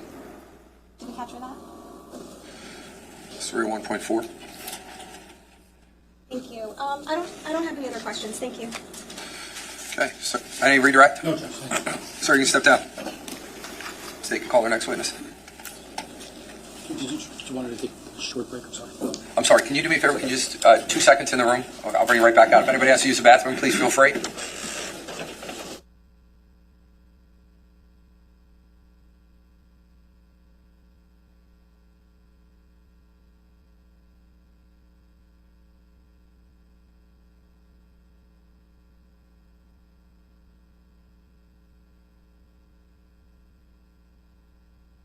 Bye. Sorry, I had a friend call, and it was sort of urgent. Sergeant Mahoney, you can come and take a seat. You can put up what you need, and I apologize. I forgot that. I said we were going to take a break. Hey, Wendy, thanks for gifting 10 memberships. That is huge. And also, congratulations on 17 months. Thank you. I appreciate you in this community. Thanks for the kind words. Is anyone... This is almost where we started this morning. Before we get started? Yes. All right, let me just get my... it out here.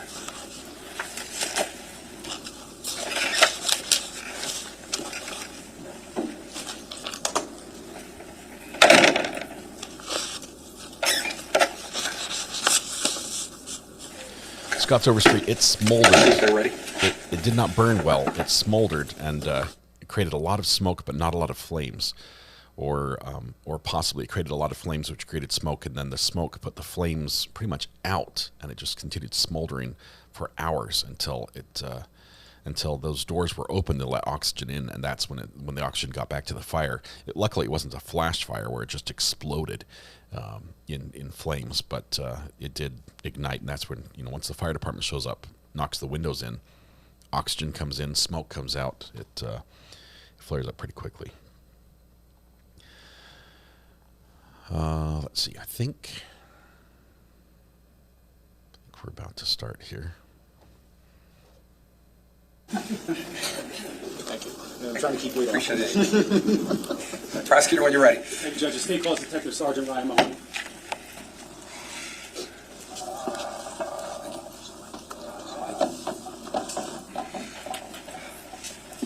Sir, could you put your left hand on the Bible and raise your right hand for me? Do you solemnly swear or affirm to tell the truth, the whole truth, and nothing but the truth, so help you God? I do. All right, can you state your full name for the record once you're comfortable, and spell your last name, please? Sure, it's Ryan Mahoney, Mahony. All right, thank you. Prosecutor, when you're ready. Thank you, Judge. Sergeant Mahoney, can you tell us where you work? For the Monmouth County Prosecutor's Office. Now, approximately how long have you worked for the Monmouth County Prosecutor's He talks fast. Almost 10 years. Okay. Now, can you tell us a little bit about when you became a police officer, how, and how you got to here? Certainly. I began my law enforcement career in 2004. Started as an assistant prosecutor in Hudson County. In 2009, I switched to become a detective within the Hudson County Prosecutor's Office. In 2014, I spent 2 years at the Ocean County Prosecutor's Office as a detective, and I was hired by the Monmouth County Prosecutor's Office in 2016, again as a detective. Now, once you were hired at the Monmouth County Prosecutor's Office as a detective, can you tell us what unit you worked in and in which order? Sure. I was initially assigned to the Professional Responsibility Unit, which is an internal affairs type unit. Subsequently transferred to the Major Crimes Unit, where I spent approximately 2 years. And then I was transferred back to Professional Responsibility, and again back to Major Crimes recently. Now, I want to draw your attention to November 20th, 2018, approximately 12:55, 1 p.m. Do you recall that time? Yes, I do. Okay. Now, were you made aware of your need to go and respond somewhere? Yes. And where was that? I was contacted by my sergeant at the time, Richard Chapman. He advised me, he asked if I would make my way to 15 Willow Brook in Colts Neck. He reported to me that the house was engulfed in flames and there was an apparent homicide victim on the front lawn. Okay. And did you, in fact, respond there? I did. And did you confirm some of the information you provided by Sergeant Chapman? Yes. And I'm not going to get into too much of your on-scene observations. We've kind of heard some of that. But did you make observations of smoke and/or fire at the scene? Yes, I did. Did you make observations of a body that was located in front of the house? Yes, I did. Okay. Now, were you involved upon arrival in like a briefing with other officers? Yes, I was. Okay, what's the purpose of that? Just generally to understand where we were at in the investigation, what was known and what was unknown. Now, shortly thereafter, once you got some information about what was going on, were you provided with some direction or were you asked to do something specific? Yes. And what was that? Sergeant Chapman asked if I would exit the property attempt to find any witnesses that could be pertinent to this investigation, and/or any surveillance cameras that could assist us in determining what had transpired. Okay, so did you ultimately exit the physical property of 15 Willowbrook? I did. And did you ultimately begin to see if there was anyone with information and/or any surveillance cameras in the area? Yes, I did. Now, there's a house across the street from 15 Willowbrook, correct? Correct. You recall the address? 44 Willowbrook. Okay. And did you attempt to make contact there? Yes, I did. And why was that? I attempted to see if there was any surveillance footage that may have captured 15 Willowbrook, which was across the street. Okay. And did you ultimately make any observations of any cameras that were affixed to the house? Yes, there was a camera that was shooting out over the garage that would have captured across the street. Okay. Now, did you... Now, so you said it would have captured across the street. Did it capture any portion of 15 Willowbrook, the actual structure? Yes. Limited view, but yes. And when you say there's a limited view, what do you mean by that? Why is there a limited view? If you look across the street, the 15 Willowbrook is obstructed by hedges and bushes and numerous trees. Could you see Willowbrook Road clearly, though? Yes, you can see the road clearly. Now, were you able to determine whether or not the camera that you located on the front of 44 Willowbrook, if it was running continuously or if it was motion activated? They were motion activated cameras. Now, did you make contact with the homeowner? Yes. You recall his or her name? Mrs. Malabano, I believe it was. Now, did you know her Kathy previously? Malabano? No, I did not. Now, did you request anything from her to discuss the camera? Yes, I requested if we could view the cameras to see what they captured, what they depicted. Okay. Now, was she amenable to that? Did she agree? Yes, she did.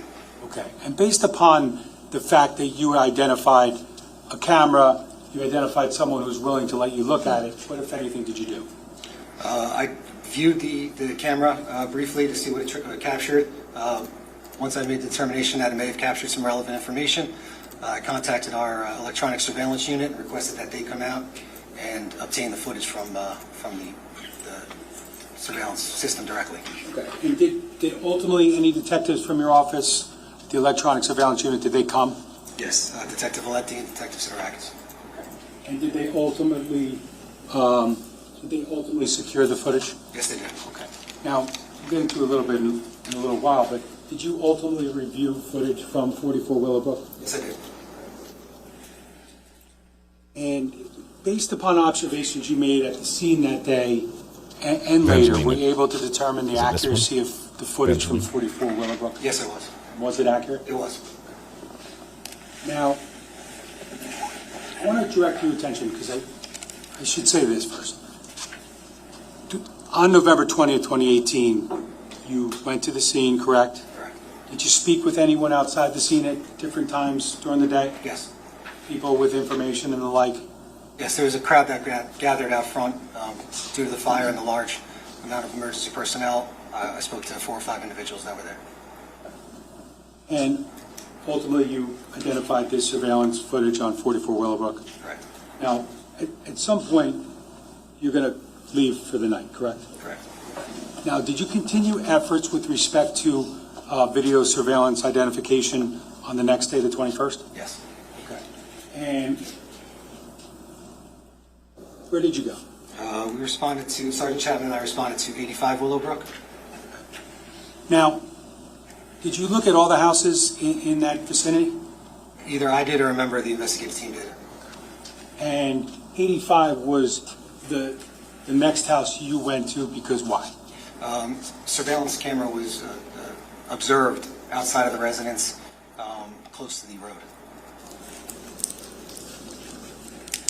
Did you make contact with anyone at 85 Willowbrook? Yes. And who was that? The homeowner, a woman by the name of Debbie Mercantile. Now, ultimately, were you able to, based upon the conversation with her, make arrangements to secure video from 85 Willowbrook? Yes, she didn't know how to operate the camera, the surveillance system. She contacted her husband. He was spoken to. He agreed to let us duplicate whatever footage they had. Okay, and did someone ultimately do that? Yes, I believe Detective Valenti responded to that location after I had left and obtained the surveillance footage. Now, I'm just going to show you what's been marked as S262 for identification.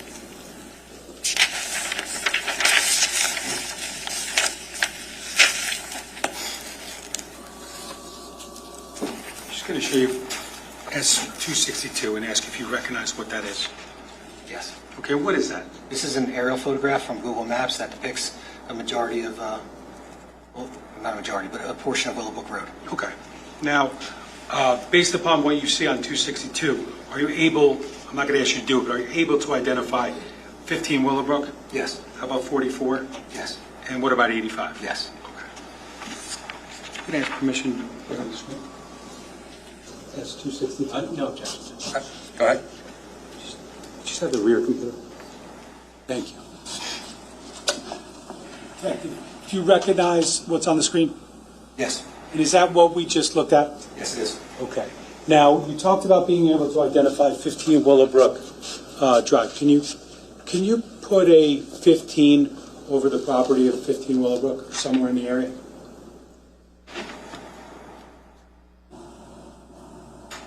Okay. And how about 44 Willowbrook? Those fours? I was trying to figure out what those words do. How about 85? This stylus is not the most precise writing instrument, but there we have 15, 44, and 85. Can we capture that, please? 262.1. That map shows the house is demolished, so it's an updated map after this incident. You can see for the 15 was right over the solar panels, which are still there on the property. The house is gone.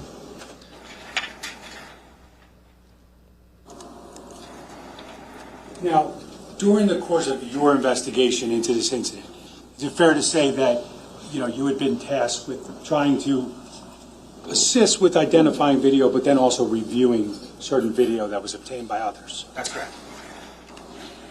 Now, we talked about video from 85 Willowbrook. We talked about video from 44 Willowbrook. Was there any other video that you identified and or reviewed from any other towns or locations? Yes. And where was that from? Ocean Township, specifically Tilton Drive. And what was the significance of Ocean Township in this investigation? Prior to our response to 15 Willowbrook, the Monmouth County Prosecutor's Office had responded to Ocean Township, Tilton Drive specifically, earlier in that morning on the report of a fire. At some point it was discovered that the decedent on Willowbrook, Keith Caneiro, was the brother of the homeowner at 27 Tilton, Paul Caneiro. So at that point we were trying to see if in any way the two fires were connected. Now, after a significant review of video footage, did you draft a report? Yes. And in that report, did you kind of come up with like a timeline, so to speak? Yes.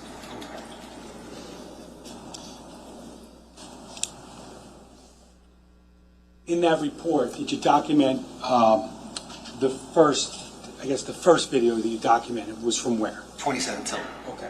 Now, 27 Tilton is whose home? That's Paul Caneiro's home. Now, was that 27 Tilton video, was that specifically part of your video review? No, it wasn't. Okay. Now, did someone review that? Yes. And who was that? Captain Weisbrot. Now, what was Captain Weisbrot, or then detective and now Captain Weisbrot's role in the investigation at 27 Tilton? Captain Weisbrot was assigned as the lead detective at the Ocean Township scene.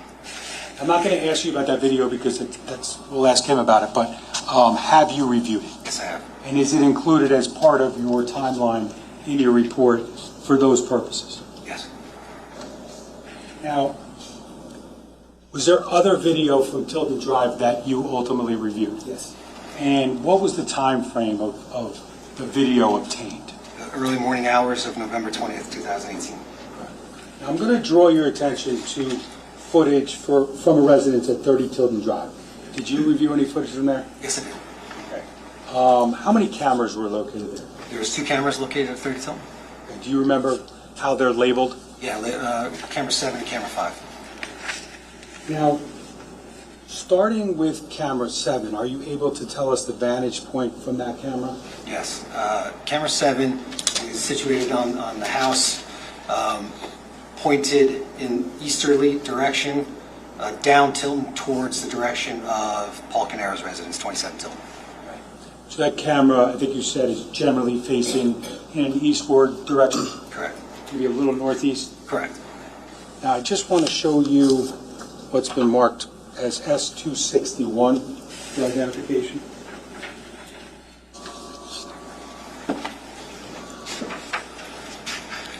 Yes. Okay, do you recognize that? Yes, I do. And what is that? This is a Google Maps aerial photograph which depicts Tilton Drive. Okay. Now, is there a specific residence that's also depicted on that document? Sorry, there's a picture of the front of 30 Tilton as well. Okay. Now, does this, based upon your involvement in this investigation, does this fairly and accurately capture Tilton Drive and some surrounding area? Yes. Okay.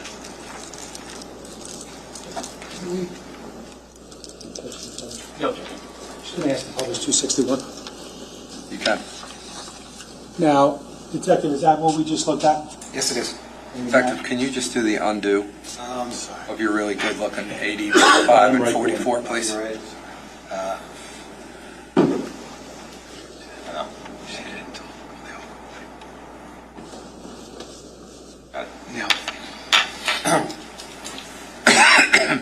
Now, there's a marking that's on that map, correct? Yes. And what does that marking represent? That's 30 Tilton.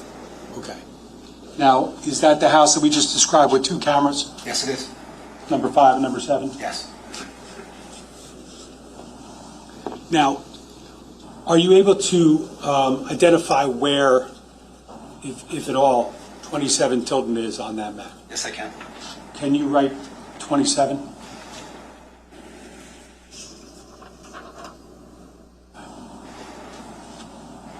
Can you see the driveway for 27 Tilton on to the north of where you wrote that? Yes. Can you put a little X at the driveway? Okay, thank you.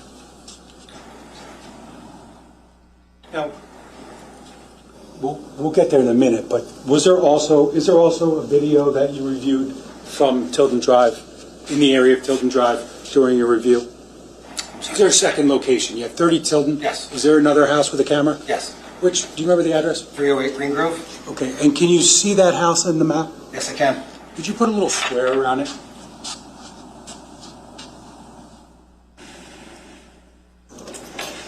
And you said the address is what street? 308 Green Grove. Okay. And is any portion of that home on Tilton Drive? The driveway faces Tilton Drive. The front door is on Green Grove. Could you just put like a Y at the front of the driveway?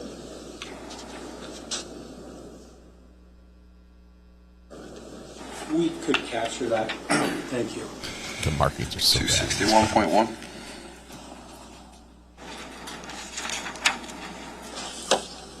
I am trying to keep an eye on the weather as it's getting closer here.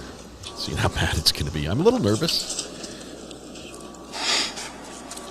Sergeant Mahoney, I'm going to show you what's been marked as S263 for identification. Do you recognize what that is? Yes. And what is it? This is video DVD surveillance cameras that were placed into evidence that depicts 30 Tilton, 308 Green Grove. Okay. Maybe some others. Okay. And have you reviewed all the footage from 30 Tilton and 308 Green Grove during the course of your review? Yes. Any furtherance of developing a timeline and identifying certain things? Yes.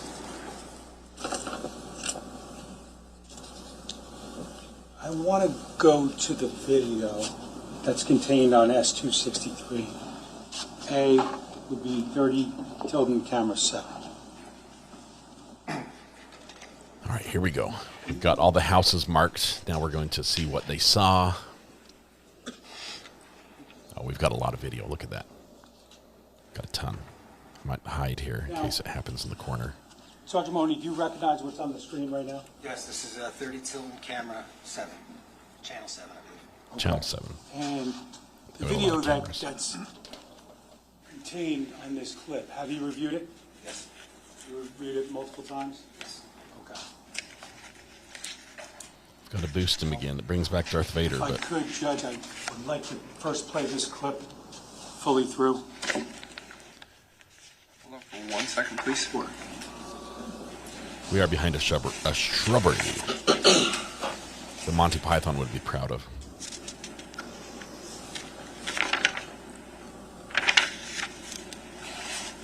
Is this 263 if we're looking at the exhibit list A? Yes, sir, I'm sorry. Okay, I just want to make sure we're on the same page.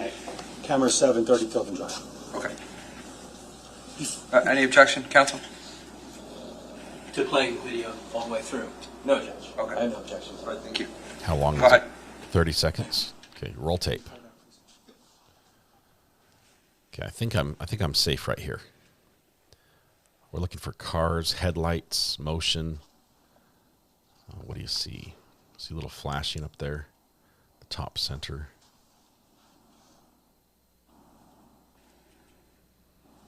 Third of the way through here. Oh, here comes headlights up top.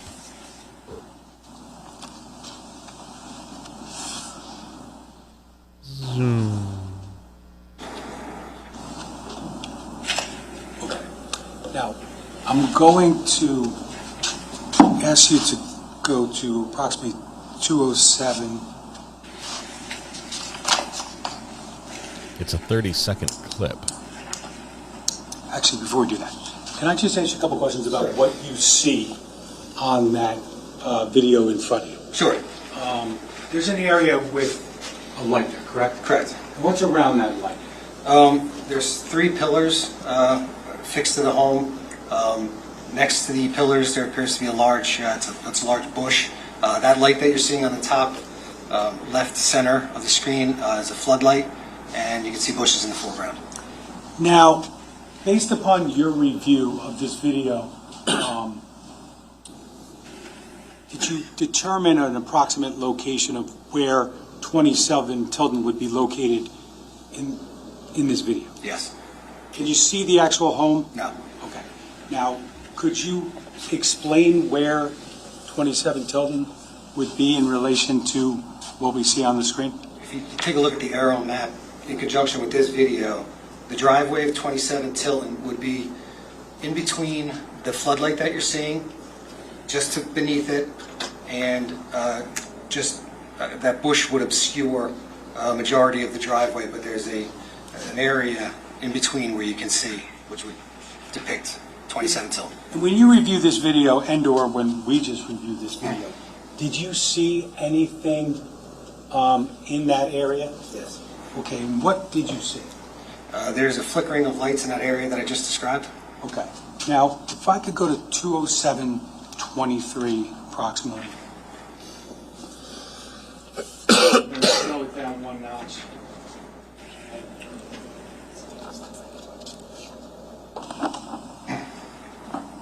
And I'm just going to, once we run it now, if you could just explain what it is you see. Yeah, in the area I just described, you're seeing a flicker of light several times. Okay. On, off, but and it's staying still. You pause it.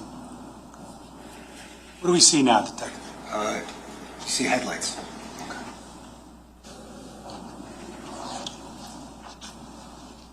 You can keep going.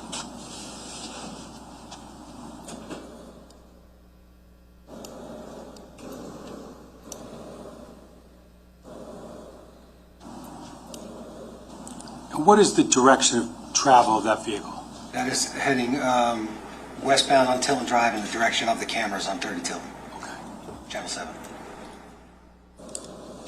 Did the vehicle just leave the footage? Yes. Is that approximately 207-44? Correct. So that in and of itself is not very helpful, but once we piece it together with all the other videos, Now, that it gives us a vehicle, is there an timeline. intersection that vehicle would be approaching based upon your review of that camera right there? Yeah, if we just go back to the aerial map that we saw, there's an intersection with Green Grove Road and Tilton Drive. There's a stop sign up ahead. I'm going to ask to put up S263B.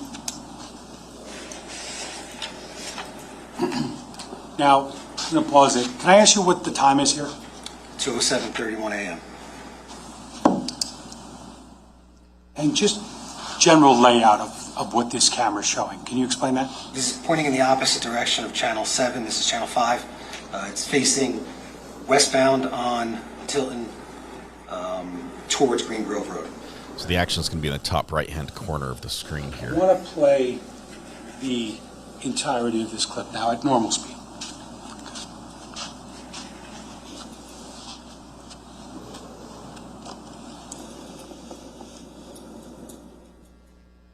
Here come the lights, the reflection in the car first. From behind us, now going forward. Boom, there's the car. Okay, tail light location, brakes. Now, Good I'm stuff, we're going to getting ask more info. you to run it again, and I may pause it at a certain time.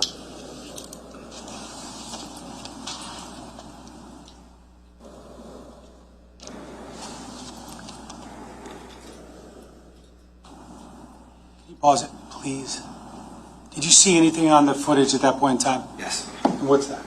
There's a pickup truck parked in the driveway, and there is a reflection of lights coming at the pickup truck.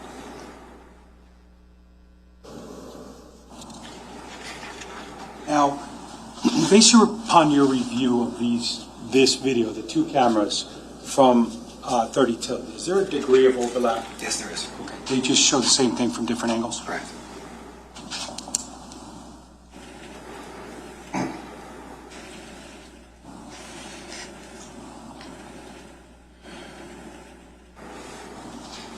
You continue to play.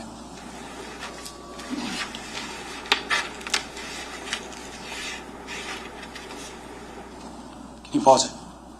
Can you back it up? Just back it up a couple seconds. Back it up. Can we back it up till the car's out of the frame? And then slow it down one notch. You can play.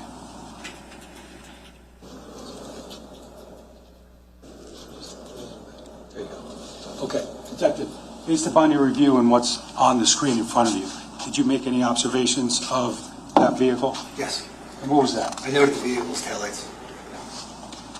Can we please circle it on this, or put a square around the taillights?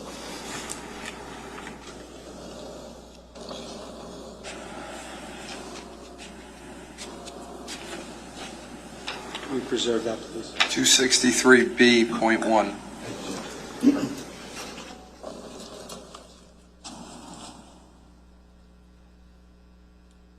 Detective, you can undo that now. Now, I'm just going to ask you to continue to run it. Can you tell us what time the vehicle, or what, strike that.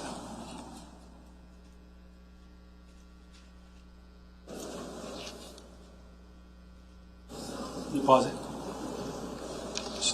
Sorry. Now, right there, we're at 2:07:53 a.m., correct? Correct. And where is that vehicle right now based upon your review? It's at the intersection of Tilton and Green Grove. And is that about the time the clip ends? Yes. And what is the time again? It's 2:07:53 a.m. Now, given the degree of overlap, is it clear that that's the same vehicle that passes 30 Tilton through both cameras? Yes, same vehicle on 7 and 5. Yes. Now, you talked about another home in that area with surveillance, correct? Yes. And that was what address again? 308 Green Grove Road. How many cameras were located on 308 Green Grove? There's 2 cameras. And can you tell us what they each showed generally? Yes, one of the cameras is located over the garage, shooting down the driveway, which captures the portion of Tilton and Green Grove, the intersection. The other camera is located on the front of the home, pointing in a northward direction down Green Grove Road. Okay. Now, I want to first direct your attention to 308 Green Grove, camera 3. Can I have S263C? Now, just before we begin to run that, can you tell us what time is depicted at the beginning of that clip? 2:07:37 a.m. Now, I'm going to run it through once if we can. Actual speed. Is this going to be from right to left? Here comes the car from the right. Ooh, good picture, good picture. Yeah, there's some good detail.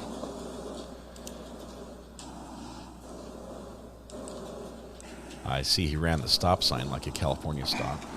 That clip ended at approximately 2:08:01. And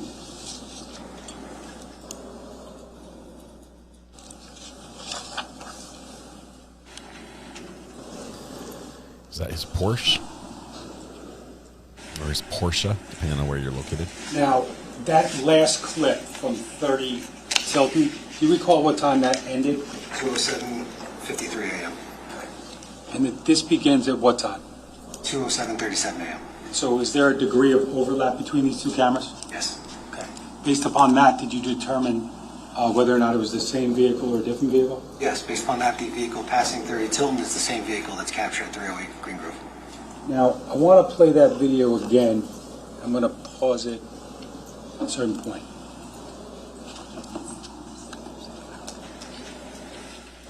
You ready? Look closely. Ready? Oh, just kidding. It's not. That's me.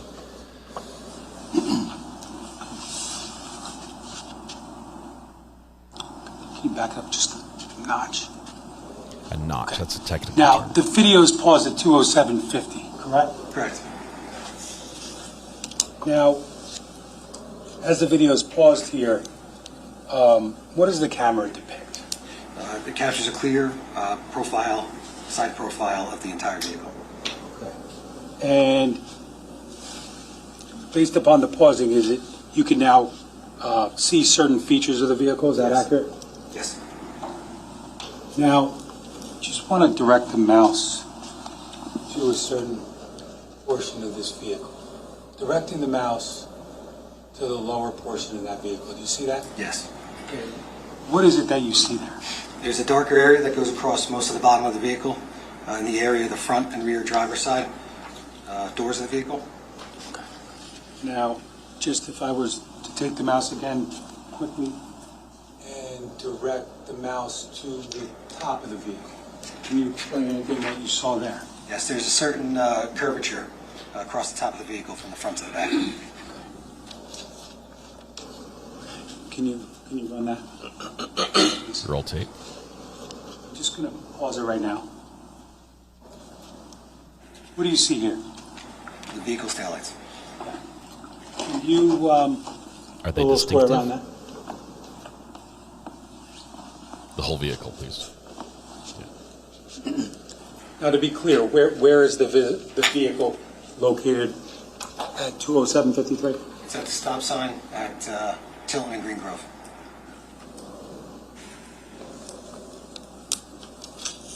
Now, you said 308 Green Grove. You can undo that, I think. Did we capture that? I'm sorry. No, 263.1, 263C.1. Josh, I thought you were gone. I'm so sorry. Didn't mean to make you jump.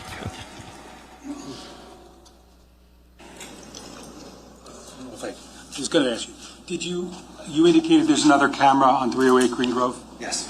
And that's camera what? Channel 4, I believe. Now, does that depict the part of Green Grove Road? Yes. Can I have S263D, please? Now, before we run it at all, can you tell us what time is depicted on that camera? 2:07:45 a.m. Now, I'm going to play the video once through, okay?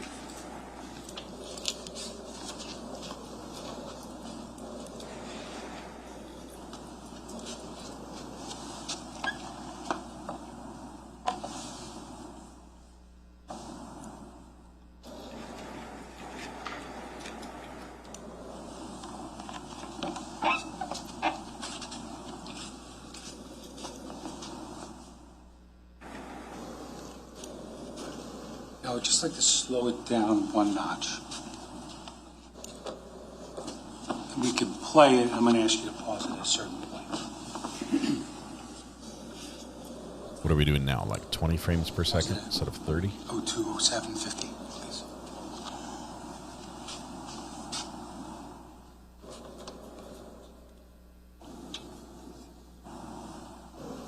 This is one notch. It's like 10 notches slower. Just to be clear, we're paused at 020752. Where's the vehicle? The vehicle's approaching the stop sign at Tilton and Green Grove. I'm going to keep running. I'm going to pause at approximately 020754. Does it ever stop? No, it does not.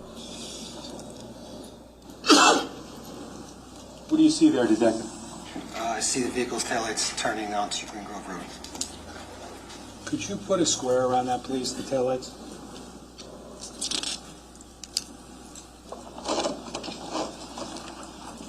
Reserve that, please. 263D.1. Now, Detective, based upon your review of the two cameras from 30 Tilton and the two cameras from 308 Green Grove, was there a degree of time overlap? Yes. And based upon that, were you able to determine anything? Yes, it's the same vehicle.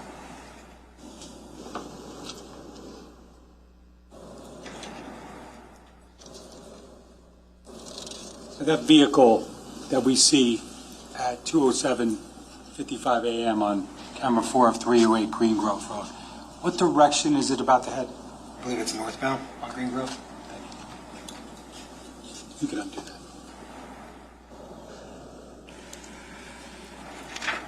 You undo that. I'm sorry. It's okay. Now, from a timeline perspective, did you then take a look at any cameras back in a different town? Yes. Where was that? Back in Willowbrook. Now, if I could I have S263E? Now, just before we play this, can you indicate what we see on the screen? This is the surveillance camera from 85 Willowbrook. Now, this is video that you mentioned reviewing, at least briefly, on the 20th, November 20th, 2018? 21st, I believe. 21st, sorry. Yes. It was secured by another detective? Yes, Detective Scott Moore. Did you watch this and other video many times during the course of your investigation? Yes, I did. Now, can you tell us what time is depicted on the screen right now? Yes, it's November 20th, 2018 at 2:23:51 a.m. That's a fancy driveway. I'm going to first play this in its entirety.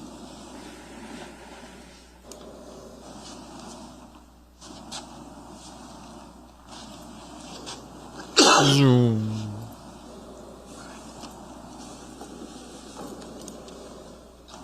As far as the positioning of this camera, I think you talked about it earlier, but can you tell us where this camera is actually positioned? Okay, this camera's on a gate attached to the driveway. That's about roughly 15 yards of driveway. Then there's a gate, and then be a longer driveway beyond the gate. This camera is on the west side of the driveway, trained out on the road in a slightly, on the east side, faced in a slightly western view. Okay, and was there a vehicle that we just watched on that footage? Yes. What direction is that vehicle traveling? It is heading westbound. Now, can we just slow down one notch and then play it? I'm going to ask you to pause it at 2:23:57.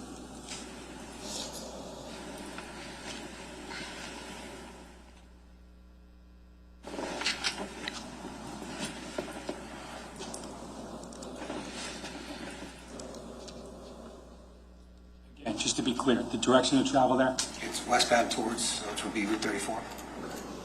Now, The can worst we go pause back spot just a ever. couple seconds? I'm going to ask you to pause it at 2:23:58. 2:23:58. There. Do you make any observations there, Detective? Yes. And what was that? I can see the vehicle's taillights. Can you put a square around that?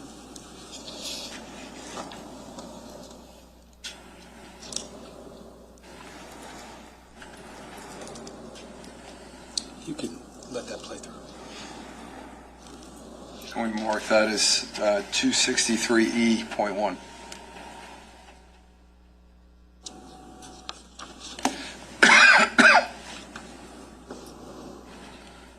We have to do the box, please. Yes.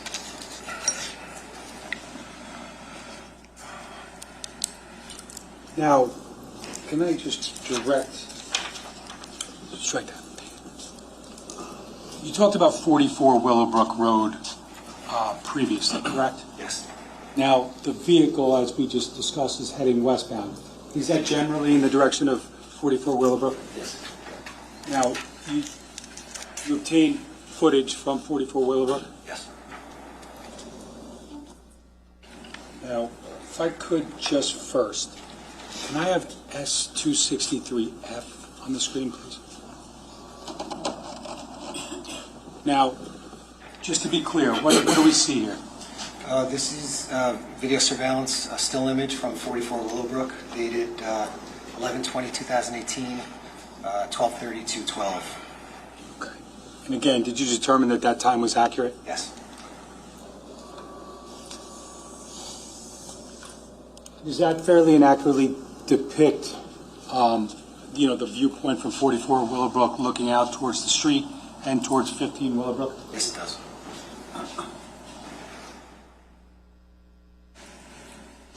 Could I have 263G, please?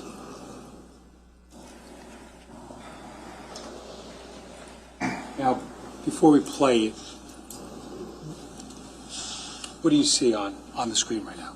This is a nighttime view of that same camera that we just observed during daylight hours. This camera, this view is timestamped 11/20/2018 at 2:27:35.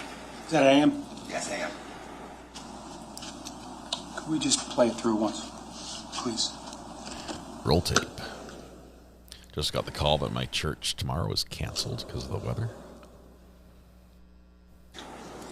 Okay, we can't see it. Okay, we can see a little bit, but that's pretty bad.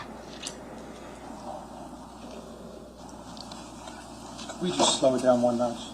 Clean your camera lenses, people.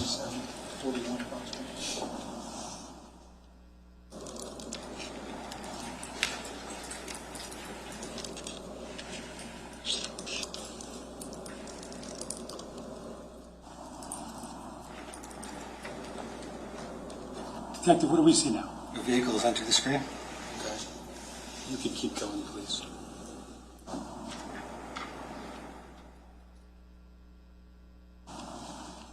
I should pause at approximately 47 seconds. There. Right there. Do you see anything in that photo, in that video? Yes. What do you see? The vehicle's taillights. Okay. Can you put a square around that?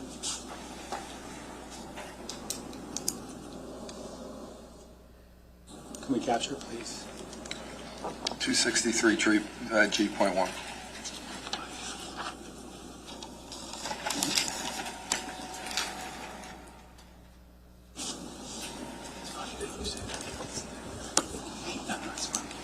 Now, Detective, before we go any further, I just want to ask you a couple questions because I want to discuss the accuracy of the times from the footage at 44 Willowbrook in comparison to 85 Willowbrook, okay? Yes.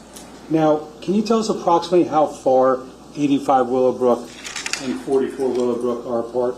About a half a mile, approximately. Now, did you, I think you've already said it, but did you review videos from these locations before and after the relevant times that we've discussed thus far? Yes. Now, with respect to other vehicles in those time frames, let's say 10 minutes before, 10 minutes after, did you identify any other vehicles in those time frames? No. On either camera? No. Now, you said previously that vehicle passed 85 Willowbrook at approximately 2:23:57? Correct. And another vehicle then passes 44 Willowbrook at 2:27 41. Is that accurate? Yes. Okay, and that's based upon what we just saw here, correct? Correct. Okay. And the difference between the times that you calculated is what, approximately? Approximately 3 minutes and 44 seconds. Now, if you know, what's the approximate drive time? Approximate 40 to 45 seconds, depending on the speed of travel, but 40 miles an hour would be approximately 40 seconds or so.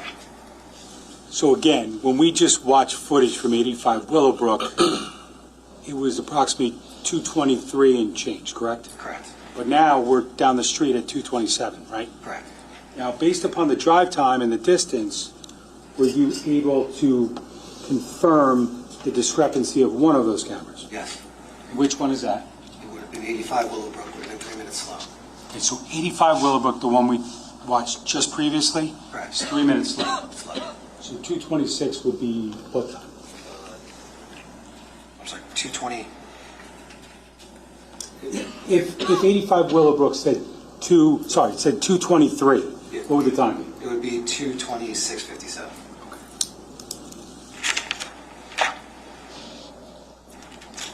Now, having just watched this video from 44 Willowbrook, did you identify another clip from this camera that happened about an hour and 20 minutes later? And have you reviewed that video Yes. once or more than once? Many times during the course of this investigation. Could I have S263H, please? Could you undo that, Detective Force?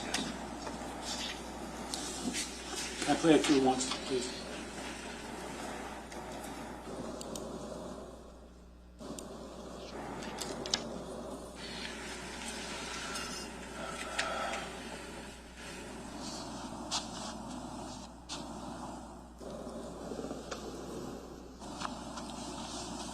Just going back to the beginning. What time is depicted on that camera? It's November 20th, 2018 at 3:48:03 a.m. Can you slow it down one notch? I haven't been over there in a little Play bit. it. Pause it at approximately 3:48:18. I can go look, though.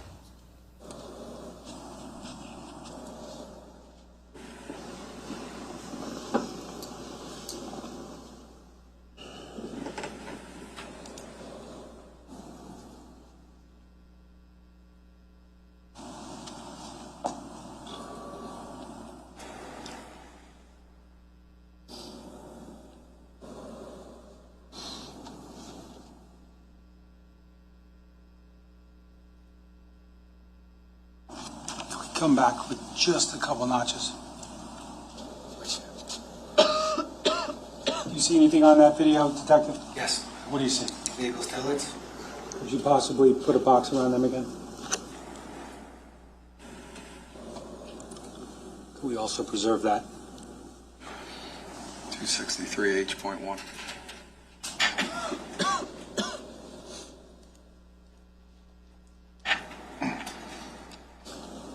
Now, if we could just run that through, I'm going to ask you what time the video clip ends.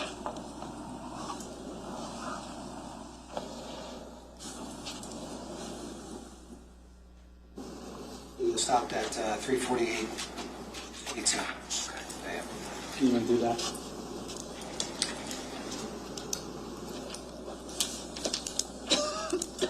Now, can I have 263I, please?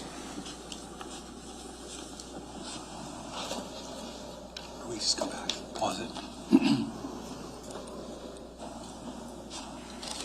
Now, just to be clear, Detective, what are we looking at here? This is 85 Willowbrook that we just viewed previously at a different time. The time depicted now is 3:45:46 a.m. Okay. Now, based upon what we discussed a few moments ago regarding the time, can you tell us approximately, based upon your investigation and observations, what time would be correct on the screen right now? If you would advance it 3 minutes, it would be 3:48:46.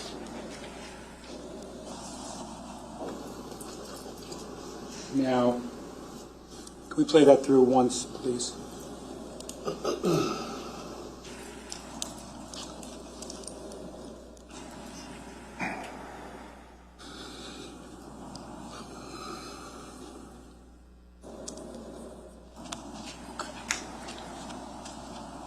slow that down one notch. We're going to play it again.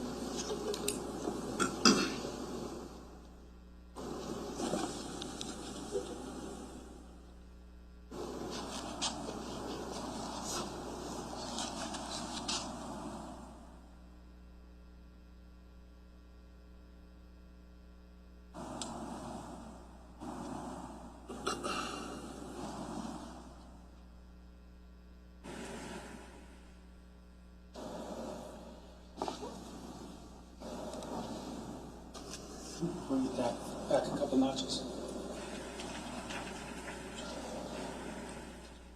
Try it again.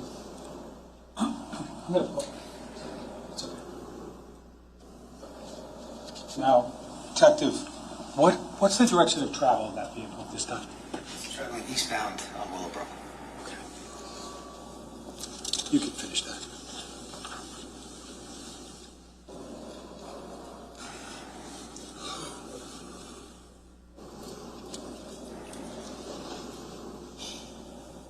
And just to be clear, regarding the video that you just testified to on Willowbrook, you note that a vehicle passes 85 Willowbrook at approximately 2:27:57 and arrives at 44 Willowbrook at approximately 2:27:41. Is that accurate? Yes.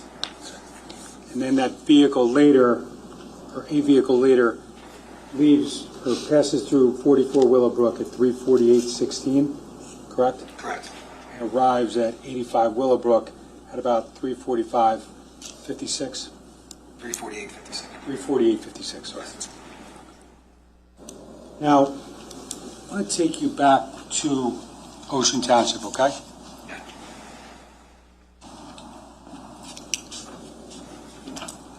Can I have 263J? Detective, can you just acquaint us with what we're looking at here again? This is 308 Green Grove Road. Once again, this is the, I believe it was Channel 4, which is looking out, facing northbound, down Green Grove Road. Okay. Can we play that once through?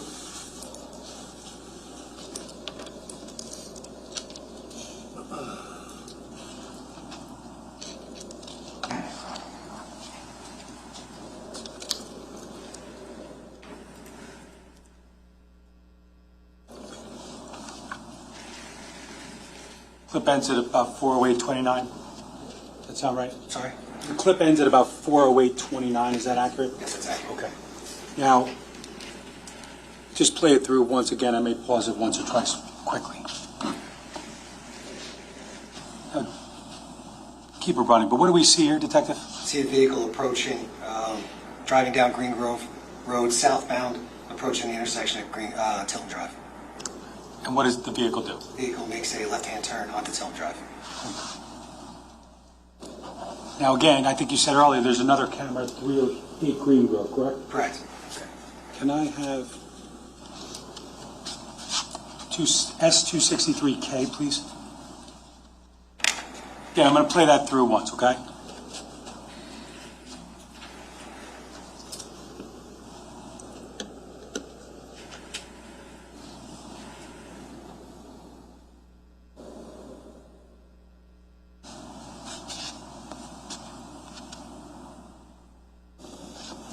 Now, can we just slow that Possibly down one of the notch? clearest We'll ones we've play that had again. of the car.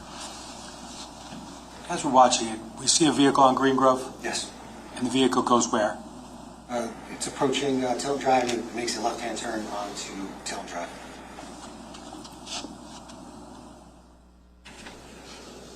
Got some pretty good detail here. That's pretty good. Now, I'm paused at 4:08:28 a.m., correct? Correct. Okay. Now, are you able to describe the color of the vehicle? It's a light-colored vehicle. Okay. And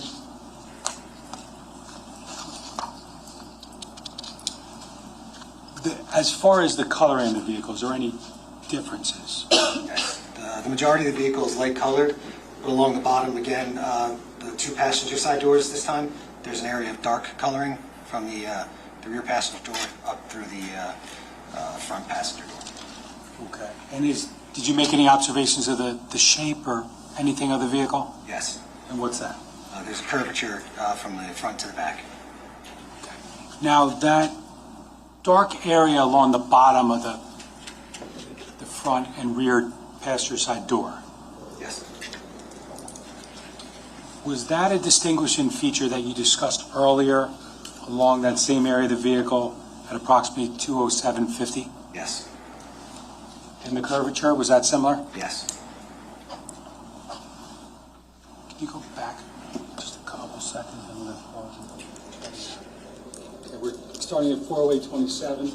Pause at 408.29, please.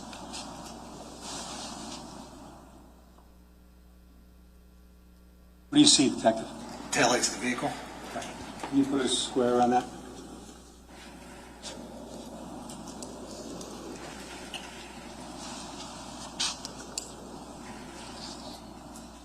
.263K.1. Thank you, Judge.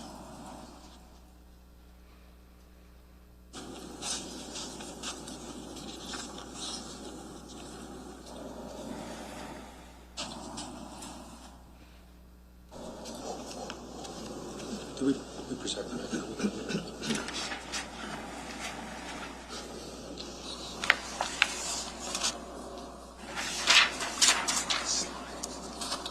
Just going to show you what's been marked as S264. Do you recognize that? Put this on. Yes. That's, of course. Thank you. Colleen, is it all right if I... What is that? This if I show them live on my two channel? separate photographs. The top photograph is timestamped November 20th, 2018, 2:07:50 a.m. That's the still photograph we observed earlier during my testimony regarding a vehicle heading westbound on Tilton Drive. Okay. No, I was going to say, what's depicted in the bottom of the photograph? The bottom is a photograph taken in our storage yard of a Porsche Macan that belongs to Paul Caneiro. Okay. Now, this is a two-page Excuse me document? for a second. Sorry. We're just going to have to take a technical break right now. We're having an issue with our printer. Let's do our mid-afternoon break right now, if you don't mind, everybody. We'll in for 15 minutes. You can do that a little slower, don't you think? Just give us a little help. Just kidding. Yeah. All right, so we have a technical timeout.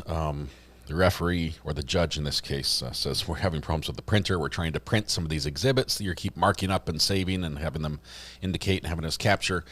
That we need to save those. The clerk's falling behind, so we'll fix the printer and come back, which means we get to do a quick, and by quick I mean quick, fast forward.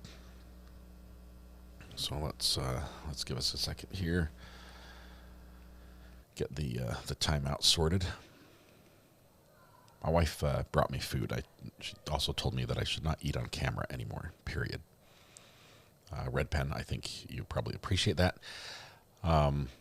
So I ate a little snack, which consisted of tater tots and a little chicken strips, breaded chicken strips. And she also made me, she made homemade rolls. And so I've got a homemade roll to eat. It's quite substantial, this roll. It's not like the light, fluffy, tear apart rolls we've had before. This one might fill me up. All right, we're coming back.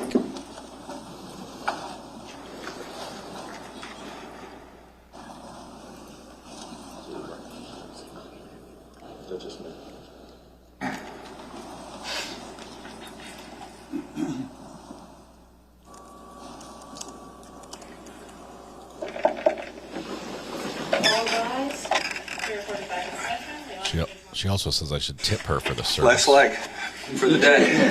Everybody take a seat.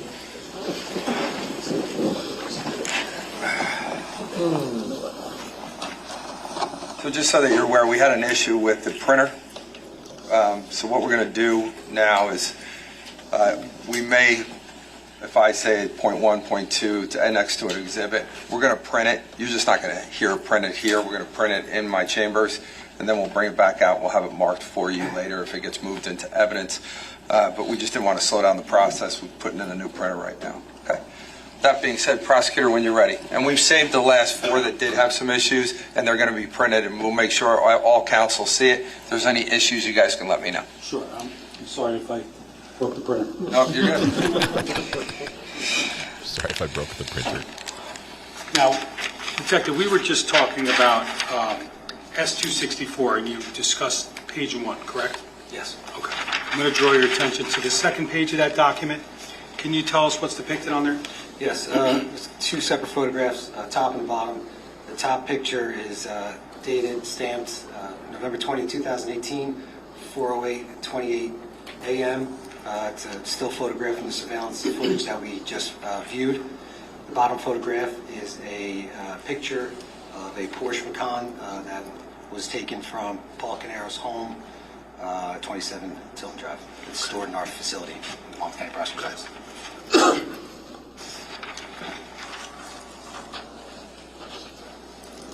Just going to ask if I could go to S1A, slide 173, please.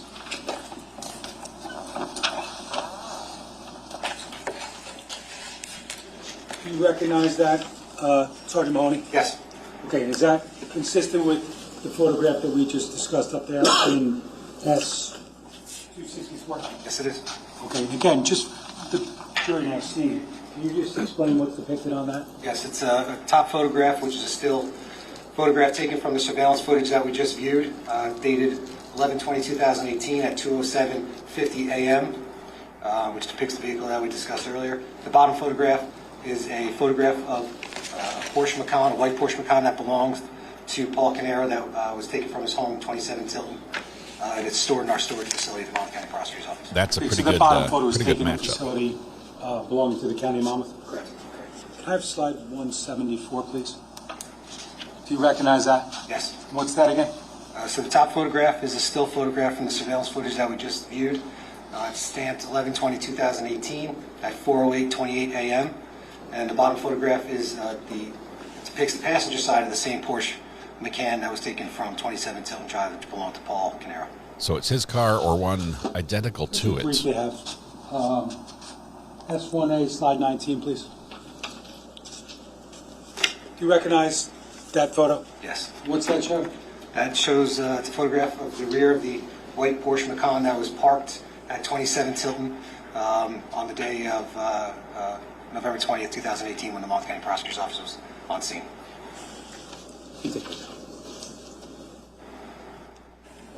Now, lastly, we were talking about cameras at 308 Green Grove, correct? Correct. Now, I want to next go to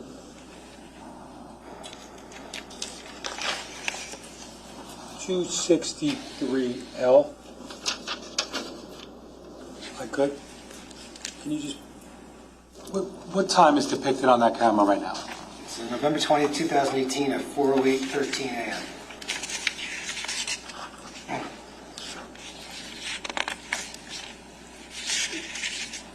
Now, can we just play that one through, please?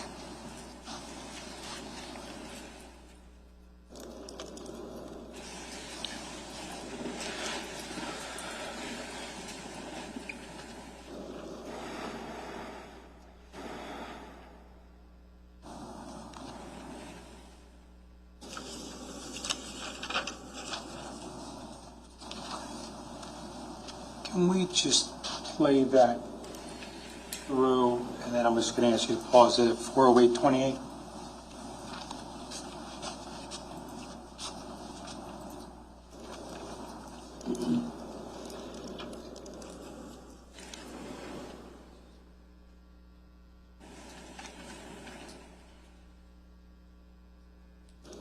Detective, can you just for the record, can you indicate the time?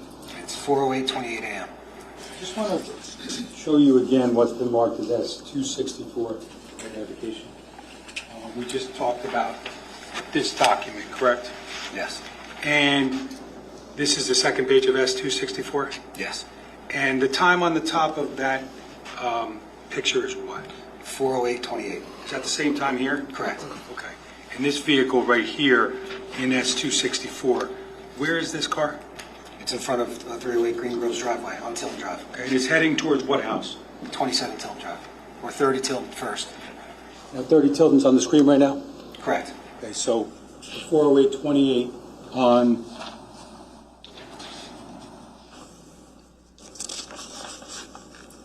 S263L.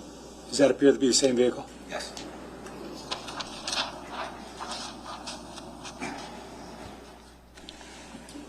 We could run that through.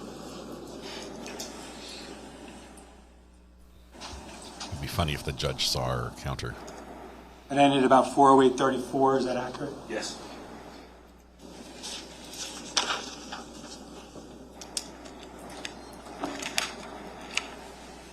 I want to go to 263M, please.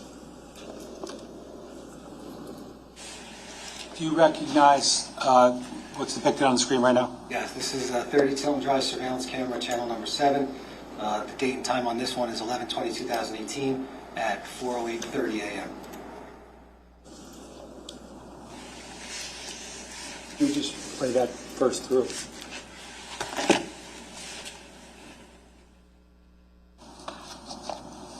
So we're back to the well-trimmed bush, and looks like the defendant, if that's him, is following the exact same path in reverse.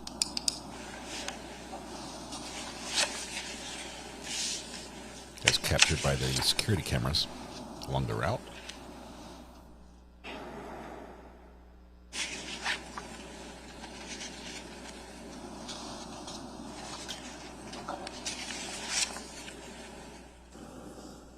Slow that down one notch. We're going to play it again.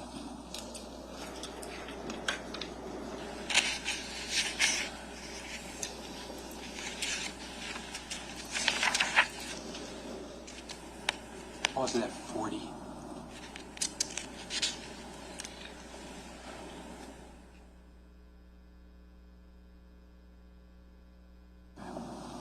What do you see there, Detective? I see rear tail lights of a vehicle. It appears the brake lights are activated. Let's go back a little bit to like 36.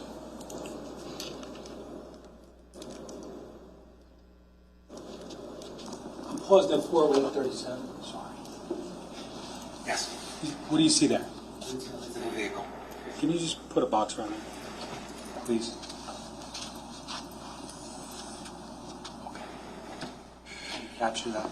263M.1.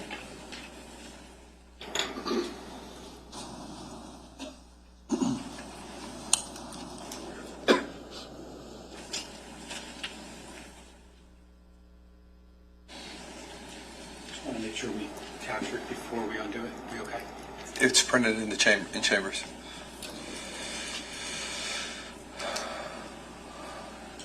Now, I'm just going to keep playing. I'm going to ask you to tell me to pause it if you see anything of significance based upon your review.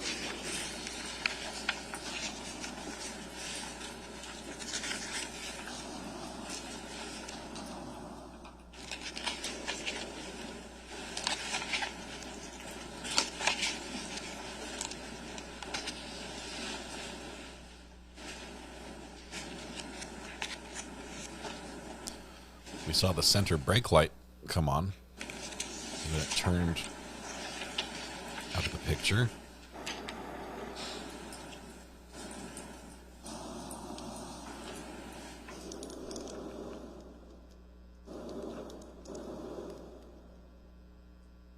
Pause. Now, if we just go back like a second before we play it, can you just tell me why you said to pause it there? There's a flicker of light that can be seen at around the 4:08:57 mark. Okay. Can we play that again?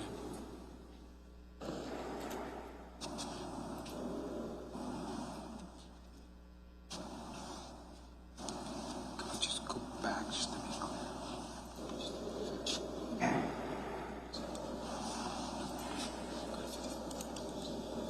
Just going to pause it at 408:54. I'm going to play it again once we go.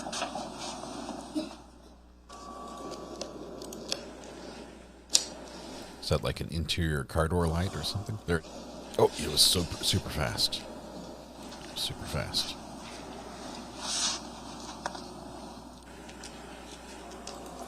You have to slow it way down to catch that. because that's like a tenth of a second. I think you said it earlier, but based upon your testimony earlier and your review of this video, the area where we saw the flickering of lights is consistent with what? It's consistent with the video that we watched earlier at the 2:08 hour that showed a flickering of light. Thank you.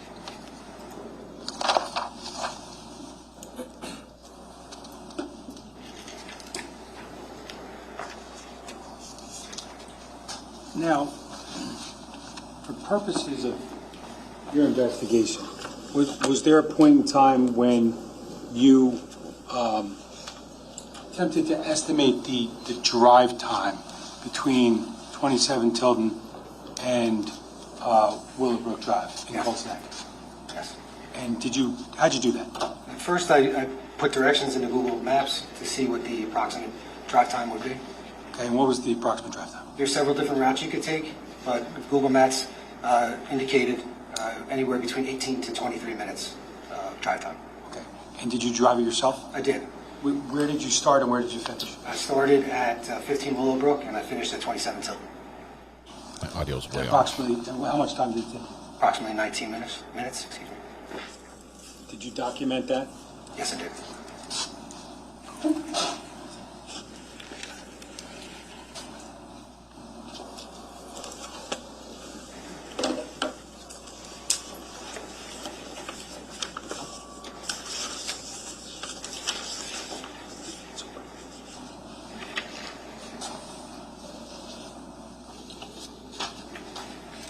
Your Honor, I have no further questions. Okay. Cross. Detective, good afternoon. Counselor, good afternoon. So let's just start here. Obviously, we watched several different surveillance videos from different addresses this afternoon, right? Yes. One thing that we didn't, and we saw a vehicle or vehicles in each of those videos, right? Yes. One thing we didn't see in any of those videos was who was driving the vehicle that we were looking at, right? That's correct. Because we were not able to see inside the vehicle, correct? Yeah. So we don't know who was driving the vehicle. We don't know how many people were in the vehicle. We don't know if there were passengers in the vehicle. Can't see inside the vehicle. We have cameras from the area of Tilton Drive in Ocean Township, right? Yes. We have cameras from the area of Willowbrook Road in Colts Neck, right? Yes. Those two locations, those two roads, are roughly 20 minutes apart from one another by car. Correct. We did not see any surveillance video today anywhere in that journey between those two roads, did we?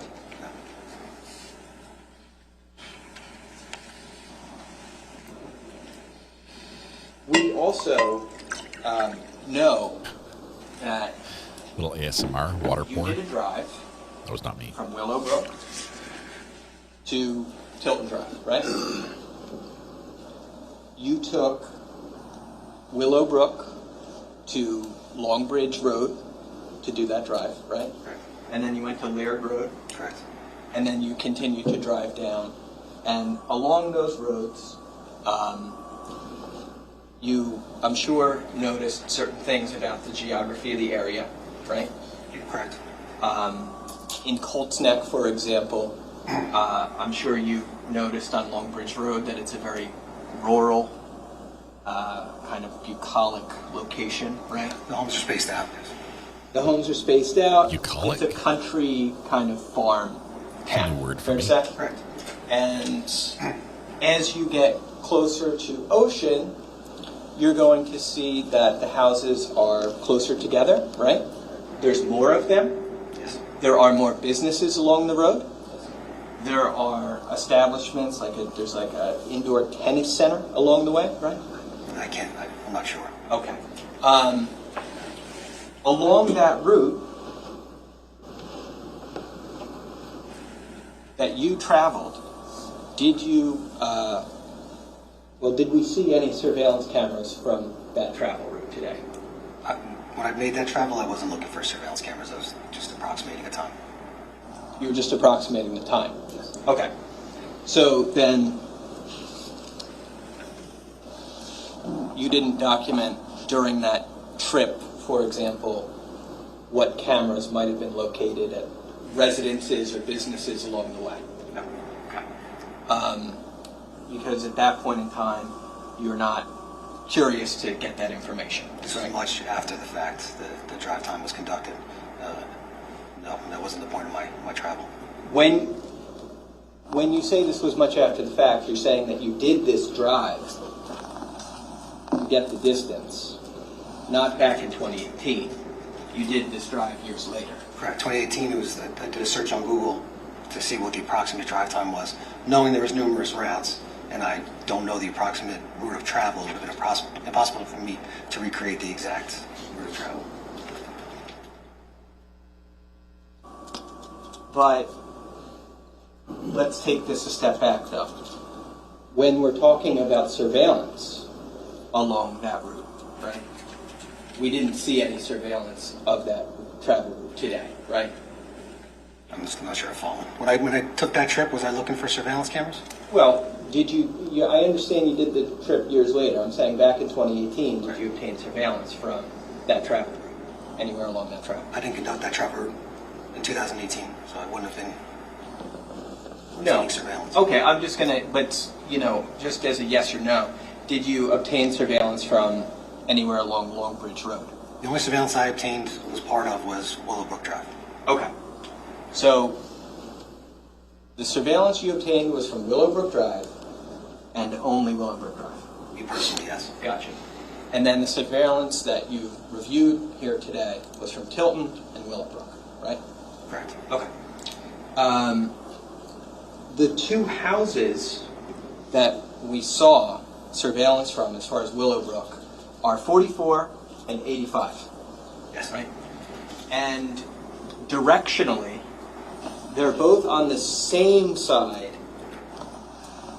Well, I shouldn't say that. I should say this. 44 Willowbrook, just to refresh, is the location across the street from 15 Willowbrook, right? Yes. And then further down the road is 85. Yes.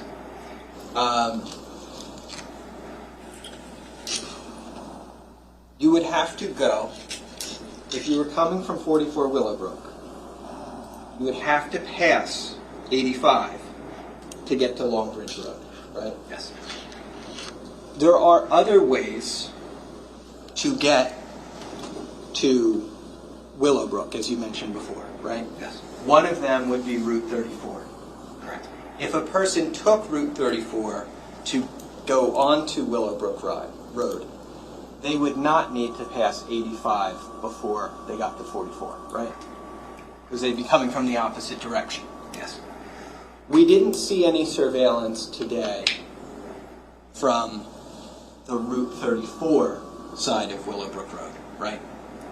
I don't believe there is any, but yes. No, you didn't. Okay. Your report indicates that you went to, other than 15 Willowbrook, you went to 3 locations in Colts Neck, right? I don't recall. Okay.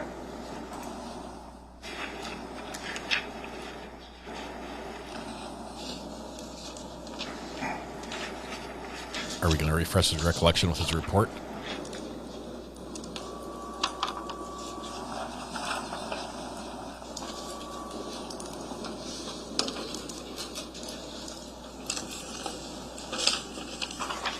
So my understanding from your report is that you went to 85 Willowbrook, 44 Willowbrook, and then 51 River's Edge Drive. All right?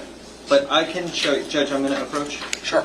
I'm going to show you this. This is S258. Just tell me if this is your report from 2018. Yes, it is. Okay. You recognize it? Yes. You've obviously seen it before today. Yes, I have. You reviewed it in preparation for your testimony? Yes. Okay.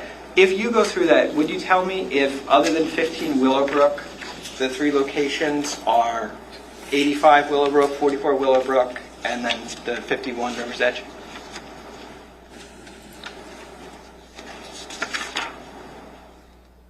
Yes. Yes, I did go to 51 Rivers Edge. I did. Okay. Yeah. So those are the, as far as Colts Neck is concerned, those are the 3 locations that are mentioned in your report. Yes. Okay. Thank you. Is that all? Do you have more questions? You went to Rivers Edge, as far as I understand, not to get surveillance, but to speak with a person who is a potential witness in the case. Correct. And that person was Dennis Corpora. Correct. And that person you were speaking to, because he had called 911 on the previous night. Yes. And you wanted to talk to him about the substance of that call, right? Yes. Specifically because it was a shots fired call. Yes. Now, you know that you do say in your report, you know that, of course, when a person calls 911, the call is recorded, right? You guys can yes, 911 calls recorded, yes. Right. And not only is the content of the call recorded, but of course, the time and date of the call are recorded as well, right? And that can get put into a 911 log. It can also get put into something like a CAD report, right? Correct. Okay. So, in that CAD report also would be the time and date of the call, but also a report about when the event that the person's calling about occurred, right? It would be up to whatever the 911 operator puts into the system. Did you look at the CAD for Mr. Corpora's call? I don't recall if I did or not. I may have 7 years ago. I don't recall. Okay.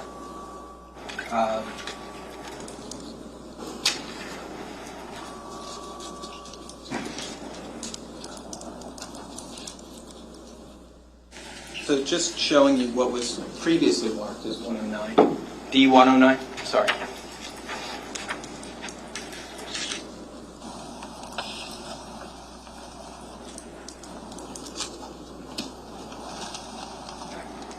Okay.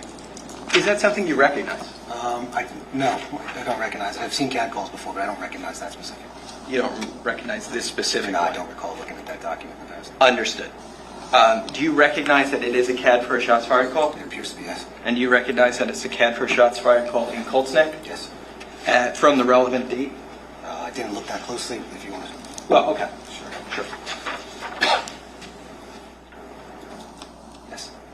November 20th, 2018, right? Yes. Okay. From what would appear to be, based on your testimony today, a potentially relevant time period.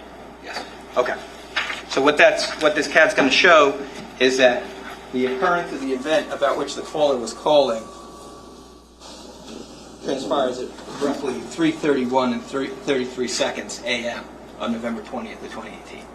That's what the document shows, yes. Okay. You have no reason to dispute the accuracy of the document, right? As it's inputted, no. I have no reason to dispute that.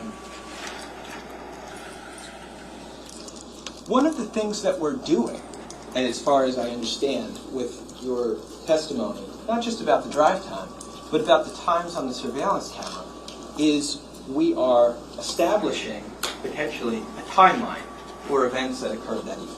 Correct. And the timeline is important for investigative reasons, right? Of course.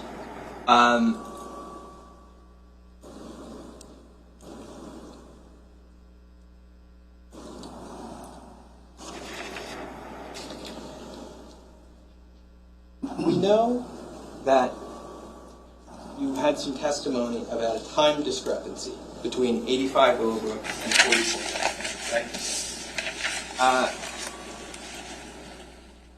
The prosecutor talked to you about that as a situation where the car passes 85 first before it passes 44, right? Yes. But really, I think the better way to explain it would be when it passes 44 before it passes 85, you can better see that time discrepancy, right? Correct. Because it goes past 44 before it goes past 85, right? Yes. In reality. Yes. Right. And but the times no longer matched up when you reviewed both of those videos, right? I'm not sure I'm following. When I reviewed the videos, the times didn't match up. In what regard? With the 3-minute discrepancy? Yes. When I initially... You noticed this because in reviewing the videos, you determined that there was a 3-minute discrepancy. Well, it would have to travel back in time at 3:48, and then it passes another location at 3:45. So right. Yes, there's a discrepancy. Right. So when you saw it, you noticed it at the later portion of those videos, at the 3:48. No, I noticed in the front portion too, because it doesn't take 3 minutes and 44 seconds for that short of a drive. You say that, but that's based on a drive you did, where you drove continuously without stopping from 85 to 44. No, it's a half-mile distance. It's assuming a car is traveling at 30 to 35 miles an hour, how long it would take, and it's roughly 40 seconds. Right. That's what the assumption is. But you don't know if the car did stop. No. And if the car did stop, we don't know how long it stopped for, right? Well, there was no other vehicles on the road. There were motion-activated cameras. No other vehicles set it off. The camera from 85 was continuously recording, and no other vehicles were observed on the road. So the question is a little bit different than that, though. It's if the vehicle we're talking about stopped in between 85 and 44, we wouldn't know, right? If it stopped? If the vehicle stopped. If the vehicle came to a stop. No.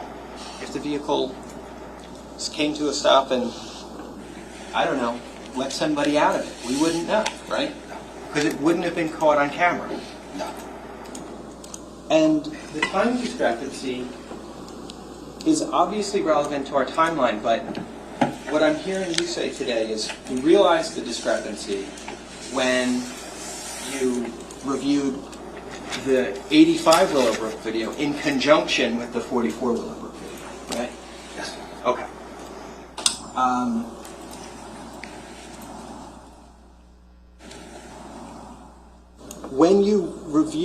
When you went to 85 Willowbrook, is it your testimony today that while you were there, you didn't review the surveillance video? Or you did? I did not. My recollection when I was at 85 Willowbrook is the woman I spoke to, Debbie Mercantali, did not know how to operate the system. I believe she showed me a live shot of what it captured, but did not know how to operate the system. She called her husband. I believe Sergeant Chapman spoke with her husband. He agreed to come home to assist in the duplication of the video, at which time we called the electronic surveillance unit to come and obtain that video. I believe I left the scene prior to the SU coming. That's my recollection.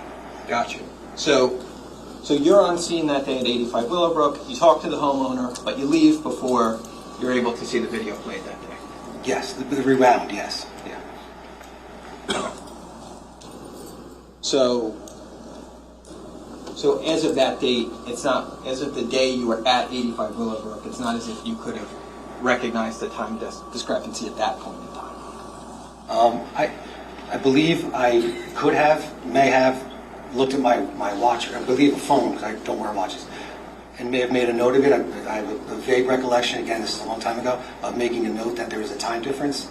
It wasn't until I sat down with the videos and I was able to corroborate the discrepancy based upon the travel of vehicles. And there's other vehicles that are traveling on that road which would be consistent with the same time difference. A truck passes by and it takes approximately 2 minutes and 12 minutes to get to 85, the same as the vehicle that we observe at 3:45. Gotcha. None of that's in your report, right? No. Okay.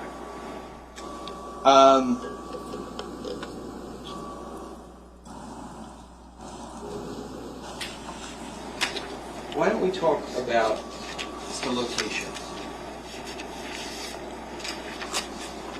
in terms of some photos, okay? Sure. This is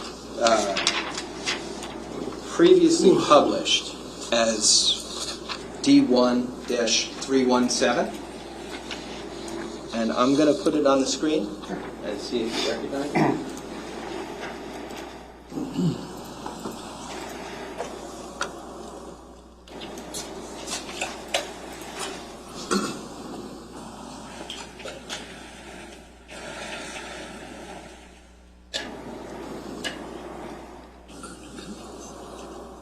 Okay. So moving this up slightly here. All right. You see what's on the screen? Yes. Do you recognize it? It appears to be an undated aerial photograph of 15 Willowbrook. Okay. And we see in the center of the photo, is that the structure that you recognize as 15 Willowbrook? Yes.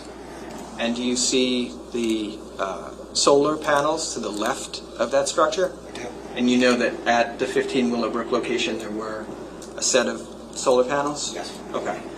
Now, we do not see, correct me if I'm wrong, but we do not see 44 Willowbrook pictured in this photo, right? No, we do not.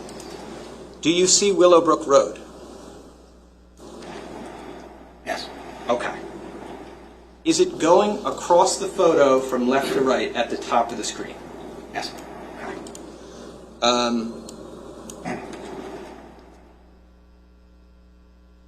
In the upper left-hand portion of the photo, do you see a place where what appears to maybe be a dirt road intersects with Willowbrook Road? Yes. Could you circle that for me? The entire road or the entrance? Or? Just the entrance. Okay. And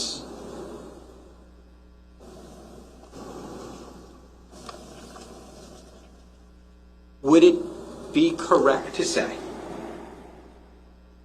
that between that intersection that you circled and the driveway of 15 Willowbrook, that in between those 2 points on the other side of the street is where we would find 44 Willowbrook Road? More towards the driveway of 15, but yes, in between those. That's accurate. Is it your understanding that the surveillance video that we looked at from 44 Willowbrook Road, is it your understanding that that driveway that you circled is not visible in that footage? The surveillance footage we viewed at 44? Yes. Can you see that driveway? Yes. No. You cannot? No. Okay. So that was a dud? In the surveillance footage from up. 44 Willowbrook, on the opposite side of the street, when the car that you talked about passes, when it first passes at 2:26, I think it was, in the morning, that vehicle is going from the left side of the screen to the right side of the screen. Yes. Meaning that that vehicle is headed, is past the driveway of 15 Willowbrook and is headed towards that driveway that you circled. Yes. Okay. So the significance of that footage that we saw from 44 Willowbrook doesn't have anything to do with that vehicle potentially pulling into the driveway of 15, right? I can't say it did or didn't know. You don't know? No. But you know that the vehicle passes 44 Willowbrook and is then in that video is headed towards that driveway that you circled, right? So beyond that driveway that you circled, just down the road is the intersection of Route 34, right? Correct. There's really not anything in terms of houses further down that road after that driveway, right? At the end of this driveway that you circled, we see what appears to be a structure. At the end of, I'm sorry, leading up to the, you follow the one driveway? Yes. Yes. At the time when you were conducting this canvas for surveillance videos back in 2018, did you go to that structure? Yes. You did? Yes. Was it occupied or unoccupied? I don't know if there was, when I was there, I don't remember if I met with the homeowner or not, or somebody was there. You don't know if you met with anybody or not? No, I don't recall. Okay. When you go to a location and you're trying to talk to somebody and nobody's home or nobody answers, what do you typically do? As an investigator, what do you typically do? I leave a card or go back. Right. Okay. Did you leave a card? No, I didn't, but I believe we had a canvas team that eventually did stop and speak with somebody at that home. Okay. Now that fact is not in your report either, right? I had nothing to do with it. Well, nor is the fact that you went to that location. Right. There's nobody there. Sure, there could be people there or not, but I'm just saying in your report, you don't mention ever going to that location, right? Not my report, no. Okay. So, after you went there, and maybe left a card or not, we're not sure, it would have been up to somebody else other than yourself to try and go back to that location and make contact. Well, there was a canvas team assembled. Their objective was to do just that. Okay. Did you told us that it was not clear whether the house is occupied or not. I take that to mean that the canvas team didn't provide you with an update, ultimately, of whether they made contact with the person at that house or not. I believe there was surveillance video pulled from that location. Okay. Now, at the beginning of that driveway, if we look immediately to the right, on the photo, do you see another break in between the sets of trees? To the right of the circle? Yes. Yes. Okay. Did you, at any point in time, respond to that location in between the break in the trees?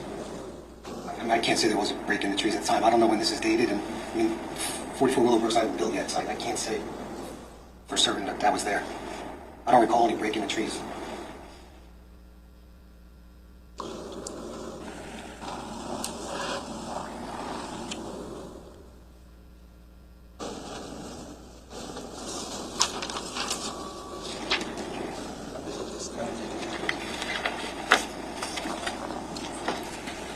Showing you a different photo.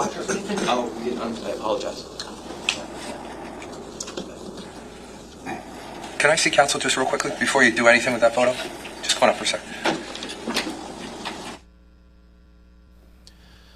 Judge calls an audible and says, hold up, let's talk. This is probably a scheduling thing.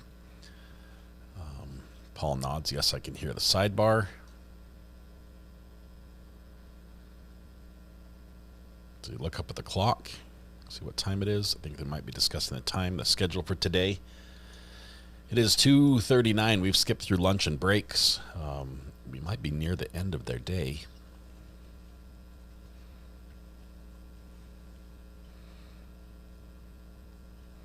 If the roll is starting to hit. That was a delicious roll. Sidebar's over. Was that printed? Was that printed? Yes. Okay. So the print was D1-317. Is that point 1? Or rather, we have point 2 on 317. Point 1.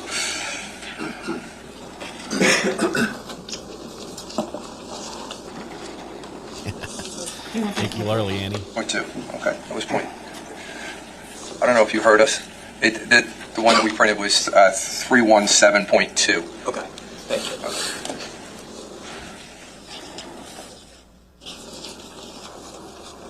So,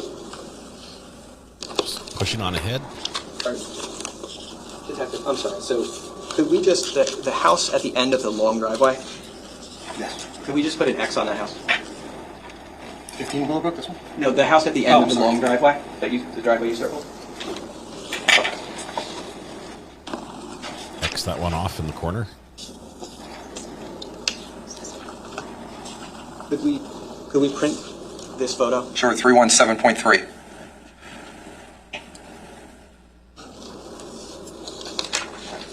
Sergeant, can you just hit the undo? Yes, Judge, sorry. Now, this is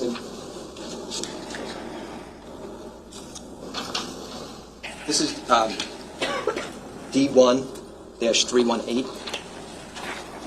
Just going to show you. Do you recognize this just as a?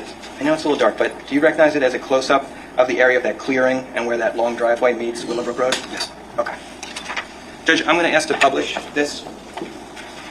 Prosecutor? No problem. Okay. Ken?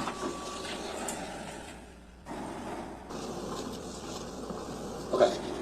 So, this is D1-318. In this photo, would you say we could see a little more clearly the area of where that long driveway meets Willowbrook Road? Yeah, it's closer. There's a song about And it. it's also a close-up photo of what appears to be a clearing in between the trees along the property line of 15 Willowbrook. Yes. Okay. So that location that we're looking at now, that's the location that you're saying you're not sure if that existed back, when I say that clearing in the trees, you're not sure if that existed back in November of 2018? Okay. Did you attempt to get onto the 15 Willowbrook property by going by any avenues other than the driveway? You did not? I did not. So you didn't, for example, walk down the street and try to get in through a clearing in the yard? No. And you didn't, for example, walk onto that driveway that's depicted in D1318 and try and walk through the tree line, right? No. Okay.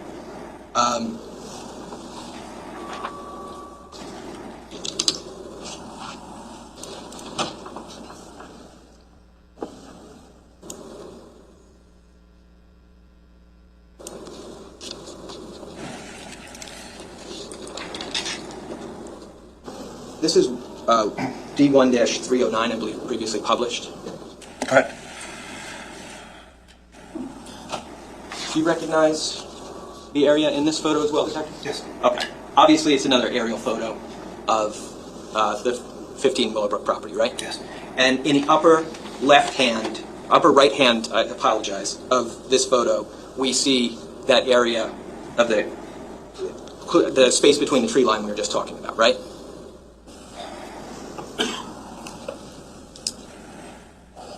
I'm not sure I see it. Okay.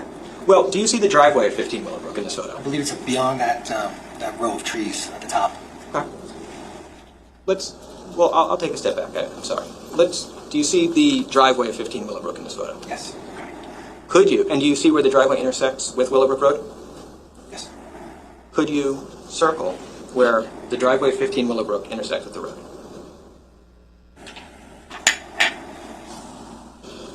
Now, when we see the vehicle that you testified about today passing 44 Willowbrook at 2:26 in the morning,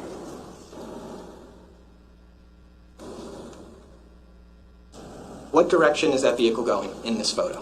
It's going northbound. Northbound. Well, in the photograph, north and up. Can you just put an N on the photo where it would north be, just to help everyone out? To orient them, please. And when the photo and where, based on going to 44 Willowbrook and seeing where the surveillance camera is, right? That captured this footage that we saw today. As the vehicle is passing that camera, do you have any idea of where it would be along Willowbrook Road? I can approximate roughly where it would be.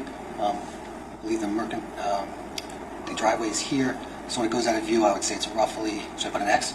Sure. Roughly around here. Okay.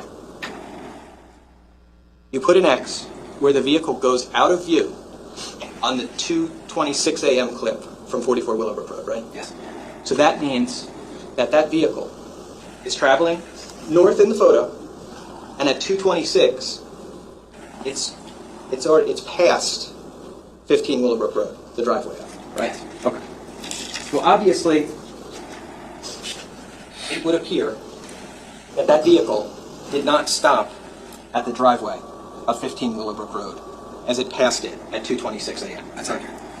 And that would mean that if that vehicle is significant or meaningful for this case, it's not meaningful because it pulled into the driveway, right? I do not know.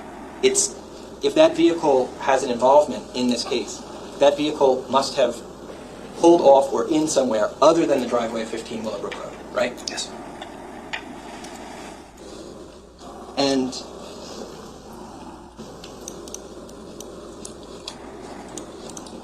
we don't have footage of where that vehicle pulled over or pulled in, or even if it did, right? No. And we don't have video of anybody getting out of the car at that location, or video of how many people got out of the car, or even if anybody got out of the car, right? No.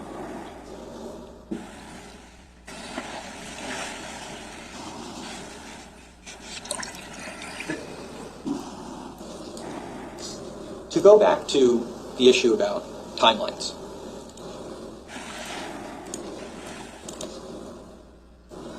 Your understanding of this case is that you get to this scene, 15 Willowbrook, obviously you're being told that this is more than just a house fire, right? And in fact, the person later determined to be Keith Caneiro is dead and is lying in the front lawn, right?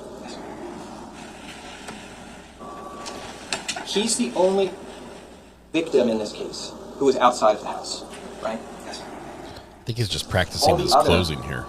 victims in the case were inside the house. Yes, I understand.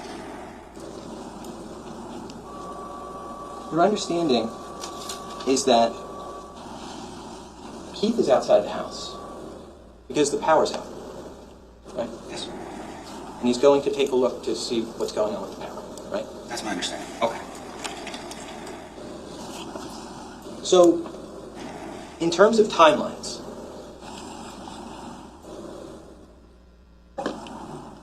if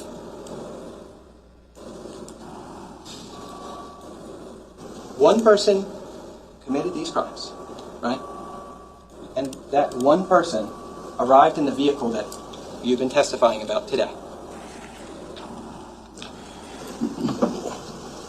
they would have had that specified window, presumably that you've testified about, in order to do everything they needed to do to commit these crimes, right?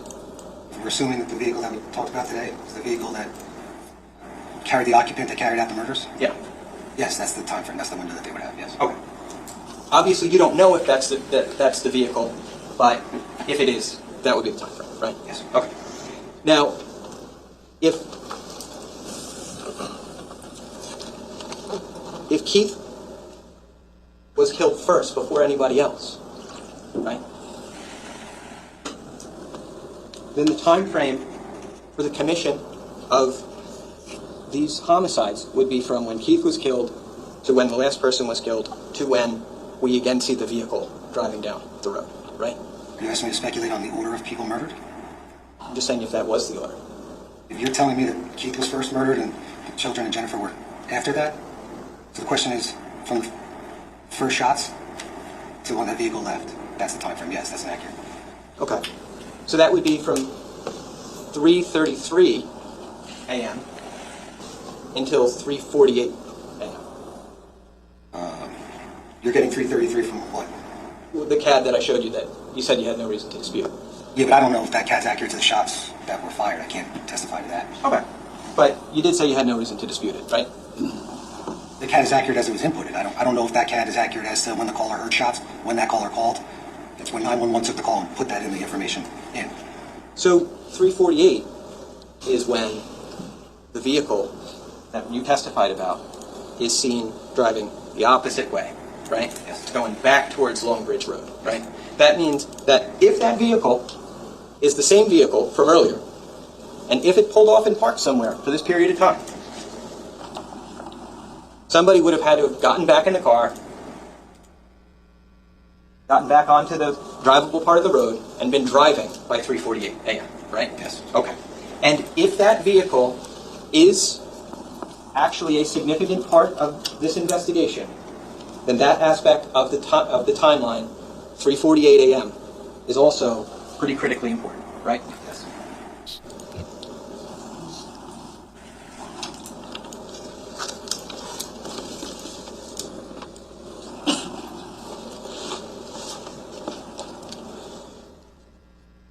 Now, just turning to Tilton Drive for a moment. Tilton Drive meets up with Green Grove, right? So, Murray, I don't mean to slow you down. Can we print this now? Oh, I apologize, Judge, yes. All right. So this is 309.1, or do we have anything else written on this one? Yeah. 309.1. Mr. Murray, would you like the lights back on, or do you want to keep them off for now? I like it in the dark, Judge, but I know that the court may not, so... I think you're speculating on what I like and what I don't. I'm just kidding. We'll turn them on for now. A bit of a mushroom. I just want to see everyone's beautiful faces over in my jury over here, so keep an eye on you.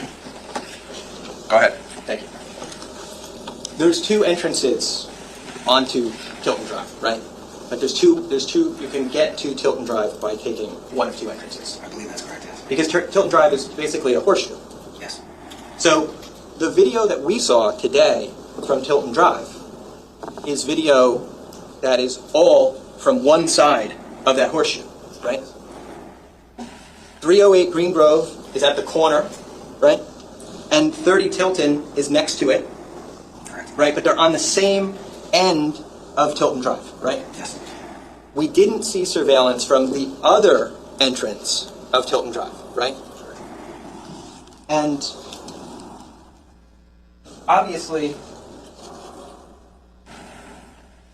you collected the video surveillance from Willowbrook, or from Colts. They're not allowed to ask questions. So they might have I'm sure notes. you would say, and it's fair to say, you weren't involved in the surveillance collection from Tilton Drive, right? I was not. Okay.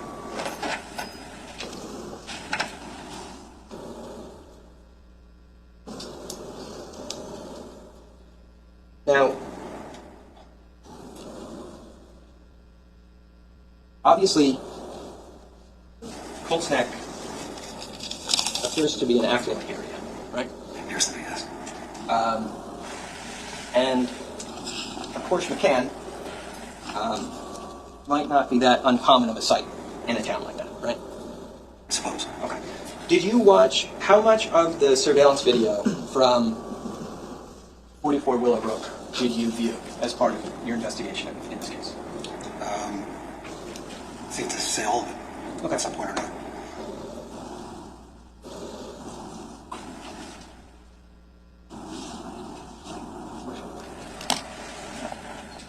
I don't have the 348. Just that clip.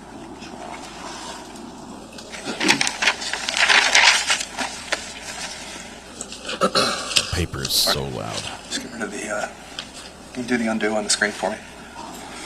Thank you. Look at that box, sir. Maybe it's in there. Rifle around a bit.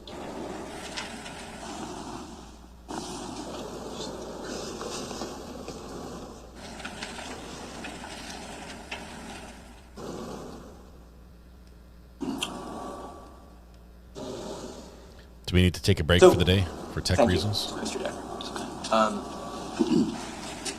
What I asked the prosecutor to just put on the screen for us is a still shot of the surveillance camera from 44 Willowbrook. Okay? Yes. Okay. Sorry. And that's at 348. Now, there were other cars that passed by this address that evening, right? Yes. Okay. And do you remember the time frame? There's one car that passes at 2:45-ish a.m. Then there's this 3:48 a.m. activation, and I don't believe the camera is activated again until the 5 a.m. hour. Right. Now, when you say 2:45, do you think, tell me if I'm wrong, do you think it's more accurate, maybe 2:46 and 51 seconds? That could be, I believe it was a larger vehicle. Okay. Obviously, that vehicle appeared to you, it looked different to you than the vehicle in the surveillance you testified about today, right? Yes. It appeared to have different taillights. Yes. You didn't think it was the same vehicle, or had similar taillights, let's say, to the vehicle you observed on Hilton Drive, right? But the vehicle was on Willowbrook Road, right? And the vehicle was on Willowbrook Road at 2:46 in the morning, right? On November 20th of 2018, right? Yes. That vehicle appears to be coming from the area of where Route 34 meets Willowbrook Road, right? Yes. Did we ever find out anything additional about that vehicle? No. Okay. After that vehicle passes 44 Willowbrook, do we know where it goes? It goes past 85 Willowbrook. Do we know what happens after that? No.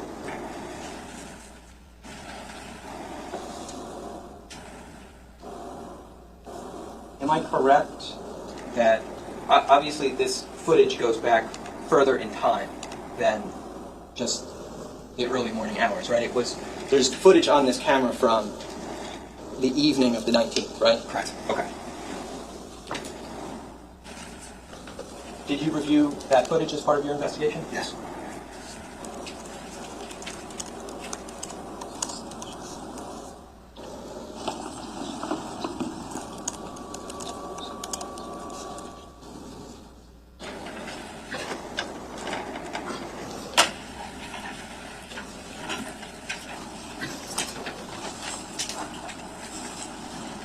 Checking the radar map again. Did you see anything significant in any portion of your review of the footage from the evening of the night? Prior to the midnight hour? Anything significant? Yes. Not to my recollection. No. Okay.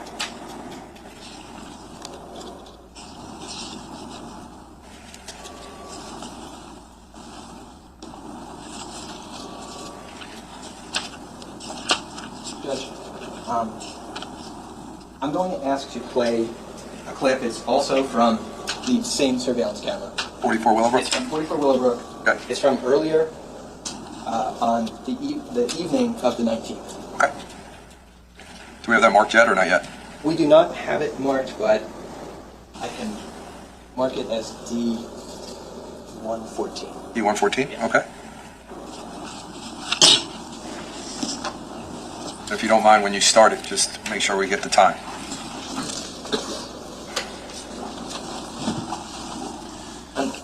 And I'm also going to need the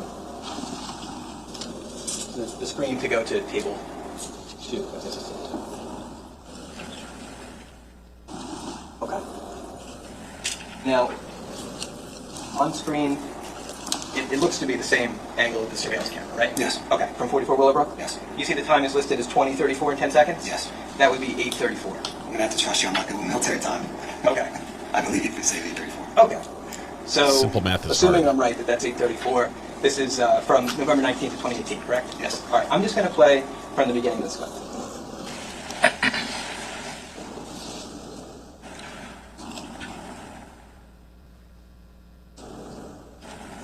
Okay, that's to the end of the clip, which is What?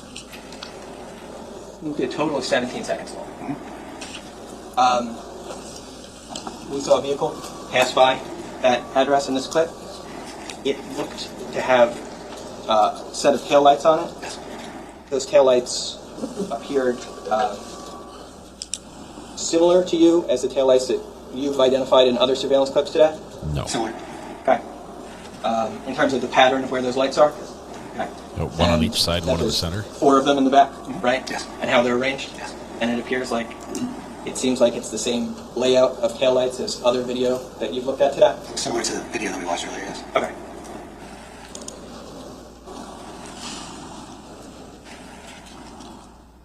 Have we gone like in a warp back in time? What is this?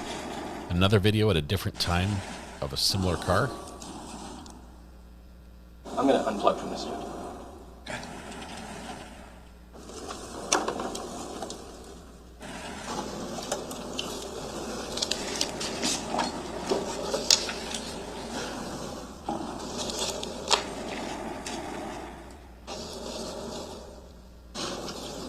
And tell me if I'm not understanding this, but basically,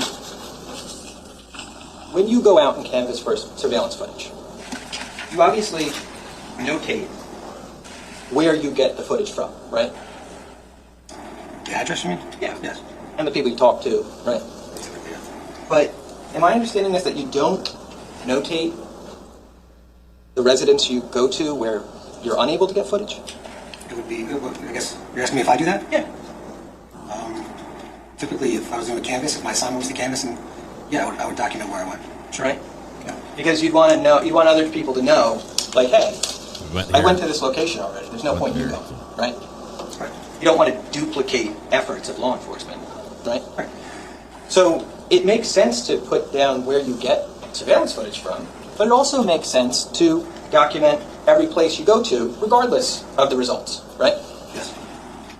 But in this report that we have from you here, right, there's only 3 addresses listed as far as places you went in Colston.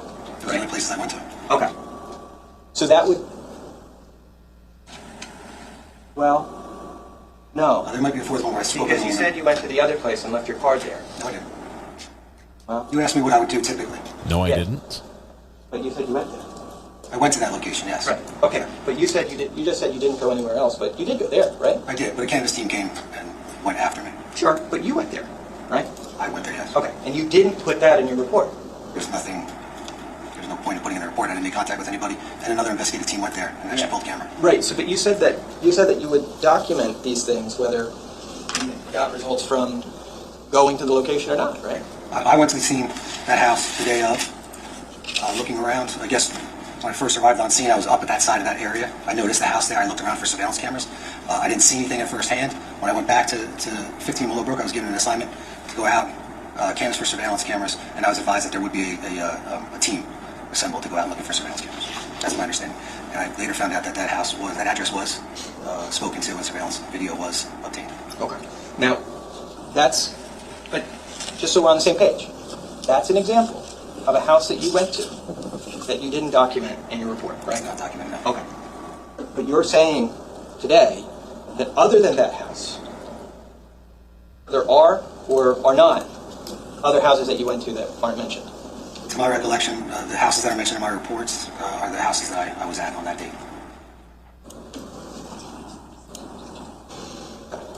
Except for that one other one. Correct. That you didn't mention. Yes.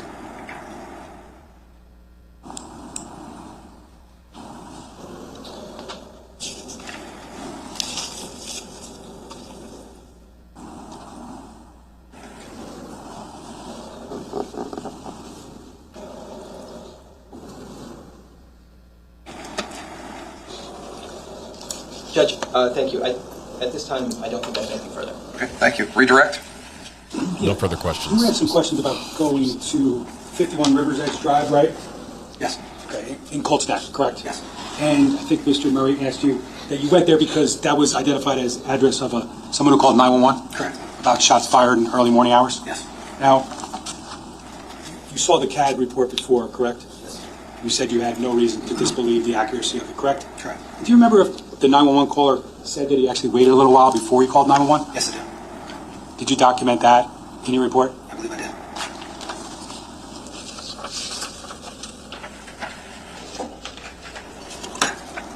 Just going to show you what's been marked as S258 for identification. Do you recognize that? Yes. Okay. If I were to draw your attention to page 4 of 7, I'm just going to ask you to take a look at that top paragraph, full paragraph, and then I'll ask you a question. Now they're back to speaking quickly. These last two trials have prepped us. On the next trial, if we get a attorney who is just like decent at asking questions, is able to, on an average level. Does that refresh your recollection? It does. And did he indicate, at this point, based upon his belief, what time he called 911? Yes. We're going to be making And that was what statues in their honor. 326. Yeah. Possibly You were asked about the timeline, correct? nominating them to the Is it Nobel fair to Peace say, Prize. investigatively, that you try to do the best you can in order to document things that you found in their times? Yes. And I didn't ask you any questions about whether or not you had a theory on the timeline and what happened, when, and those types of things, correct? Very good. I believe you were asked about a video of a car passing 44 Willowbrook. Do you recall what time it was? About 8:30 the night before. Hey, was there another one, though? 2:46? Oh, I'm sorry. 2:46 a.m. You familiar with whether or not someone was actually seen physically on 15 Willowbrook property just before that time? I'm sorry. My question is this, and you may not know the answer investigatively, but at 2:46 a.m. on November 20th of 2018, do you know whether or not someone was actually depicted on the property on a camera just prior to that time? No. You don't know because that's not your role? No. Now, you were shown a bunch of pictures of 15 Willowbrook, correct? Yes. Did you know when they were taken? Now, is it fair to say that from what we saw on the surveillance from 44 Willowbrook, the person who killed everybody didn't just pull in the driveway? That's correct. And there was some other access points, correct? Yes. That are beyond the camera view? Prosecutor, you just said pulled into a driveway. Which driveway are you talking about? I'm sorry. I guess what my original question was, is it logical to believe that the person who killed everyone pulled into the driveway of 15 Willowbrook Drive in Colestan? No.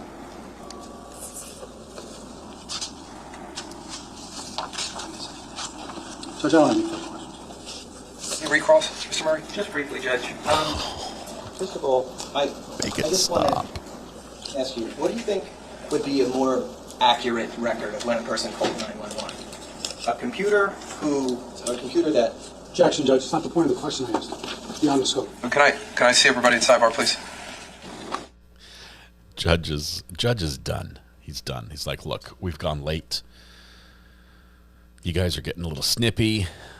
We're wasting people's time. Everyone's a little grumpy. The bailiff back there, he even, he's wearing a bracelet, a beaded bracelet. Just noticed that. Nobody's happy right now. I've got a little goat going on in the background. Chat is beautiful. That is wonderful. It's bad when I think they're spinning their wheels. Defense tried to make something out of nothing, and it just didn't land. And now they're a little frustrated with it and trying to, get one last lick in, and it is not working. It's not landing. It's not hitting. And I think we just need to be done. We are super happy that you're here today. Although here's our plan. Oh, I've got a prank call. Hold please. Hello? Hello? Hello? Good afternoon. My name's Kylie. I'm reaching out Hello? because Medicare just... Sorry. It was a computer. Haven't had a call for travel credits in quite a while. This is a Saturday stream. It's rare. This is the second one we've done 2 weeks in a row.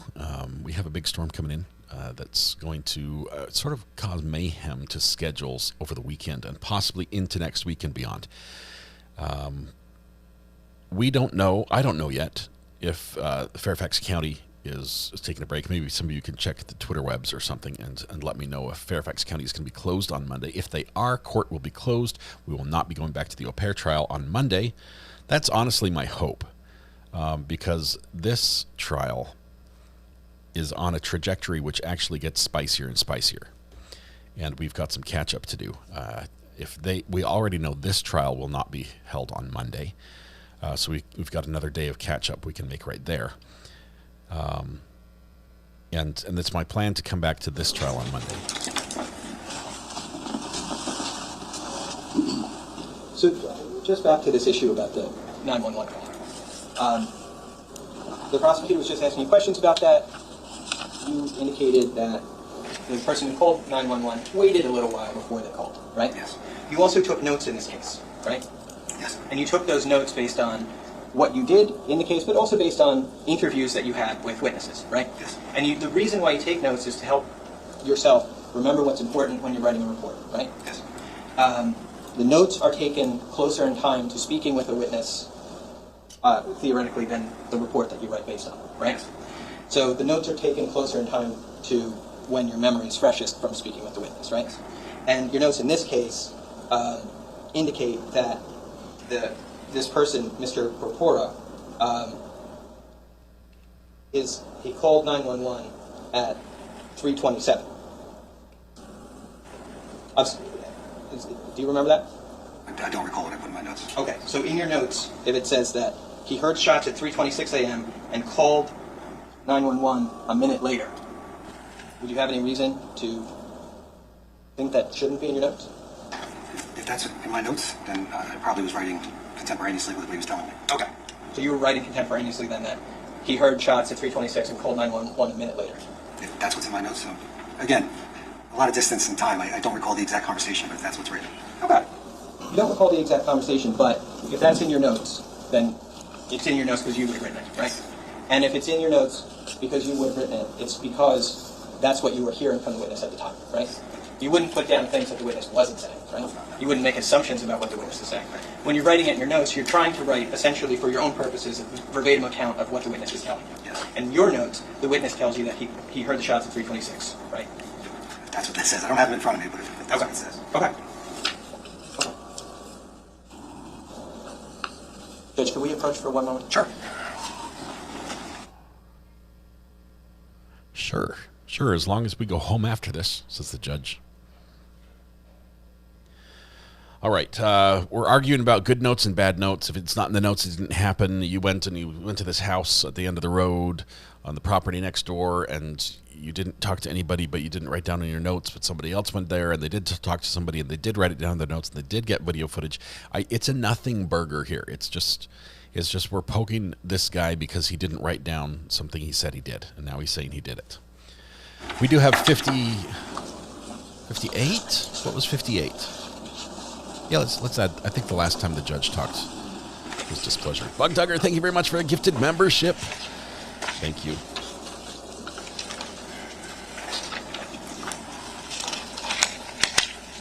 Paul is supposed to have headphones on. That's when he listens in on the sidebar. He's allowed to do that. Is Law Talk with Mike here? Mike! from Chicago. Where's he at? Sorry. So, just showing you what is marked now as S260. Struggling to find the text. The handwriting there? Unfortunately, yes. Okay. And so that's your handwriting, right? It is. Okay. Now, do you see the entry you made about Dennis Corpora? Yes. Could you read that to yourself? Sweet. Law Talk with Mike is one of the most entertaining channels on YouTube. Okay. And just to clarify, these are the notes that you made in this case that you testified They about get all today, the good right? videos. All the good videos. Now, welcome. In these notes, you say that Mr. Corpora heard the shots at 3:26 a.m., right? Yes. And he called, in his words, he called 911 a minute later, right? Okay. And like you said before, they'd be in your notes because most likely that's what he told you, right? You're writing down things as he's telling them to you, right? Let me just say. Okay. According to that CAD we saw today, that call was actually made at 3:33. I'd like to do a collaboration with Law Talk with Mike, but I'm not sure if I'm up to taking my shirt off on camera. Anything else, Mr. Decker? No, thank you, Judge. All right, sir, you can step down. Thank you, Judge. I'm not sure if I look as good as Mike does with my shirt open on camera, so there's that. All right, ladies and gentlemen, I'm going to give you your dinner break. We're coming back. See if you guys are paying attention. That's all. Just making sure. All right. So you're done for today. Thank you so much for being so attentive all day today. So we'll be back tomorrow morning at 8 a.m. And we'll start back up right at 8:30. So don't discuss this case. Don't do any research. And hope you have a nice, safe night. Thank you. All right, hold for a second. We are obviously we're on catch up, right? This is not live. It's Saturday. There's court's not in session. We have been watching the au pair trial, which is crazy. I thought it was going to be a lot spicier than it was, but they've really tamed it down by doing a couple things. One, they file everything under seal, and two, they don't read the things that are spicy.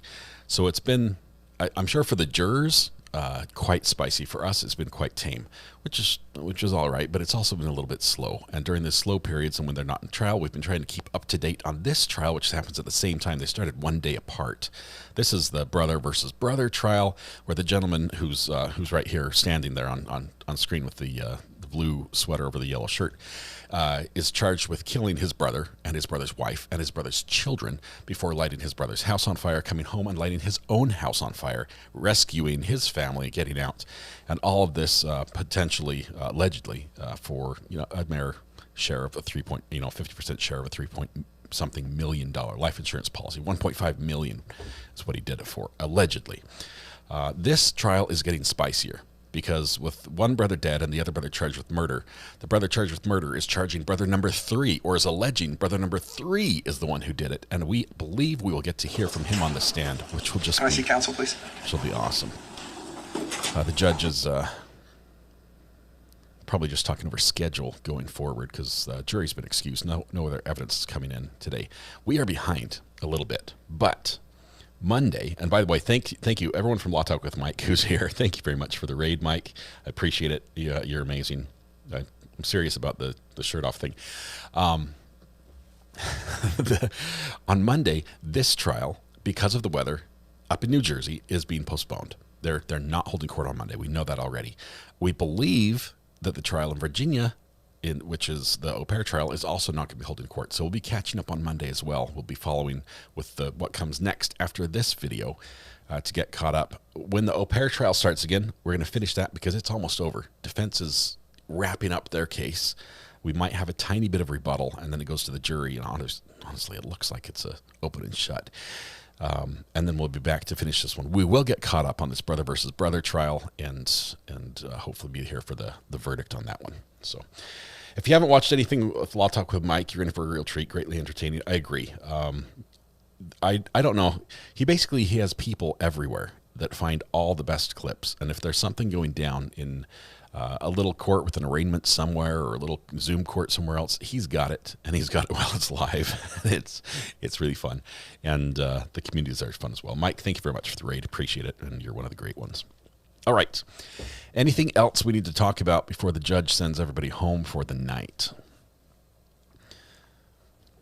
I will tell you, I'm not going to stream anymore tonight. We're going to get out a little bit early. We do have that storm coming in. I know some of y'all have put off something. Thank you for the link for that, Samantha. Appreciate that. There's a link to sub to Law Talk with Mike.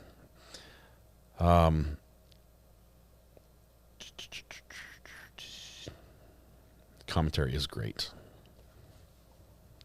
Plus, he's got a fez.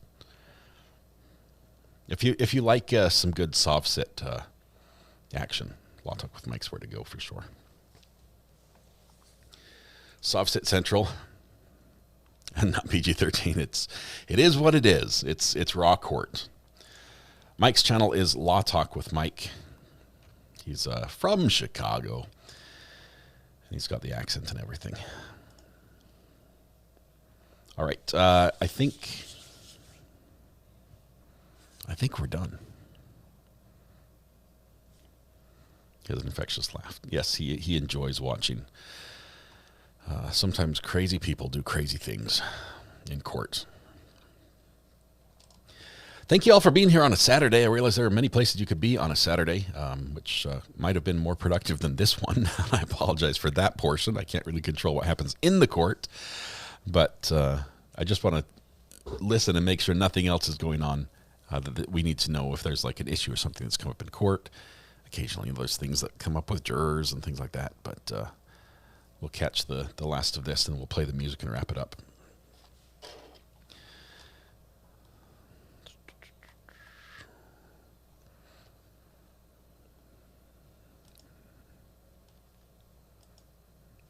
I love Mike, and I'm trying to figure out this channel.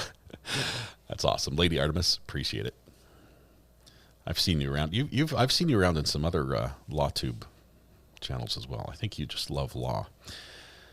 The good news, I guess, for me, and I realize that this does not apply for most of y'all who are in the United States, but it looks like I'm being spared from possibly even the freezing rain. The last report that I just pulled up shows that maybe around 9 o'clock tonight there might be a little bit of freezing rain. We might get a little bit of sleet, but we're just on the border, and it seems to be trending away from us, which is good. I mean, I have everything set up. We have our generator. Full disclosure, I've kept my generator on my front porch, just sitting out there in front by the street for the last, since I used it last. So it's been like a month and a half, maybe two, sitting on the porch. And once this storm came in and all the generators sold out and the fuel, and Mr. Ray's like, you need to bring that in or someone's going to steal it. So we finally brought the generator inside. Now that it's time, we might need to use it. But we'll put it back out if we need to. We're obviously not going to run it in the house. I have a generator. I have Starlink. We have backups and cables and everything else. We can go live even if our power goes out, and we can still stream. So if something's happening, we're going to bring it to you. That's my plan on Monday as well. But I do hope that, first of all, that doesn't happen, that we don't have to go to our contingency plan. And second of all, I hope that all of y'all stay healthy and warm and safe as well. So no one stole the generator, right? We're hoping the weather isn't as horrible as they predict. You're missing most of the bad stuff in Florence, South Carolina. That's great. That's good to hear. Cold in upstate New York. Oh my goodness. Anyone who has this blast of cold Arctic Canadian air, first of all, Canada, take it back. We don't want it anymore. It's really, really cold. And I realize he probably sent it down because of, the Ian sentiment. Because we here in Canada hate you and hope for bad things for you because we hate you. Just kidding. That's completely out of context. but anyway, that's about it. I'm just waiting for the sidebar to end, and then we'll play the music. I don't want to play the music over the judge. That would be disrespectful. Big shout out to Ian Runkle, by the way. I play that with permission. He's given me blanket permission to use that soundbite, and appreciate a little bit of Runkle. His Runkleisms are amazing. How heavy is the generator? It's a 2-man lift. It's a, I think it's a Champion brand. I think it's 226 cc dual fuel, so it can run off propane or gasoline, and I've only run it off of propane. So. It means once you run it over with gasoline, you have to winterize it. You have to winterize the engine. But if you only run it off propane, you sort of don't, because you don't have to worry about the carburetor and gasoline sitting in the carburetor bowl or however that works. It's too heavy for one person to steal. They need friends for sure. But and good news, my renter in the Airbnb, they're gone for the duration of this storm. So we don't have to worry about the power going out there and them freezing. We just have to worry about the pipes in the room, in the place freezing. So, all right. I could fast forward through this because we are on replay, but I expect it to end at any moment, and it just isn't. Let me do a quick peek. It goes on for 2, 3, 4 minutes, 4 additional minutes, and then from the area of where Route 34. I just backed up like an hour. It looks like they're done.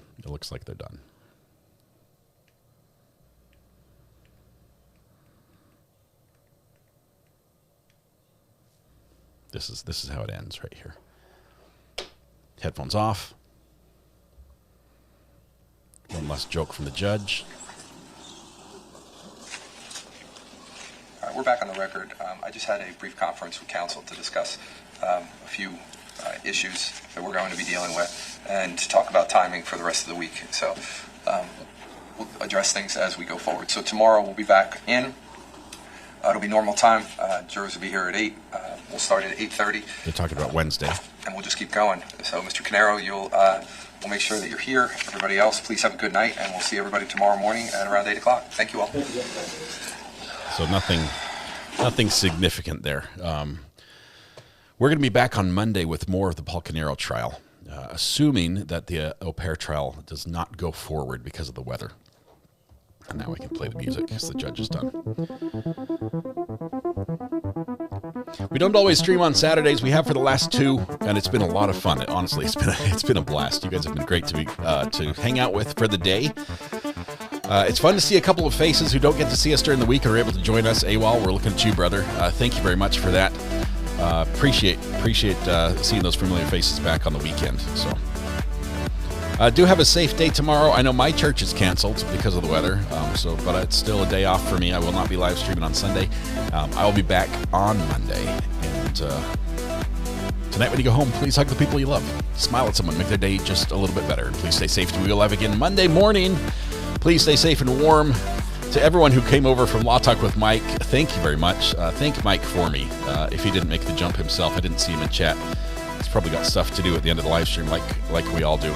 But it's wonderful. I appreciate if you came over. Do click the subscribe button. It's free today.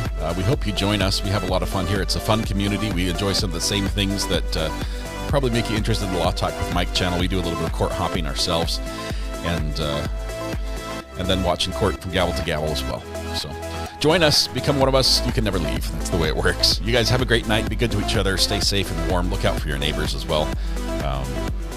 Last thing we want is somebody to have something terrible happen this weekend that could have been prevented by maybe a neighbor stepping in and helping or asking the right question or offering a hand.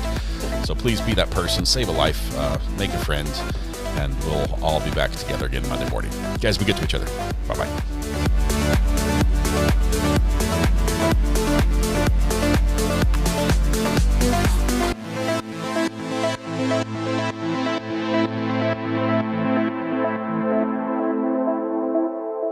What more do you need to see? Because he's the guy. Thank you, sir. You're my new best friend.